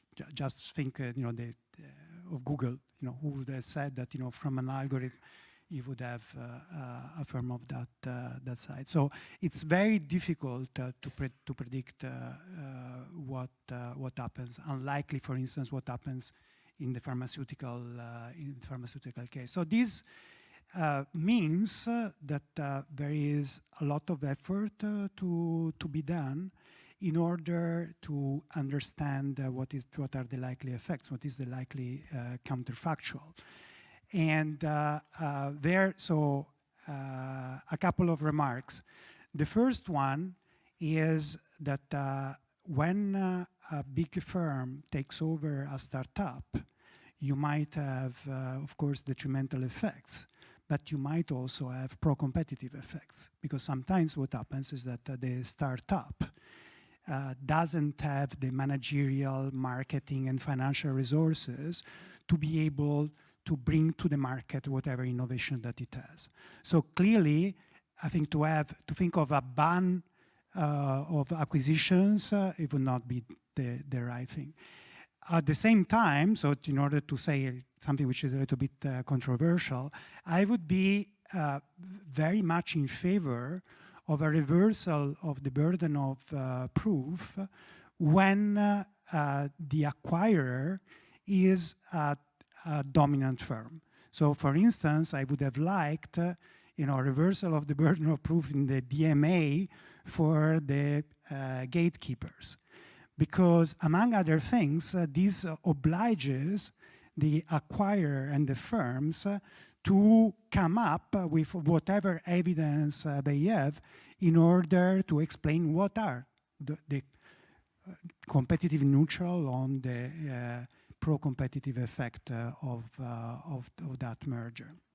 So, and just to finish on this is an area again where, whether brought up by the parties or by some other market participants, etc., it is very important to have evidence, but it's also very difficult to find this evidence. So I do believe that internal evidence is important there, but I also believe that it's very important to talk to market participants and have a feeling for what are the perceptions of market participants with respect, for instance, of this certain startup to be able to become a competitor.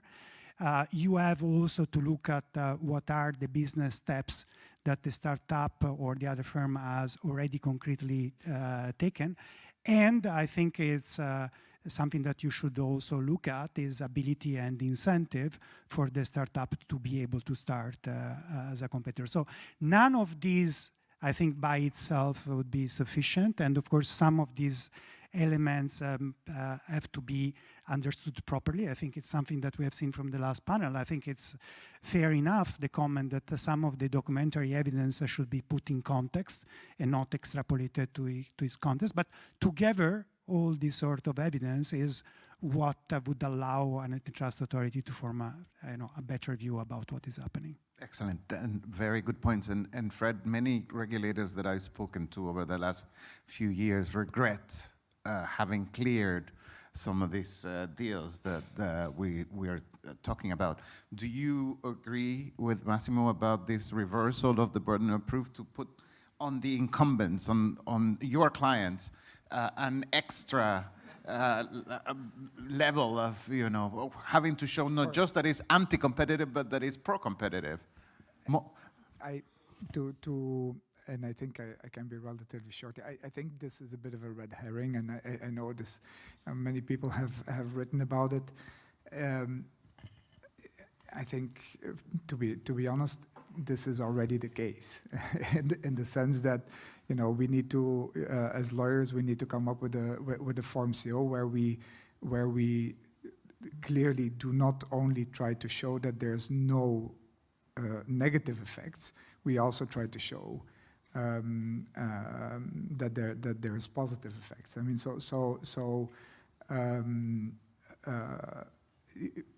to me, this is a bit of a neutral question. I mean, I think we already have that. We already do that. The Commission, I'm not sure it was 2,000 RFIs in Bayer Monsanto. I know in Dow DuPont we had I think 179 or so. It's enough. So I think talking about the reversal of the burden of proof in the context of the way the procedure works today is a bit of a red herring. And can you talk about this potential competition point that we were? I think I agree with Massimo. It's again a matter of evidence. You need to have a solid solid set of evidence. In terms of potential competition, but let's say in the pharma cases, what we said earlier, it used to be quite easy in the sense that you would look at pipeline, you would look at phase 2, phase 3 of the approval process. I think in certain cases, another scar, Pfizer, Hospira, the Commission went up much further, and I think applied more or less the same reasoning as what is currently called killer acquisition, in the sense that you look at a product which is at a very early stage in the pipeline or very early stage in the market in the case of killer acquisitions, and you try and predict whether it's the only player, which is very, very difficult to figure out, and whether this very early player will actually be successful. So again, you're looking at, I mean, in terms of prospective analysis, you're looking far ahead, and that's where I think you need to be a bit more careful. We're nearing the end and time for coffee in 10 minutes or so, but Anna Sophia, any quick comments or any comeback on this point? Yes, just to pick up here on a dichotomy that was highlighted by Massimo, which is pharma versus digital, which I fully agree. In pharma, you know, each innovation takes years to go into the market, so that leaves a lot of trails in terms of evidence, and that's not there for digital, where understanding the rationale of the merger is key. Of course, we do that through reversing engineering in the theories of harm, but evidence on the rationale of the merger is also important, and sometimes that's not there. And there's an analogy that Luis Cabral, to make a completely different argument, uses on that respect, which is that if pharma is like war, then digital is like terrorism, because you don't know where the next attack comes from. And you also know that the decisions of firms are taken under uncertainty. And sometimes firms prefer to be better safe than sorry, because even if there's a potential entrant, even if there's not a very high likelihood that this startup will go into their market, they might think, well, better to acquire, because if the firm goes into my market and threatens my ecosystem, there's huge losses on my side. And one thing that we may think about is, are consumers, the society, markets, given the same instruments to defend themselves, to protect themselves from severe harm to markets when there's uncertainty? So this is a question that I think we should think if our framework allows for that. Excellent, very good. And we don't have time to involve the audience in Q&A, but I have asked people to send me some questions just to make sure that people are not falling asleep. So I have one for Massimo, actually. Should economists rely on prediction, or should economists not rely on models rather than models rather than speculation? Also morals. Models and morals. Yeah, that too. No, I think there is a question about what is the type of economics that you need in cases, and what is the type of evidence, etc. So I think that, for instance, when it comes to the economist's evidence, I think a quantitative evidence is useful, but it's not the last word, when you can have something meaningful. So if you don't have data, and when it comes to situation of that type, I think it's useless to spend the time in trying to do something quantitative for the sake of showing a number. But more generally, quantitative evidence is just one of the things that you have to look for. When I was at the Commission, I was always saying that I didn't want to see a division of labor between the chief economist team doing, the quantitative evidence and the team working on the qualitative evidence. We have to work together, or we had to work together. We had to work together and be able to see that everything makes sense from the quantitative and from the qualitative side. What is, this is talking about empirical analysis, statistical data, econometrics, econometrics analysis, etc. What is the role of models? The role of models is to try and being able to bring out in a clear and rigorous way what are the facts and what is the evidence which matter in this case, what are the main effects at work. So do you need models every time that you have a case? Not necessarily, but if you have some models which are, putting in a clear and rigorous way, shedding the light on what might be the relevant effects in the particular case, this would be helpful. But of course, there is another point, which is that you have to be able to explain in plain words to lawyers and to judges what these models do, which is the next step. Very good. Fred, can we talk about the judicial process and whether it's fit for purpose? How did you know? That's no. So I wanted to say a couple of words from, let's say, from 25 years of in the trenches. I mean, you see how I look at merger control, scars, trenches. I mean, it's a battlefield. Yes. I do think that the European Commission has, in the past 20 years, in the past 30 years, has used its margin of discretion to the full maximum, to say it nicely. I think one of the reasons for that is that, in my view, and I wrote this down because I want to be very careful, is that at least for the merging parties, and in the specific context of merger control, I do not think that judicial review is sufficiently effective. I mean, I think Sarah Dirk said it this morning, it just takes too long. I mean, you cannot keep a merger alive for 2-3 years. And even if the court annuls a commission decision, it goes back to the commission. So I think we've only had one case, Sony BMG, that went through the whole thing and then back.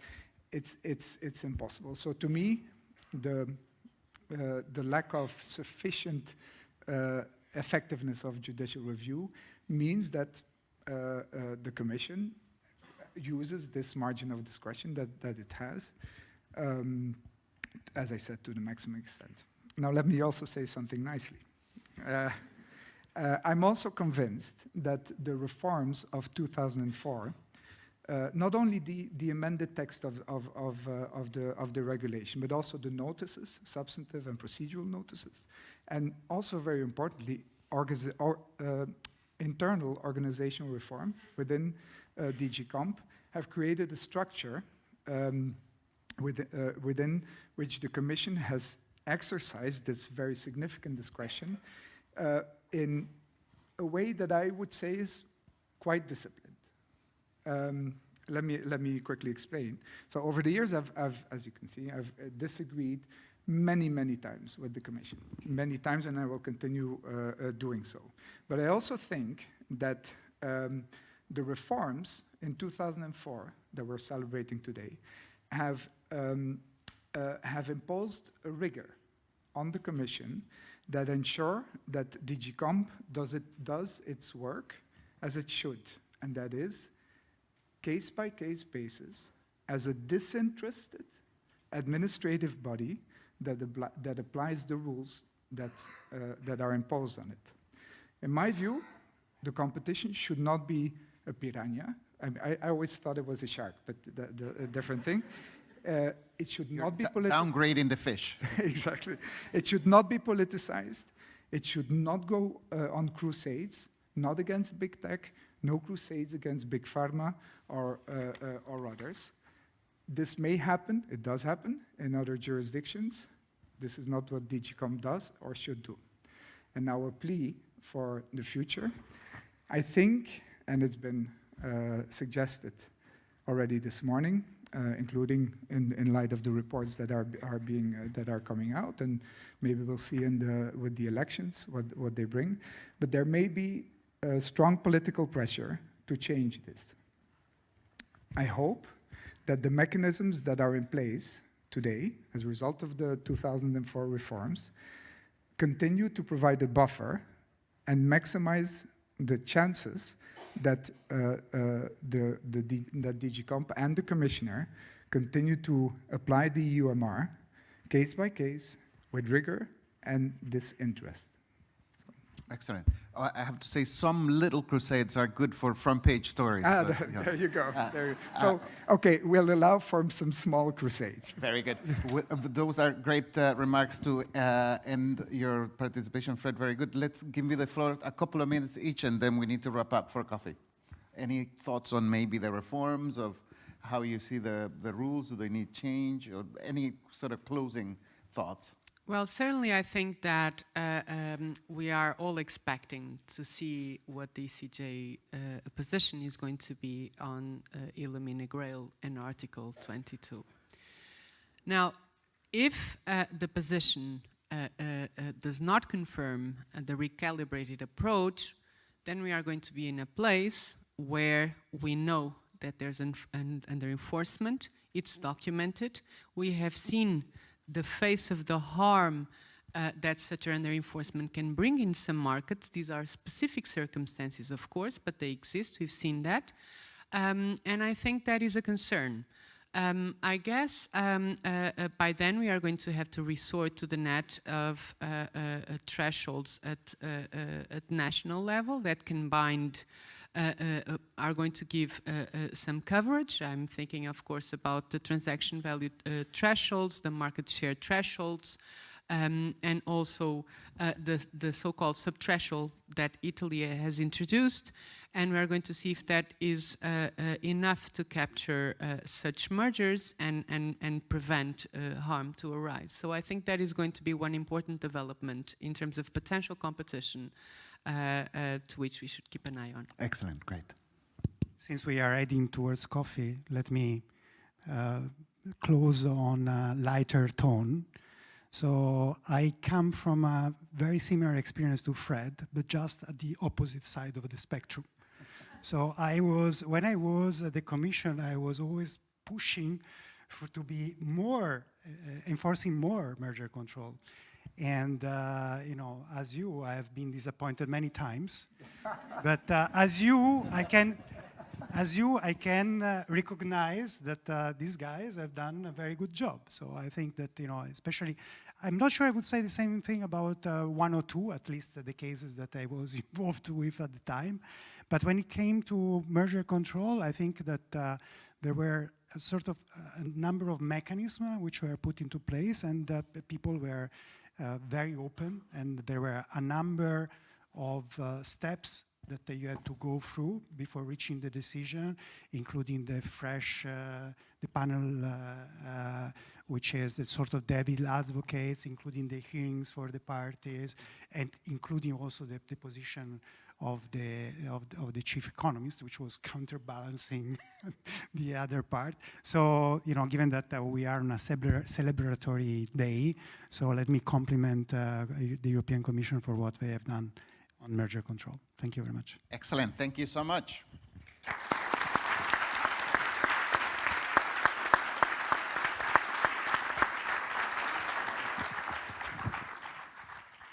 Thank you very much to our panelists. Now it's time for our second coffee break to get some extra energy for the last part of the program and the last chapter of the story on European merger control. Please come back here by 4 o'clock sharp.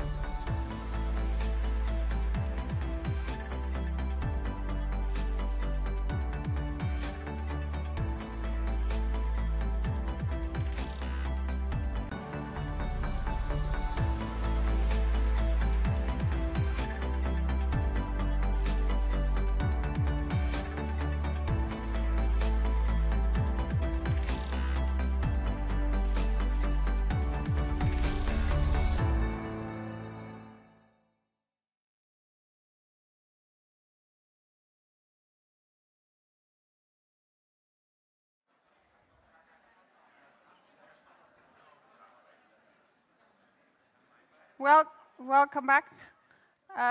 Before I introduce the last part of the program, we have found another iPhone. And the owner can pick it up at the security of the square at the entrance. So in case it is yours, you know where to find it back. So for this last panel, the last chapter of our story, we will discuss the probably most burning challenges of today's and tomorrow's reality. Is the EUMR fit for tackling the digital and tech era and its fast-paced evolutions? Not only in terms of theories of harm, but also in terms of remedies that work. Could I please ask Yves and our panelists to come to the stage, as well as Annemiek for the forward. Annemiek is the head of unit in DG Comp in charge of investigating mergers in the telecoms, media, and IT sector.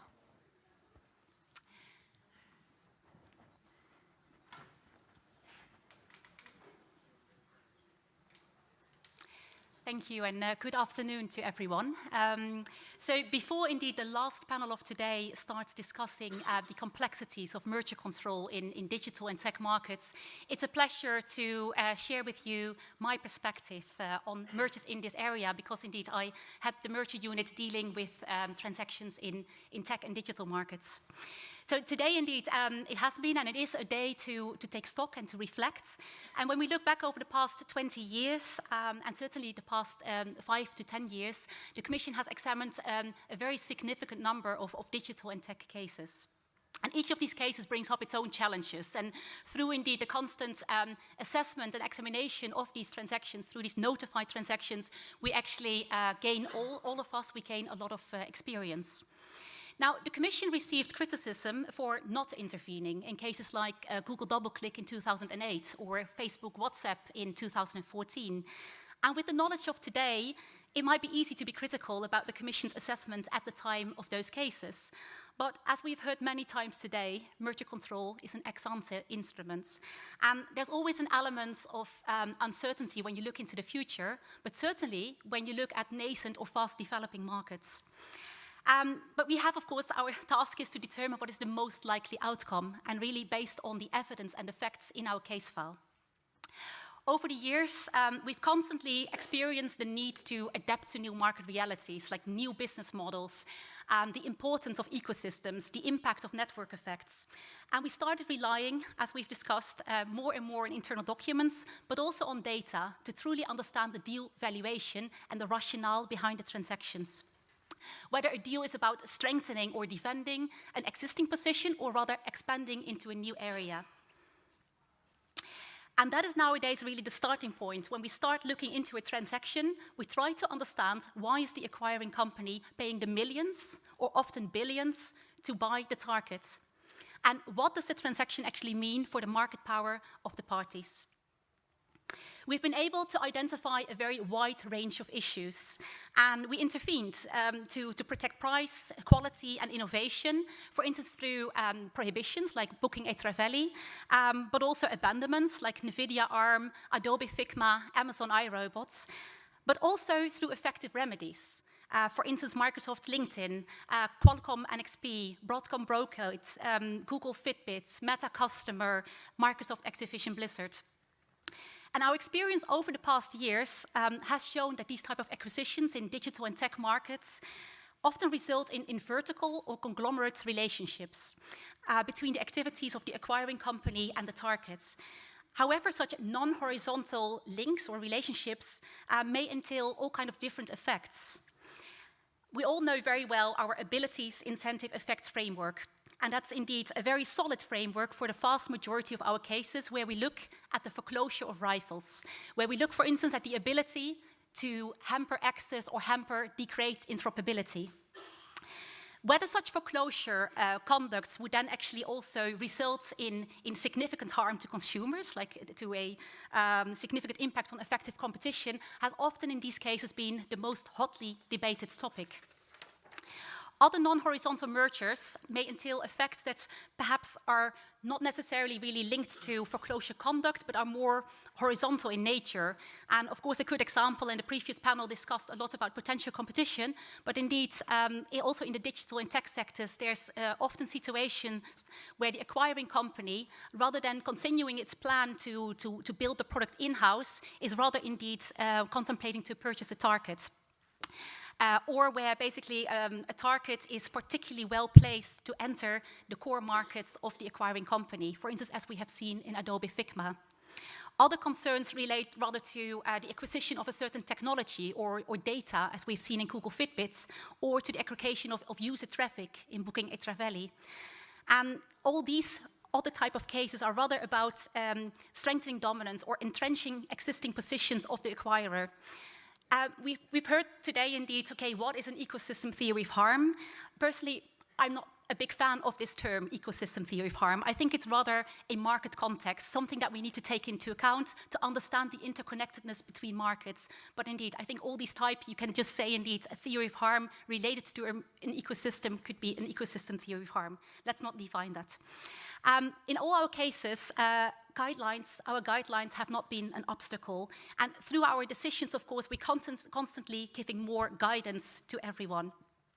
Not only, indeed, the cases where we intervene, but very much so also the clearance cases, the unconditional clearances where we set out the reasons to dismiss competition concerns. And I'm thinking about Apple Shazam, Amazon MGM, IBM Red Hat, NVIDIA Mellanox, Google Photomath. There's many examples where we set out why, indeed, we felt comfortable to give, indeed, the green light.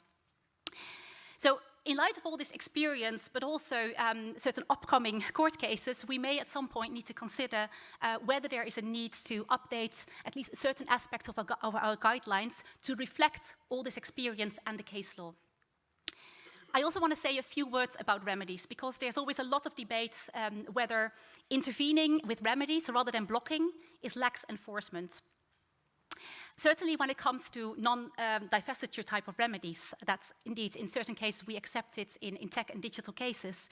Now, I think, in my view, it's certainly not. And I think also it's fair to remind ourselves that the Commission is actually under a duty to assess any credible remedy proposal that is put in front of us.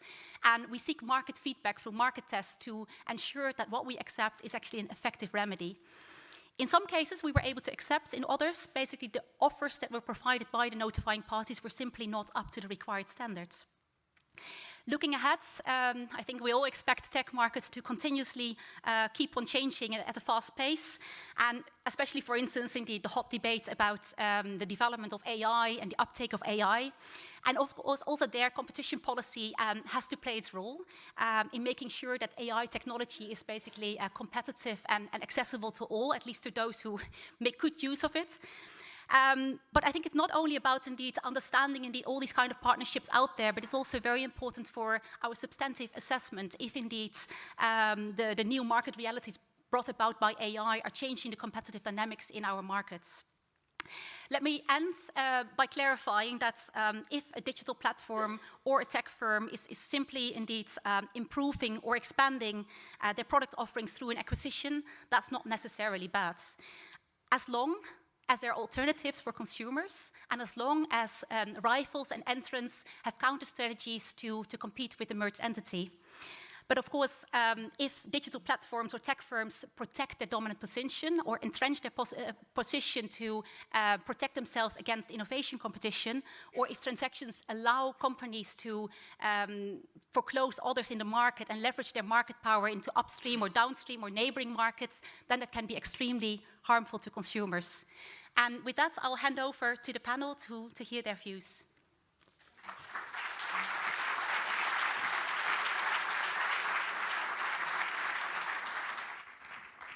Thank you, Annemiek. And congratulations to all of you for making it to the last panel of the day. I'm Aoife White, Politico's Technology and Competition Editor, and I'm here with Vicky Robertson, Law Professor at the Vienna University of Economics and Business, Hans Stenger, a Head of Unit for DG Comp's Chief Economist team, and Janine Hulsman, a partner at Weil Gotshal. We'll be covering a lot of ground today on conglomerate deals and ecosystems and how well the merger regulation can assess complex deals in some of the fastest moving industries of the economy, namely the tech space. I'd like to start with Janine. You're a private practitioner here. Could you give us some of your response to what Annemiek just said? Is this an area where things are clear? Is this something, what kind of advice do you give companies on how to negotiate? Thanks, Eve. Well, it's 2 years, 3 months, and about 45 minutes since I started working on the Activision Blizzard case. And my therapist says it's good to share. So I thought I would share some thoughts on the case itself and some of the other sort of recent developments. I guess before that, I just wanted to make one sort of broader point and perhaps look back before we look forward. I think we sometimes forget how radical the EUMR is. It's a piece of legislation which on its face recognizes that many mergers and indeed many oligopolistic markets can be competitive, and yet we prohibit all of them unless they are individually cleared. That is a very radical position, but this piece of legislation has in many ways, I think, defied gravity and been incredibly successful. And this process has been much sleeker, much faster, much better than many other major jurisdictions that don't have a mandatory and suspensory regime.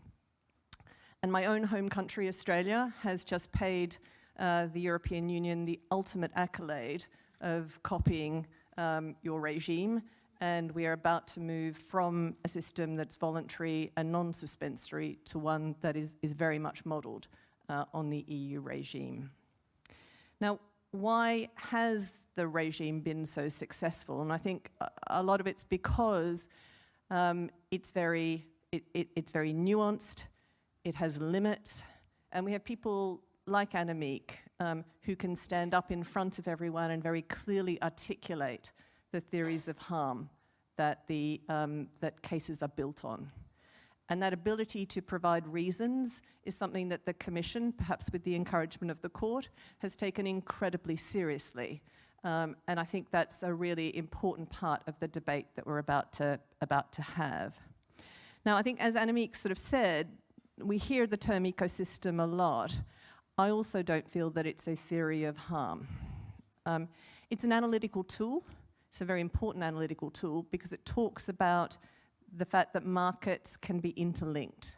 And I think Guillaume and others have talked about the fact that that's very clear from the Android case, and I agree with that. Now, if we think about those interlinking sort of effects, a lot of them can be incredibly positive. One of the key ways that markets are interlinked is through interoperability. And I sometimes feel that my Apple devices are the only thing in my life that is working. And they do that seamlessly without me having to intervene, which may be why they work. But I think, again, we have to reflect on this fact that ecosystems are often very positive. And it's very difficult to have a theory of harm that is based on something which is ultimately incredibly sort of positive. There is, however, a question, I think it's a really important question, which Annemiek was sort of talking about, which is, do companies behave differently when two markets are interlinked, particularly when they're dominant on one market? And perhaps, we can have a debate, so I'm going to do some fake economics here, but if we think about the exploitative effects of mergers, the answer may be no. If you believe the intuition of the single monopoly profit, then it's not clear what there is to gain from leveraging market power from one market to the next. Although, what if the price on the market where you're dominant is zero? Maybe there's a different intuition there. I think the more interesting bit is when we start thinking about exclusionary effects, and I think this is really where the debate is sort of going at the moment, this idea of entrenchment. Here again, the merger has to create something different, and this is, I think, the really key debate. What does the merger change? Where is the barrier to entry? Where is the network effect changed? What is different? And even more important, given that we have, as a result of the reform 20 years ago, an SIEC test, where is the significant impediment to effective competition? And from my point of view, luckily I don't have to do it, I just get to outsource it to all of the great consultants in the room here. But how do I measure it?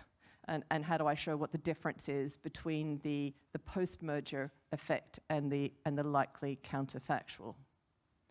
So those are, I think, some initial thoughts from me. I mean, I think we're moving into a world that is much more fast-paced, you know, with lots more theories of harm, lots to think about, and lots to articulate. And from a company point of view, getting that articulation clear and crisp, I think is incredibly important. I think that's also really important for the future of merger control. Thank you. Vicky, if I could bring you in, what national theories of harm have you seen here? Because I understand most of your research has been on the national cases.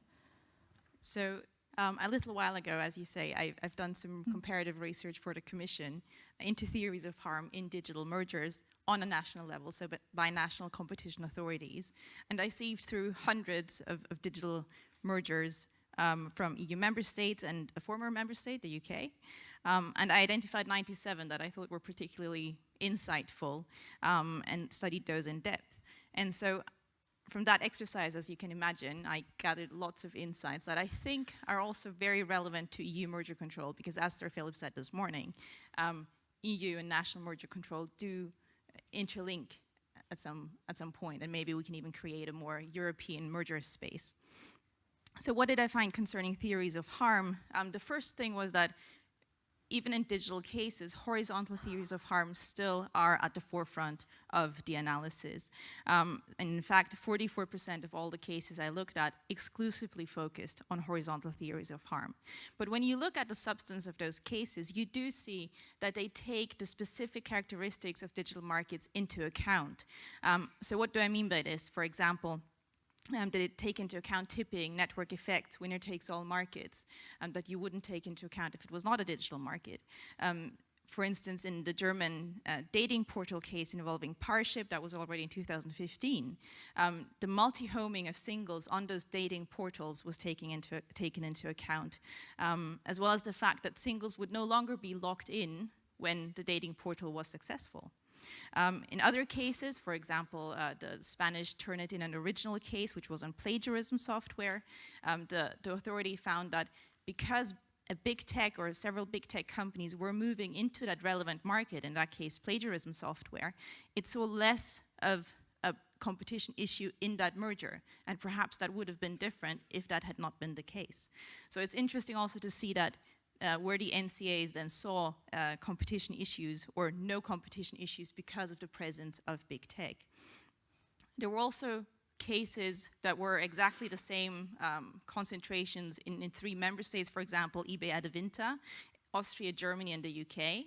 And because, although it was the exact same transaction, you had different national players in the markets concerned. And so you also needed different remedies to address those, which was also interesting.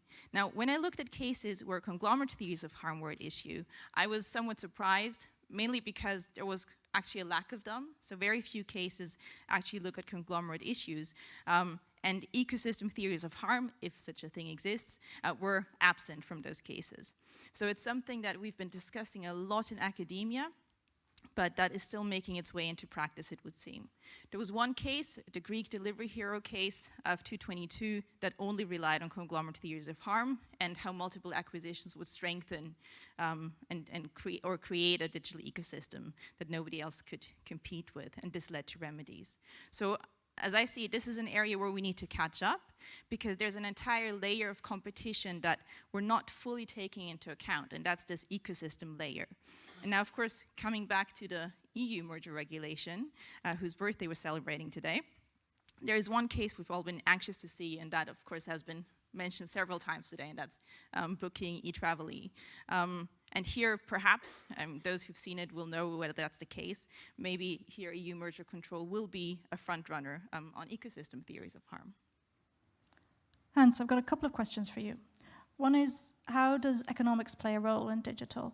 And how could it be used better? And another one is about theories of harm. How are they different in nascent or zero price markets where there's no significant turnover yet? And does Article 22 mean that there's new cases, there's likely to be new theories of harm? Thank you very much. Should I say the disclaimer? We know who you are. So which role does economics play? Well, there's the old stupid joke about needing economists, which says like, how many economists do you need to fix a light bulb? And the answer is none. The market will take care of it. And I think for tech mergers, unfortunately, that's not true. So I'm afraid that economists will have to do some actual work. Now, I think there's a bit of a misunderstanding that just because in sort of more dynamic theories of harm, things are often not quantifiable in such a direct way as they are in horizontal mergers, that economics would be more for these sort of quantifications and less for conglomerate mergers. But I think in many ways it's really the other way around, because the horizontal theories, they're quite straightforward, they're well established, and they're implemented very well by people who have no formal training in economics. Whereas I think in conglomerate mergers, economics can really add something to the table, because if we think about the theory of harm, we had this 20 years ago, this change in the regulation, also because we had a number of troubling court results where at the end of the day the Commission was told that our theories of harm at the time were not sufficiently economically sound.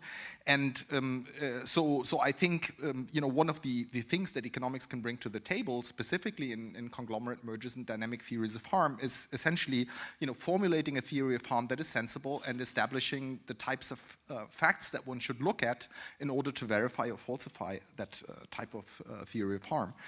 So for instance, if you think about distinguishing between the potential efficiencies that Janine has alluded to and a theory of harm, well, in both cases, the merging parties are going to gain market share. Yeah? If it's a merger that's pro-competitive, that creates better products and so forth, that will result in the firms growing. But of course, also an anti-competitive merger that restricts competition will do the same thing. So I think here's where economics can add. And in terms of the theories of harm, I mean, you were mentioning that you think it's mostly about exclusion. I would say that many of the sort of tech conglomerate theory, at the end of the day, are horizontal theories in disguise. They start with something conglomerate, but I think then it's on us to show, how competition is restricted, and that is ultimately, in many of these cases, a horizontal story. And if you look at Booking eTravel, if you look at Adobe Figma, also if you look at Microsoft, Activision, I think ultimately the main concerns that were raised there were really horizontal in nature. Now, finally, on your point of what's different in zero-price markets or nascent markets, obviously in many of those tech mergers, it's really about future competition. It's about dynamics. Which is not to say that firms like Google or Microsoft or Amazon don't innovate. I mean, everybody knows they spend a lot of money on innovation. That's not the point. But the question is, how do they direct that innovation? And the problem is that if you have a very strong dominant position, your incentive to have a drastic innovation that undermines and cannibalizes your existing product is very low. So, if you're Google, they were so far ahead in AI, beyond anybody else. Remember, the reason that OpenAI was founded was that everybody thought, basically everybody having anything to do with AI is working at Google. Yet, OpenAI brought LLMs to the world. It wasn't Google, yeah? And, well, why is that? Well, presumably one of the reasons is that, for Google, it would have been very, very difficult to cannibalize, a cash cow that is making so much money and, create something that might undermine that. Similarly, in the Adobe Figma merger case that we had, Adobe has a 30-year dominance with incredible market power. And yet, it was the small little Figma that brought these creative tools to the web in a web-based environment. Why didn't Adobe do this? Well, presumably, the fact that they have a backwards compatible history of lots and lots and lots of programs that have to be compatible, makes it very, very hard technically to undermine that existing ecosystem. So, you can expect those drastic innovations, and empirically that's true, to come more often from small producers of complements. So to protect that competition, is very important, even if those firms do not have very large revenues yet. The 20 years of the merger regulation asks the question whether the regulation is still relevant, how it's fit for purpose. Vicky, if I could start with you, what's different about these markets, and what how well does the merger regulation work? I know this is a hard question, but I'd be interested in your comments, then we go to the private practitioner and to Hans as well. So, I mean, we have markets here that present us with a challenge, both in academia and in practice, because they can be unbelievably dynamic and innovative and fast-paced. And at the same time, we see network effects and user lock-in and also the creation of digital ecosystems that have led to the emergence of a handful of very powerful tech giants that now dictate the game. And I think competition law in general is really important in this area. And this links back to the very beginnings of antitrust, the role of keeping market power in check. This is also a central role of merger control. And why is it so central? Because economic power over markets can easily turn into political power. And we're here in 2024, a really important election year around the world. And there's an incredible influence that digital platforms have in shaping and steering political debate and reaching voters.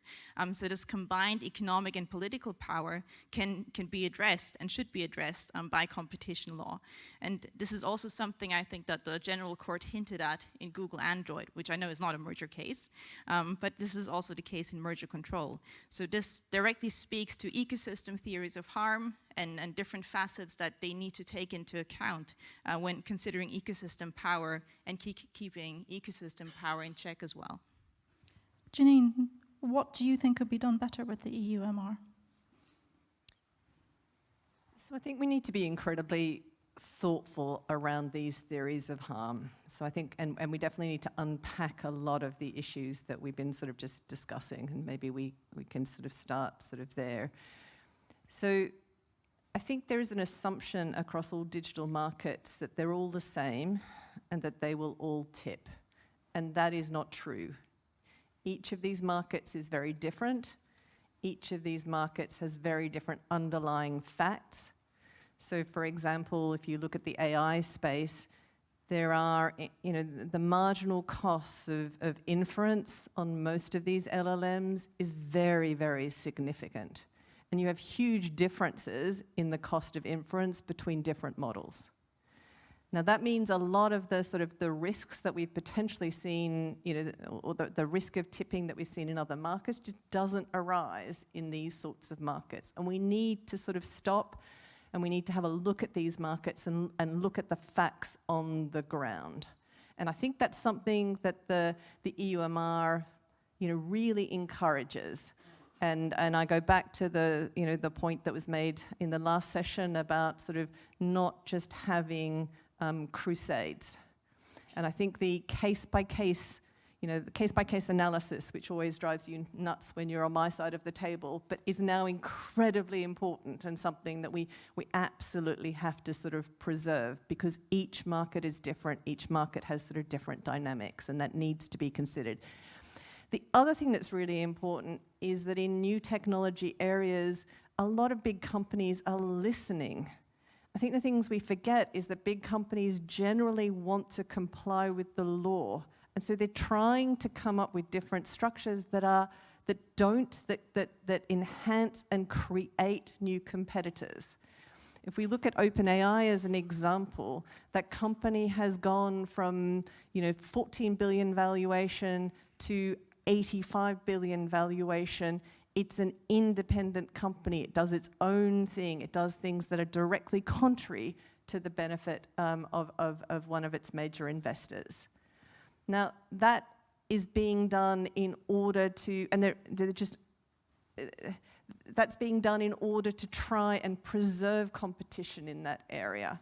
And we just, again, we have to look at the specific facts of the specific sort of transaction structure that we're looking at.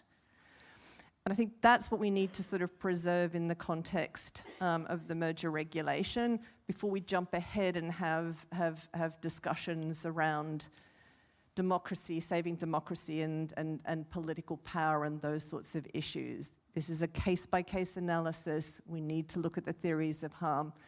We need to, and again, I'm not sure that I accept that there's no rule for quantification. We need to distinguish between things like, are there strong network effects in this case, or just network effects? Is this a market that will or won't tip? And that's where I think economics and facts I think, again, these are markets where effects are incredibly important. So I think, still believe that the EUMR, I think, is fit for purpose. I think it's just about remembering to go back to basics, remember how radical this piece of legislation is, remember that what we're doing is already radical. Now let's do it well, which we have been doing for the past 20 years. Hans, do you agree? The EUMR is perfect?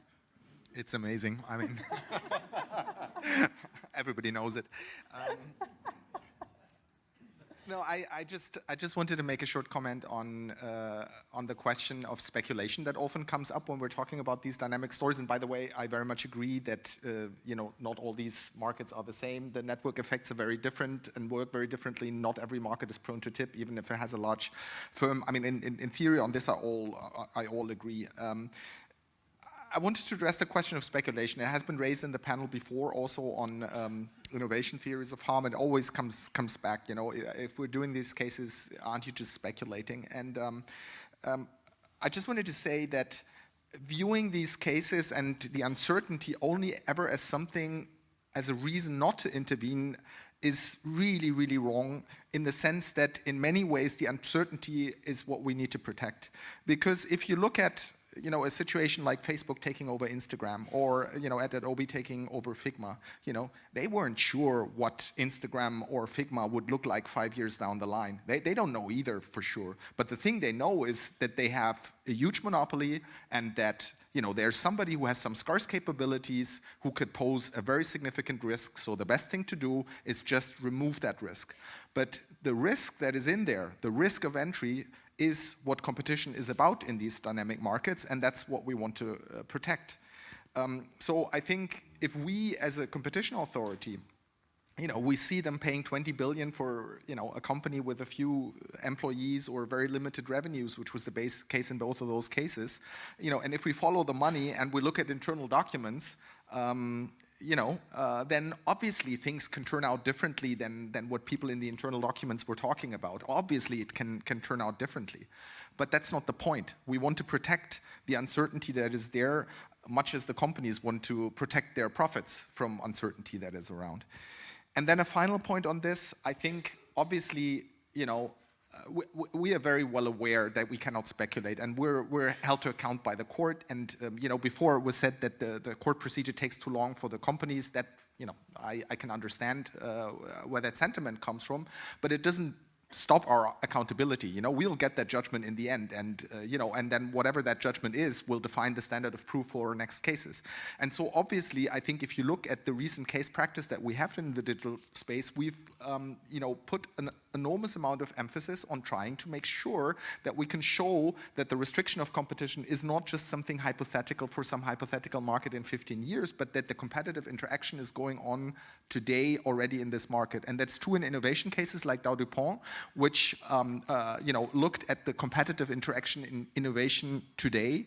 That's also true in potential competition cases like Adobe Figma, where we looked at which steps do the companies undertake today in order to prepare for the risk of entry from the other company.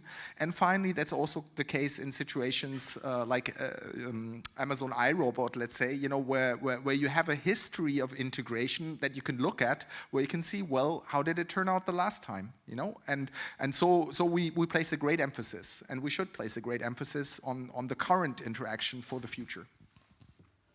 Vicky, another question. Market definition. Can I just respond on internal documents? Sorry, as a lawyer, I can't resist. So I think maybe unfortunately for me, I deal with human beings. I'm still waiting to the point where I can do the document production with AI chatbots, and my life will be a lot better. But when you talk to individuals who are writing these documents within companies, and I spend a lot of time doing that,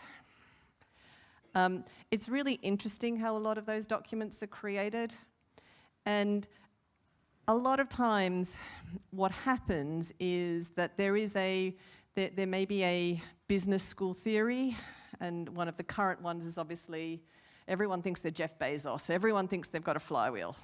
So they do a flywheel.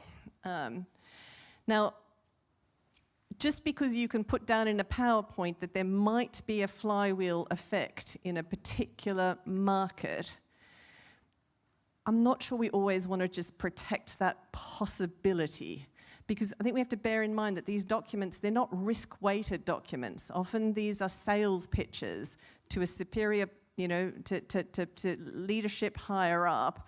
Pick my project, because, you know, I am the true Jeff Bezos. I am the one with the flywheel. My flywheel is going to fly. And because they're not risk-weighted, I think they're very dangerous. It's very difficult to work out how you go before a court and say, this was definite evidence. This was one scenario. This was one outcome, probably the best case outcome. Then the incentive analysis, if everything goes the way I was hoping it to go, would I have the incentive to do it? Of course I would. The question is the ability and the effect. And in particular, the effect on the market. And so I feel like we're sort of, again, we have these debates over and over again on internal documents where, yes, I understand that we want to sort of preserve the potential for that great outcome to happen, but it's only one of multiple outcomes, and our job, as people looking at merger control is to try and work out, on the Tetra Laval standard, which of the potentially, which is the most likely? Is this person just a dreamer? Is this person just taking a bet? Are we just penalizing people for effectively thought crimes, to go to some sort of weird AI dystopian future? But I feel like we do have to have that discussion. Is this uncertain future at all realistic? And that's the debate we're still trying to have. No, this is a really good point, because internal documents is something that has really exploded over the last 20 years. At one point, I hear from lawyers that it's just becoming incredibly burdensome, that it's difficult. The point that things are taken out of context or weighted differently. It's difficult, and it's also, you just sort of roll your eyes. You go, what, another person who thinks he's Jeff Bezos, who's written another flywheel diagram? There can't be flywheels everywhere. So yes, it is something now where I think we're sort of getting to the point where we have to have really grown-up sort of conversations. And we also have to work out, okay, how do we not over-rely on internal documents? How do we have other voices in this debate, including from senior management and others? And this is where often the oral hearing in phase 2 is very important, and obviously the participation of senior management in sort of meetings, I think, to give their perspective. Because again, you often see sort of lots of different narratives in internal documents. And the final point I will make on internal documents is the more we rely on internal documents, the less we are relying on something that the courts cannot review. Courts are very good at weighing evidence. The margin of discretion goes down as you rely more on internal documents, in my view, because this is the area where the courts have more and better rules than we do. Hans, I'm putting you on the spot here. Why are you torturing lawyers with this? More realistic, but well, can you talk a little bit about how the practice of looking at internal documents has changed that you've seen, and what the rationale is? And I do understand that you're not a case handler. This is not your main job, but I would be interested in hearing the Commission view on it.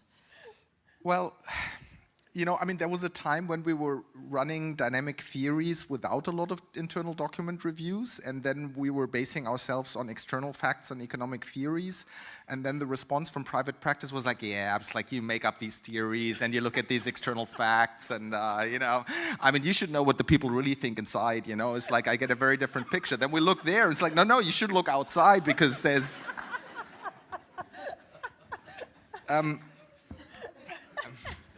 We're good at what we do, what can I say? No, at the end of the day, obviously, this is all under judicial review. And of course, if we cherry pick internal documents and I mean, it will be found out because obviously other internal documents are brought by the parties that try to paint a very different pictures.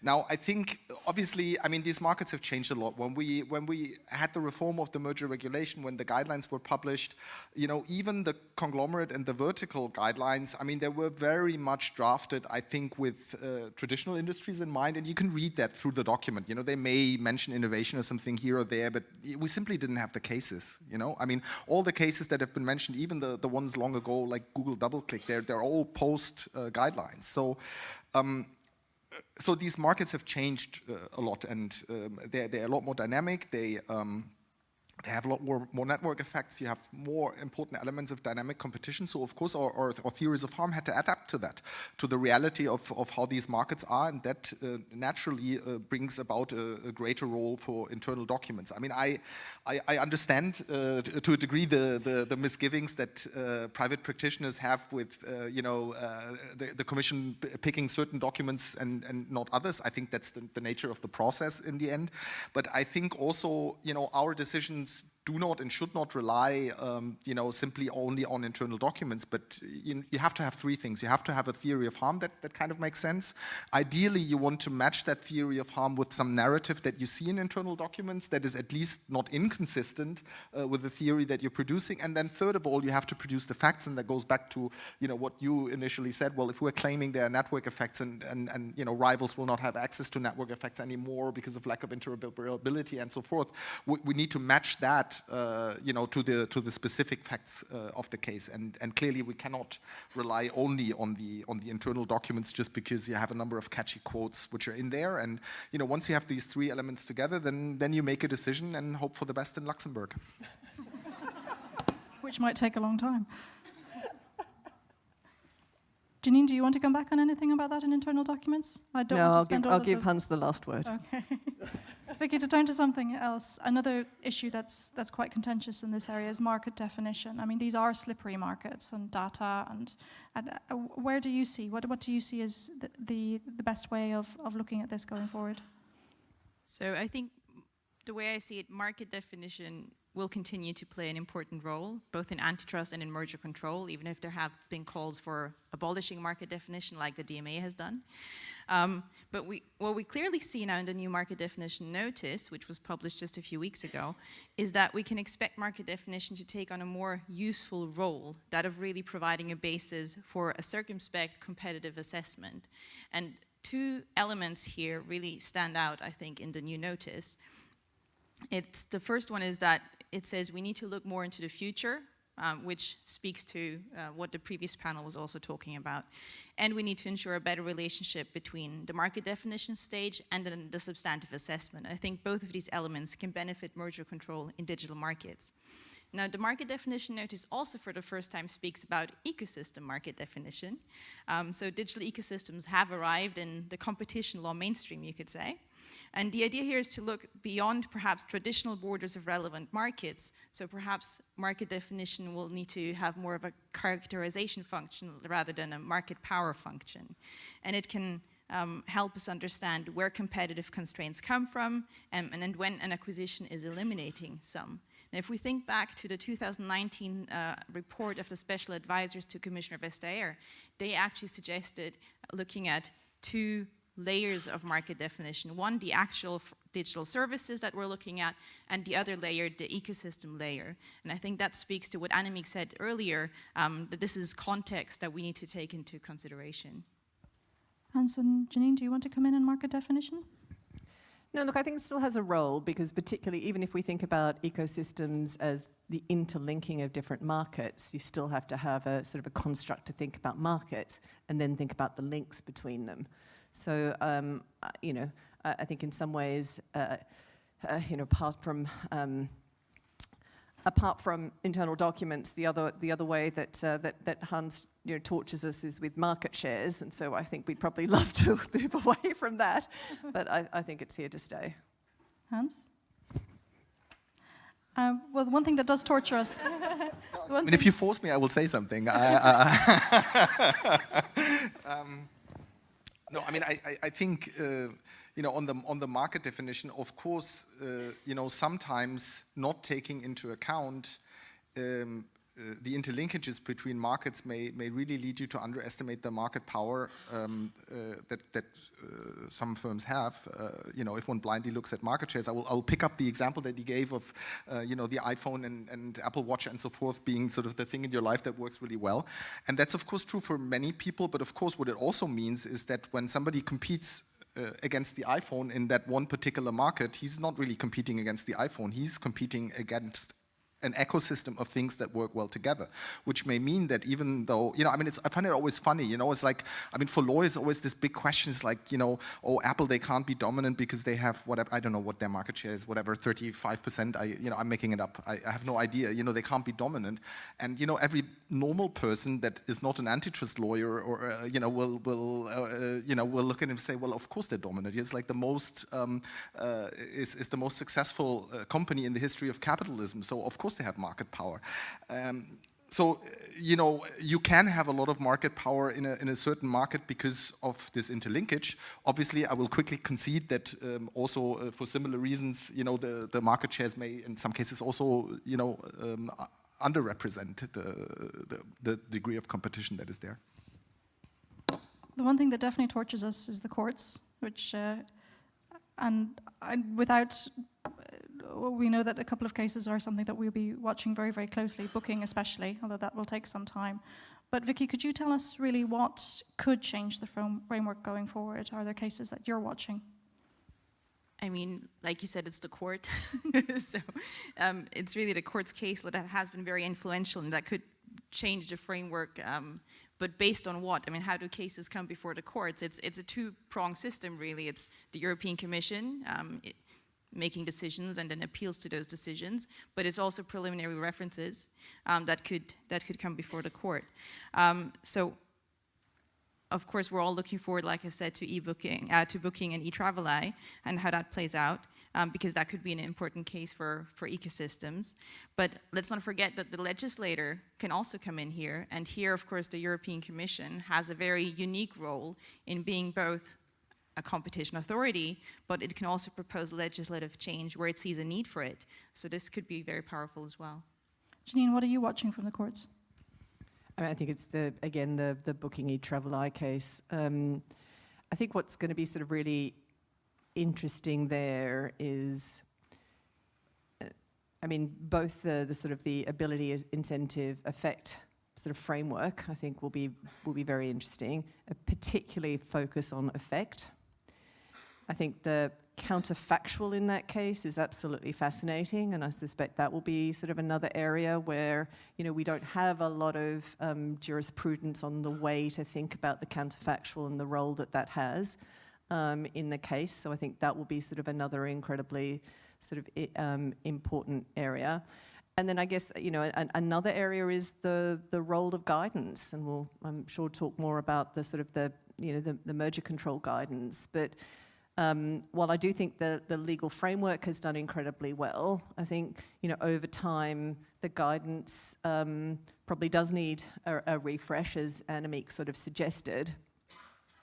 And whether or not the courts sort of agree that you can go back to the underlying EUMR wording in order to find new theories of harm, even if they're not sort of specified in your guidance. I think that's going to be sort of, again, another interesting debate that we're going to see. So and then obviously, everyone's Illumina Grail. I think the decision there will be sort of fascinating. But I do think the e-Traveleye case is going to raise just some really very fundamental points around these new theories. I want to talk about remedies, and if I could stay with you, Janine. What do companies expect on remedies? The world, obviously. But being serious, I think companies expect to have a conversation, and because I think most, it's been interesting to me as we see more complicated theories of harm come forward, and as we see a blurring between what companies think of as the pro-competitive effects of a transaction and the agency see as a potential harm to competition, companies are left in a very interesting position where they want to show that they will not do what it is that the competition authorities think that they might do. And they ideally want to be able to have a conversation with the authority where they, and fairly early on, where they say, what do we need to, what comfort do we need to give you so that you understand that this is not something that we're thinking of doing. Now, obviously, from the agency's perspective, you can't accept behavioural remedies in every case. They're incredibly complicated, particularly when they include price controls or anything, anything like that. I think the Commission has been good at both articulating the areas where it will accept remedies, and I think also at making sure that the remedies that they accept actually go to the theory of harm. And I think it's also been sort of pretty good at engaging with companies. Now, there have been recent cases where that hasn't worked out for the companies involved, and both in eTravelI and in the Amazon iRobot case, remedies couldn't be found for a variety of reasons. But in general, I think the Commission has been willing to have that conversation, and that is an incredibly important conversation for companies. Vicky, if I could ask you about national regulators and remedies. So in the study I did, I saw very few structural remedies, but some what you could call perhaps quasi-structural. So you would see with a clear digital touch, so you would see things like access requirements or the promise not to collect excessive data.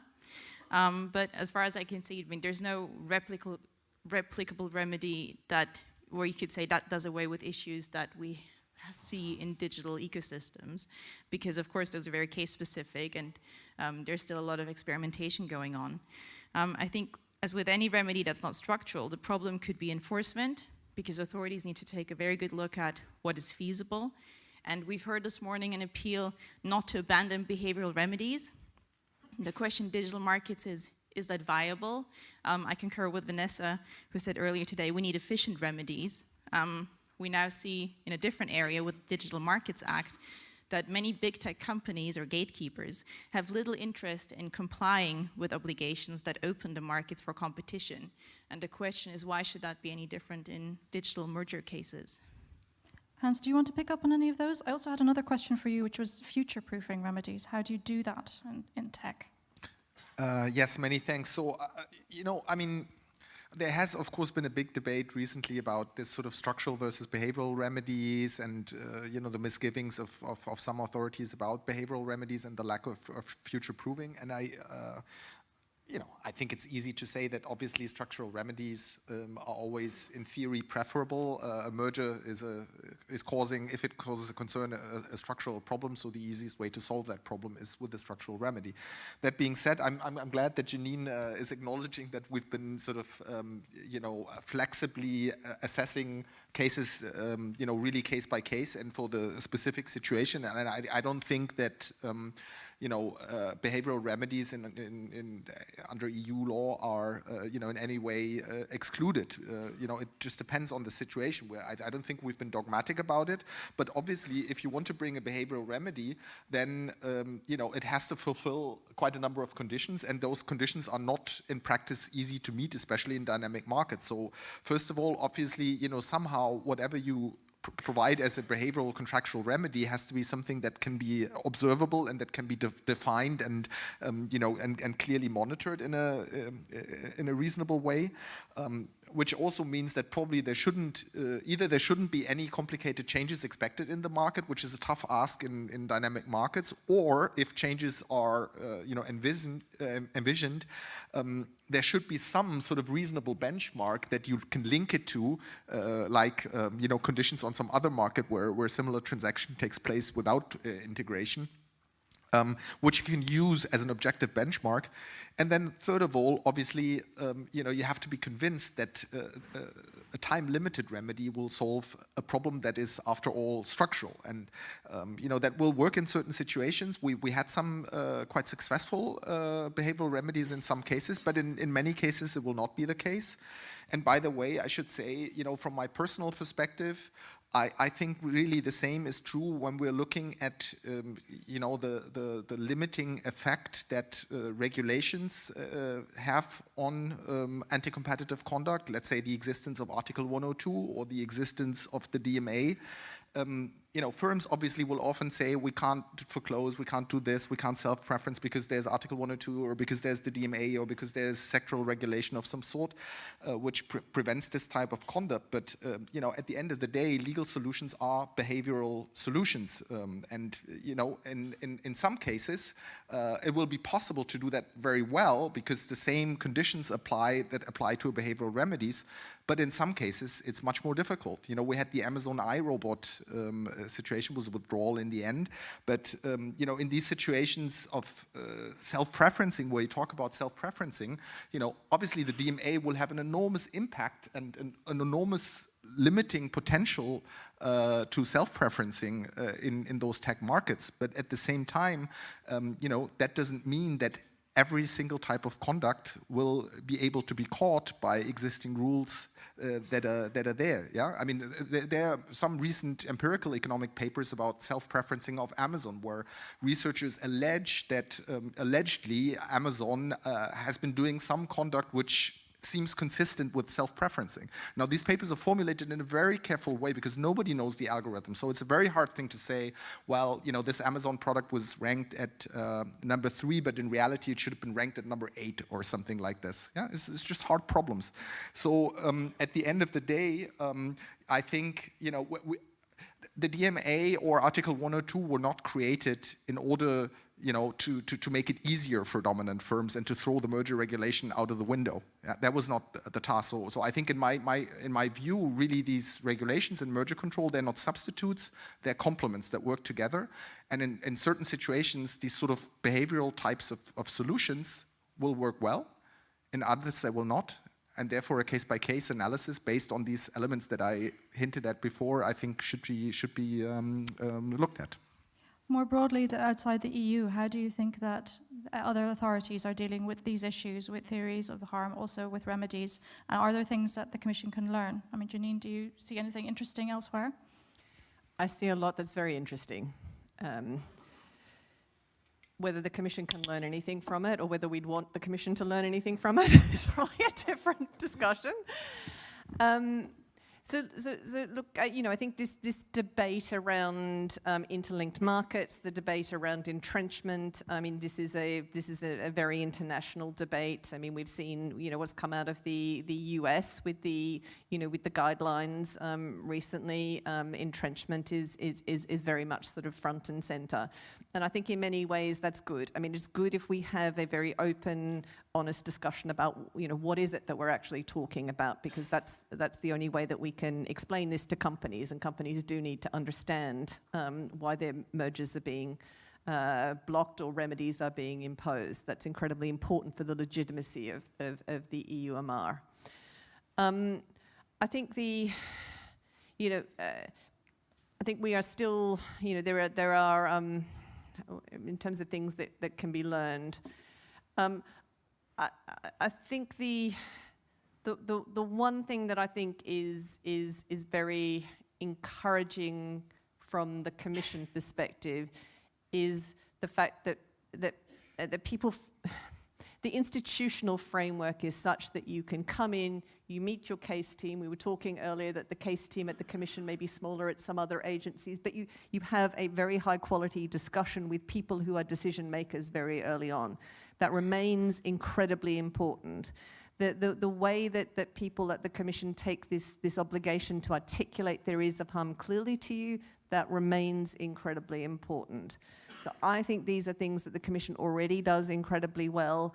I think they do, looking internationally, I still think this is something that the Commission does a lot better than many other agencies. So is there anything that I would sort of suggest that the Commission learns? I'd probably say, don't change. You're beautiful as you are. Vicky, do you see anything interesting that you would think could be pulled from somewhere else? Well, I think certainly there's a lot of international discussion going on at the moment, and there's mutual learning all over the place. which is a good thing because we're trying to understand these markets and the effects that ecosystem power has. And so this is just, like I said, mutual learning. We've seen the US merger guidelines from December that I think are very interesting, where this idea of entrenchment is really a powerful message. Hans, what would you take from other parts of the world if you could? Yeah, I mean, first of all, thanks a lot for the very nice compliment to our case teams, which I really also have to say, I mean, this is a very small number of people, the case teams, they're very young people, and, you know, I think they do an incredible job in, you know, working themselves into the facts of the industry, and, you know, it's, you know, I'm not in the case team, so looking at it from the outside, they really, you know, are very objective people that try to do right, and so I think they deserve your very kind praise. I wanted to praise, however, also another authority. I think, you know, in the US guidelines, you know, there's one thing I think they've done very well, which is to have entrenchment as a separate chapter. And Janine has, you know, already praised this a little bit. You know, if you look at the individual behaviors that are listed there under entrenchment, they, you know, they're very separate things, and that reflects, I think, what you've said, what Annemiek has said earlier, that, you know, ecosystem theory, that can mean very, very different things, so one just shouldn't throw the term around as though it was one theory, you know. I mean, there has to be a story behind it, and that story can be a very different one in different cases. And that is reflected there.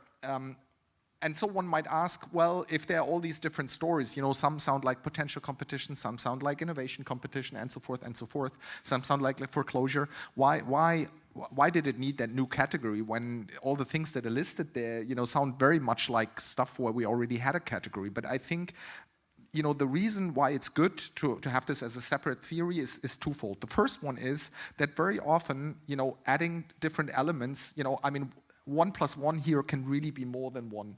And I will give an example. So, you know, from a different industry, let's say you have some network carrier in airlines, and Ryanair enters your home hub, and with 10 planes. They haven't said yet whether they will fly, but they're there. And then Ryanair merges with the network carrier.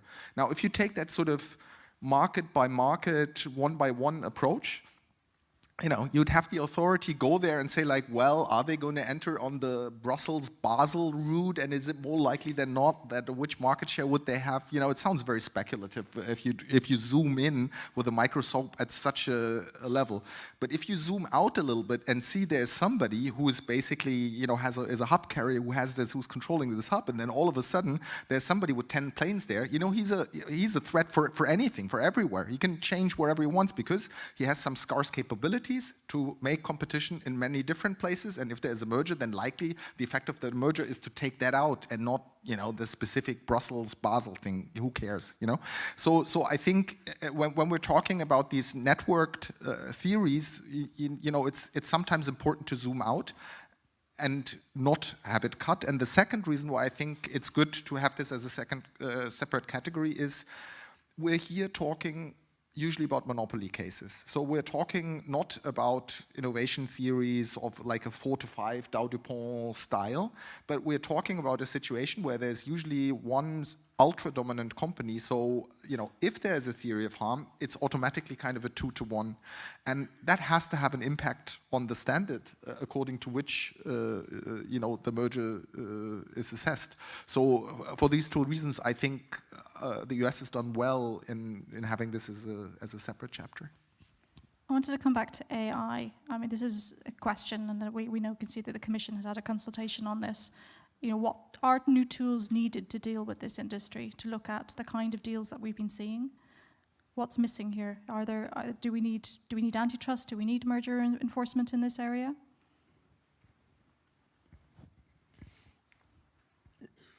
Sorry, I mean, do we need? I'm trying to work out where to jump into that question. I think this is a space that is emerging incredibly quickly. So even the CMA, which has raised sort of concerns about this, you know, has identified hundreds of models that have emerged. I think the other thing that is just incredibly dynamic is the teams. I mean, these teams of researchers that do the frontier machine learning, They are hopping from one company to the next at an incredibly fast pace. And they're going in-house to big companies, then going out and setting up startups, going back inside, back out. This is just incredibly dynamic. It's also a sort of an area where I think, you know, we have an incredible number of startups here in Europe. And talking to some of those startups, you sort of realize they're very busy running their businesses. And they really, they want, you know, they want resources, they want people, they want funding from a whole bunch of people. They don't want to be controlled because they are in startup mode, and if you try and control them, they will move on to the next startup. But what they also don't want is they don't want one competition authority after the next ringing them up and asking them, you know, 15 questions or 50 questions or whatever. So I think, you know, it's not for me to say what competition authorities should or shouldn't do, but I just do think we need to think very carefully about the way we intervene and what the effect of that intervention can be. Hans or Vicky, do you think new tools are needed here? So what I would say is we need just to assess those scenarios. It's useful to actually use data-driven and AI-driven tools to understand those markets better and to see what could be happening in the future in the sense of strategic foresight. So not just look at AI as the substance, but also as a tool. Hans, I know this might be tricky. Well,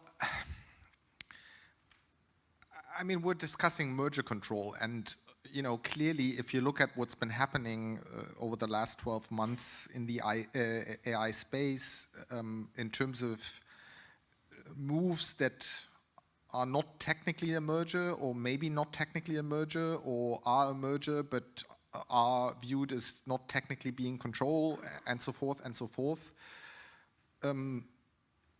I somehow feel that you know, authorities will have to use the entirety of the tools that are at their disposal, you know, to address problems if they see some, because clearly merger control has certain limitations, statutory limitations that are potentially problematic in order of dealing with this. And I mean, that's perhaps a point where I might disagree with Janine on what you said before about Microsoft's minority stake in OpenAI.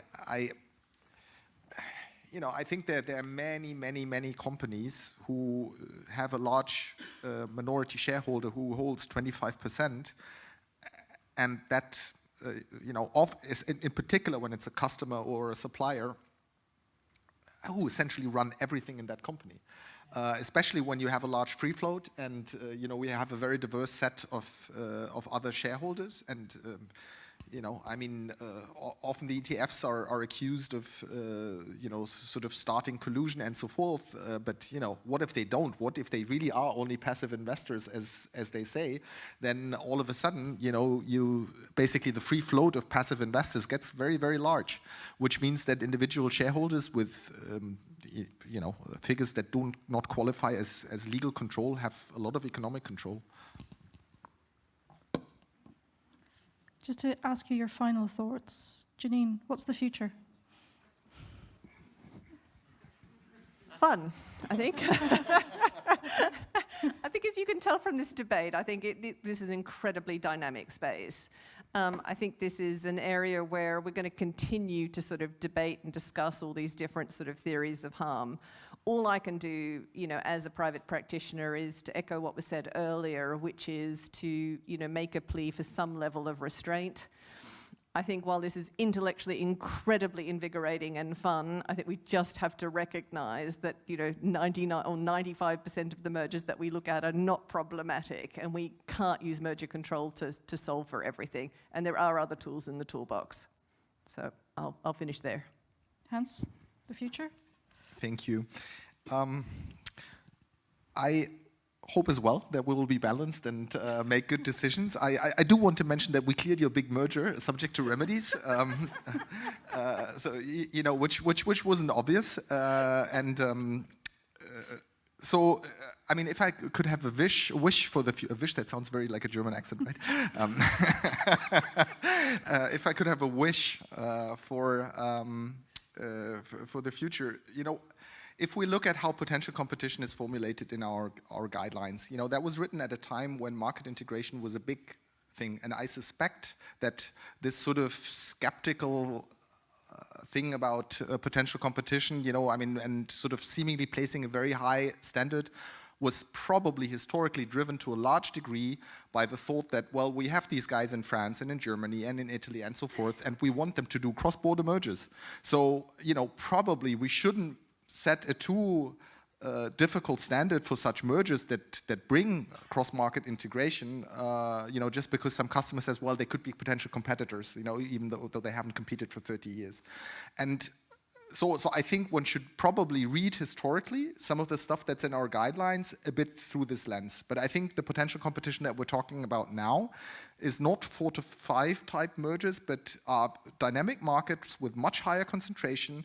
And economically, when you have two products which are complementary, which have network effects, then the incentive to enter into the other market is much larger. Because if you have complements, you're basically both competing over the same pie. You're not competing directly with each other, but you know, if there's Intel and Microsoft 20 years ago, you know, Intel monopoly on chips and Microsoft monopoly on operating system, I mean, obviously Microsoft would want nothing better than there to be competition for Intel, and Intel would not want nothing better than there to be competition for Microsoft, because it's just one pie, it's the computer. And if you know the other guy has competition, then you can charge the price. And so the threat of potential competition is higher in the markets that we face, and I hope that the case practice and the legal assessment in court will acknowledge that. Vicky, do you have any final thoughts? So when we think about the future of digital mergers, I think there's two things, and one is in the EUMR and one is not. The first is in the merger regulation, that's Article 2.3, which is the seek test, and it says creating or strengthening a dominant position could be a problem. And this is where we just need to adapt the seek test to digital markets and understand perhaps this theory of entrenchment as something that is actually there. And I do see that this is underway, and I think that is very encouraging. The second thing is we need to think about whether we really want big tech to keep consolidating at the current rate, to think about what are markets, democracies, users gaining through this, and what are they perhaps losing through this. Is this leading to the markets that offer the kind of innovation, data protection, and so on that we'd like to see, or is it not? So for anti-competitive behavior, we now have the DMA with ex-ante obligations for gatekeepers, and perhaps we need a similar instrument for anti-competitive mergers with clear ex-ante prohibitions, so we no longer need to beat around the bush and know exactly what can happen and what shouldn't. Thank you. Lots of ideas there. Thank you very much, everyone.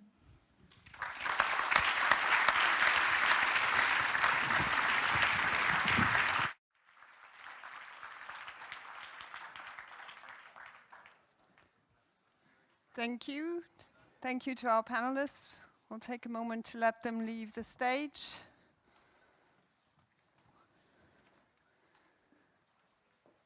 So a full day packed with lively discussions and food for thought is coming to an end. But before we close our book on European merger control for today, our current head of mergers at DG Comp will give the epilogue with key takeaways and his vision on how merger control should thrive in the future. And after that, we will be happy to continue writing the story of European merger control all together, continuing discussions over a glass at our cocktail, which is starting right after Guillaume's final remarks. So Guillaume, you have the floor.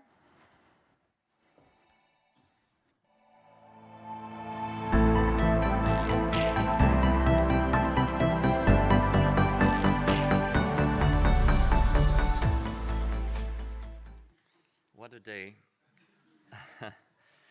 Thank you very much, Julia. Thank you, everyone.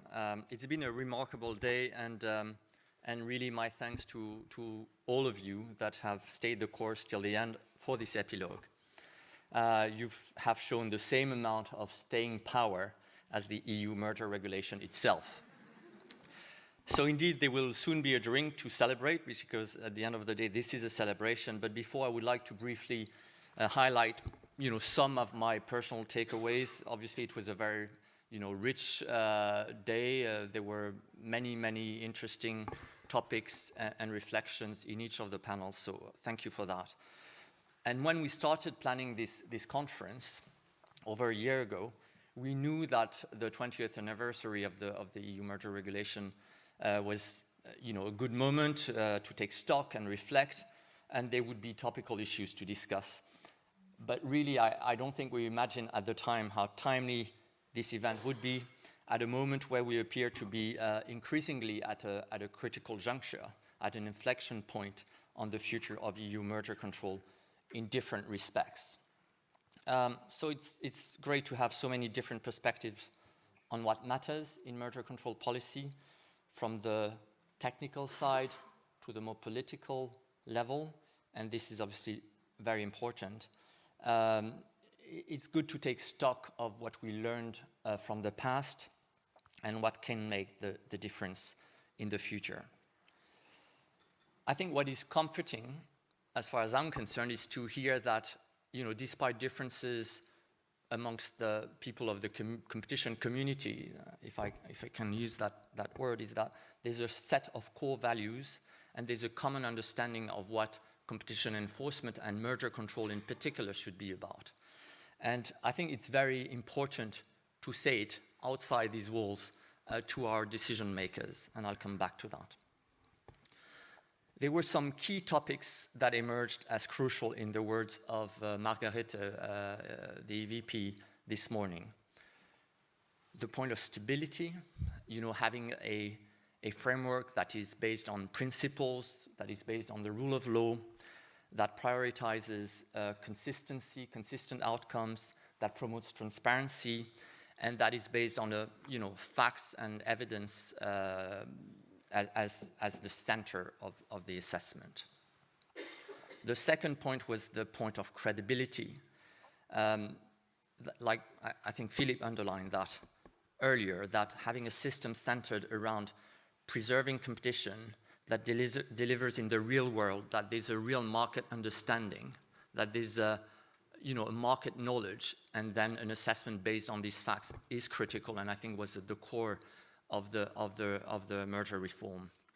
And it's reassuring to hear, maybe from Janine and others, that that was one essential aspect of the reform as well, was the capacity of us all, from the staff to the decision makers, to engage and agree to disagree sometimes, but be able to articulate if we have a concern why that's the case. And that's something that I'm very keen on perpetuating. I think our teams have been showing to the world how efficient we are in that respect, whether we have concerns or not. And the third point, which is important, is, and the word was used, the term of agility or flexibility. Margaret used that word to say, we need to have the ability to adapt to new market realities. That's what we've done, to face the new challenges, understand the markets and the changes, and be able to face these challenges and assess them within the framework that we have, without necessarily changing every word every time. And that is what an efficient rule of law is. So specifically on the last point, agility, flexibility, I would single out 3 highlights or open questions that transpired from our discussions today, and some of which we'll need to continue reflecting upon and discuss. I mean, one is obvious, because the jury is still out, is what is the best way to close the enforcement gap that I think everyone has identified, not only competition enforcers, but consumer associations, businesses and their councils, frankly. And there's no doubt today that we need to close a gap with regard to those mergers that do not meet the turnover thresholds, but still may pose a risk for competition. That has been a discussion for a number of years. We started the evaluation of the relevance of the thresholds and so on some years ago already. We had discussions. We ended up with a reading of the law of Article 22 back from the origin, Article 22 conferring not to the Commission, but to member states a right to refer to us, mergers that would meet certain very strict criteria. Indeed, it's not a power grab. It's whether we can look at mergers that member states considered at the time that should be looked at because of the cross-border effect. And I think, as Advocate General Cockart acknowledged or remarked this morning, the use of 102, as recalled by Towercast, should remain exceptional, and the Towercast judgment itself put a very great emphasis on the fact that merger control ex-ante review should be the priority, including for mergers, because that was the question, that are looked at that were below the threshold. So when you read that judgment, you think, well, let's wait for an outcome that is normally positive, but obviously the jury is still out. It remains that I think filling the gap remains an issue for many authorities. Many authorities across the globe have been grappling with this and have found tools. Either they introduce some value-based thresholds. We know the pros and cons. Some of the mergers we've looked at wouldn't have been looked at under such thresholds. Others have introduced calling powers, even including in our member states. So in any event, we would these member states would look at such mergers. So again, I think I will not close the debate today. We will be waiting for the ultimate view of the Court of Justice. But I think hearing all the considerations today, we all realize that something had to be done and needed to be done. Hopefully, we will go into the substance of the issues in the Illumina and I'm going to the second point I wanted to make about the personal takeaways. This case was important beyond the jurisdictional issue about innovation, what type of evidence we need, what type of competition we want to preserve. And that brings me to the second takeaway, the second topic of the discussions that was touched upon through the different panels, which is the need to reflect on what our standards imply in practice because of these evolutions in markets. Sometimes faster in some markets than others, but still, this is really one of the critical issues that we're facing in our day-to-day job. And I think, as someone put it, how to avoid under-enforcement, but also over-enforcement, and more generally, what is the fair equilibrium? It's all the more important given some of the limitations due to the length of judicial review with regard to merger control, but obviously, we are the first ones to be willing to have, faster guidance, faster judgments. Sometimes people think that we're glad when merging parties abandon the mergers just before the decision, but in fact, I can tell you, some of these cases were, raising very fundamental issues, very fundamental principles, and we would have been glad to go to court because we believed, our case was strong, obviously, in the first place. To have guidance from the court and legal stability on these sometimes new theories, new issues that the court had never seen, but still we thought that we needed to be bold and we needed to bring to the court these new types of competition concerns. So having the right standards, making the right decisions, this is the core of our values. This is our core task, and that is always in our minds.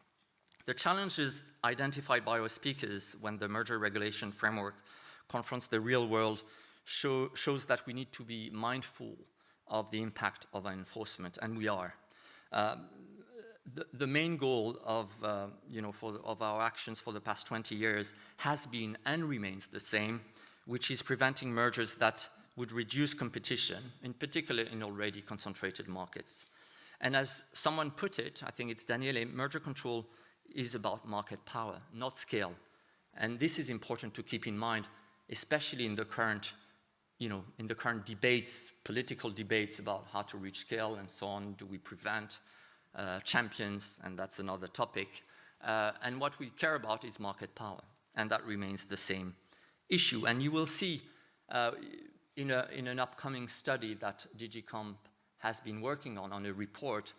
There are various studies that will back up that report, and this report will be called the Preserving Competition in a Changing World. It will be released in June, that we wanted to address all the issues about the link between competition and competitiveness, all the issues about market concentration with real data to have a proper discussion on the role of competition in markets. I don't want to preempt that debate because that will be another debate coming up very soon, but it is effectively a fundamental debate.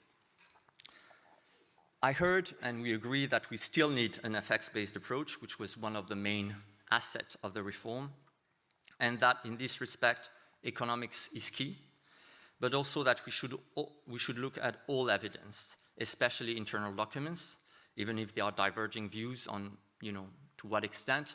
We all know that, internal documents can have limitations, but we think that it's important to take them into account either way, either as a positive, sign in the merger assessment, or, as revealing a concern or a different view on markets and so on. But also, on consumer behavior. I think Vanessa made the point, and this is indeed something we've looked at, in antitrust, well-known antitrust cases in Android, for example, but also, recently in important merger cases where, the consumer behavior, the consumer inertia were, one important aspect for the decisions, but also, the patents, all elements that are relevant to the merger assessment. And obviously, sophistication should not lead to processes that would be overly burdensome. We know that it's an issue for companies, it's an issue for us as well. On the other hand, we have to meet the standards that the court impose on us, and we want to take the right decisions. What matters at the end of the day is that our evidence is sufficiently cogent and accurate, as the Advocate General put it, and ultimately, and that is, I think, what is critical, as Philip mentioned, is our market knowledge, our market understanding, to reflect the real market realities. In the past years, preserving all forms of competition also meant looking beyond pure price effects and adapting to the crisis and the challenges ahead that impact the EU's economy and competition across industries. One takeaway that emerged from the discussions today is that, especially in a context where we're looking at innovation-driven markets and mergers where innovation plays an important role. We had this discussion on DuPont, we had this discussion on tech mergers, biotech mergers, and the challenge is obviously the uncertainty. What do we do with the uncertainty that we acknowledge?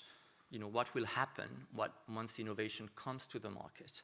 And I think one fundamental evolution in the last years about merger control in the EU, and I think across the world, has been that uncertainty should not be an obstacle to making a merger assessment, because the fundamental role of merger control is precisely preserving that uncertainty that leads to competition in innovating, to make sure that competition on the merits plays its role and is not preempted by a merger. This is a very delicate exercise, but I think that is at the core of the exercise we've been doing, whether in Illumina or in other mergers dealing with innovation, how to make sure that the race to the market is preserved, that competition that is a driver for innovation takes its full effect. I think it's a very challenging topic. Uncertainty is such, because you need to preserve that uncertainty without falling into what is pure speculation, what is something that would be arbitrary power of assessment, and that we don't want to fall into. What we need is a predictable framework, principles on which practitioners and businesses can rely on, but on the other hand, making sure that we give the full effect to our rules and to our goals. The third question, the third topic was whether our framework is still fit for purpose in light of novel, dynamic, and tech markets. I mean, that is something that is not only focused on tech mergers, I think, obviously very often, but also beyond that, on anything that has some very innovative aspects where there are some specific effects in the market. Some mention ecosystems, not only in tech markets, but also beyond. Let's see that. Personally, I think I'm still taking the view that ecosystem, the concept of ecosystem, is a market context, is a market reality, as the judgment of the court said it in Android. You know, you have to take into account these interconnections between markets so as to understand beyond a narrow view of the markets what the overall effect is. That's how we understand it, but obviously I think we should not ignore the term of ecosystem because that is a market reality in many instances, and we'll see for the future how that develops. And indeed, we finished in our last panel with a new frontier of tech and digital and heard how the framework has embraced the novel and often non-horizontal issues these deals raise. One interesting point, I think, that Carles, as a former DGG, mentioned, not as a current representative of some companies, was that one important change brought about by the merger reform was precisely in non-horizontal mergers, because what the SIEC test allowed is to look at foreclosure in downstream markets, for example, beyond the test of dominance, precisely. You don't need to show dominance or creation of dominance in the markets where foreclosure may arise. And the ability, incentive, effects assessment as laid out in our non-horizontal merger guidelines provides indeed a solid framework for the vast majority of the cases and is still very relevant. But indeed, what we've seen from experience is that some non-horizontal mergers may also entail effects that are not necessarily based on a foreclosure conduct. They can be more horizontal in nature. For example, when ecosystem dynamics come into play, but not only. And we'll need to be vigilant on capturing these effects. But when you think about that, frankly, Hans mentioned and Massimo mentioned these cases about potential competition, which is the first and very basic effect that a non-horizontal merger may have. It's not about foreclosure.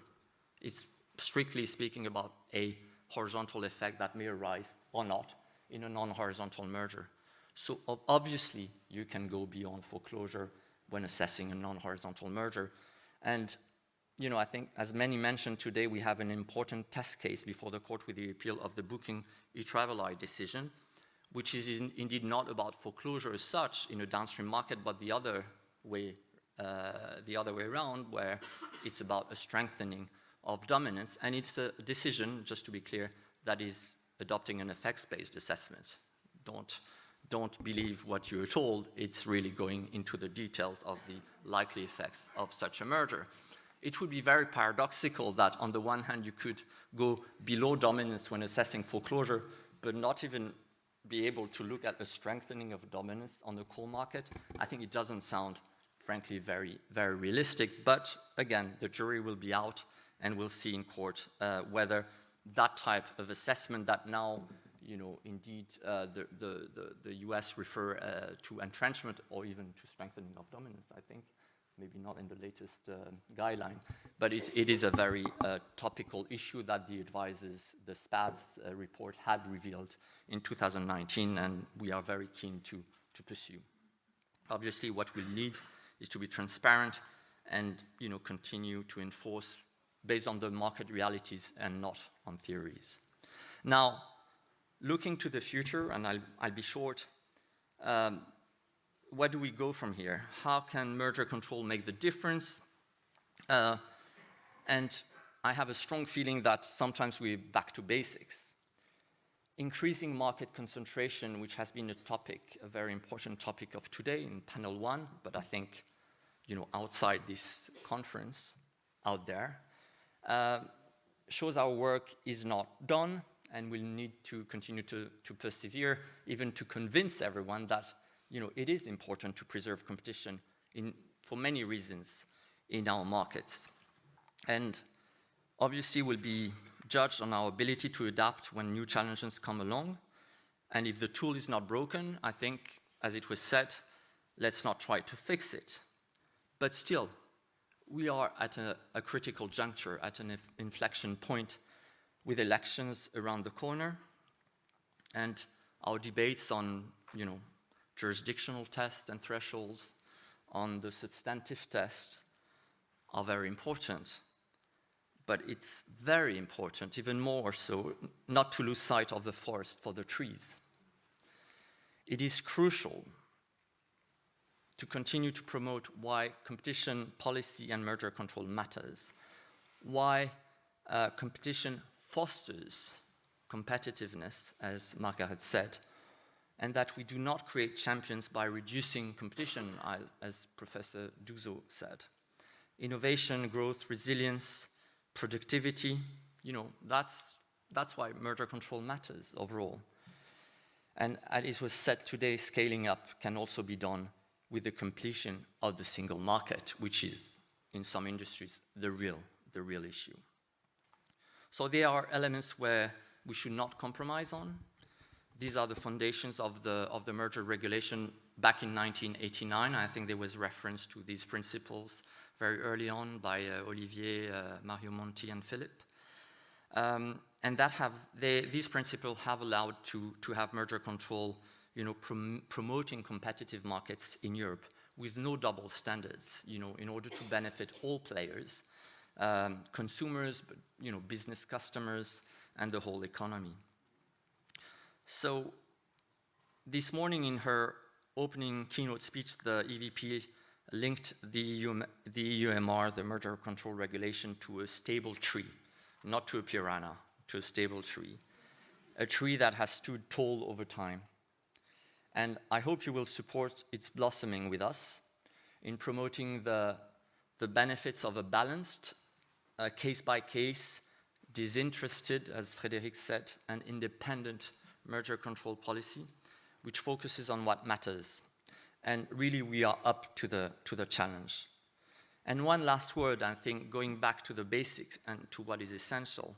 In the words of Mario Monti, independence from pressures, whether they are media pressures, pressures from corporate power or national politics, is a precondition for effective merger control. It's our job to protect the European public interest, that was referred to this morning as well, at times where the focus is increasingly national. So our task, I think is important and goes beyond, only technical issues. It's more than that. So these were my personal takeaways. I'm sorry if I forgot, there were many interesting things that were said, but, I have only a short time. But I thought the debates were extremely rich and interesting. So my thanks to all our excellent speakers for coming and joining and expressing their views. My thanks to the moderators who have set out the issues so eloquently. And thanks as well to everyone who has attended in the audience today, joined online too. And last but not least, I want to thank my team because, the organization of that conference was a very heavy task. And my colleagues have done that on top of their daily work, which is quite demanding. So a big applause to them. Many, many thanks.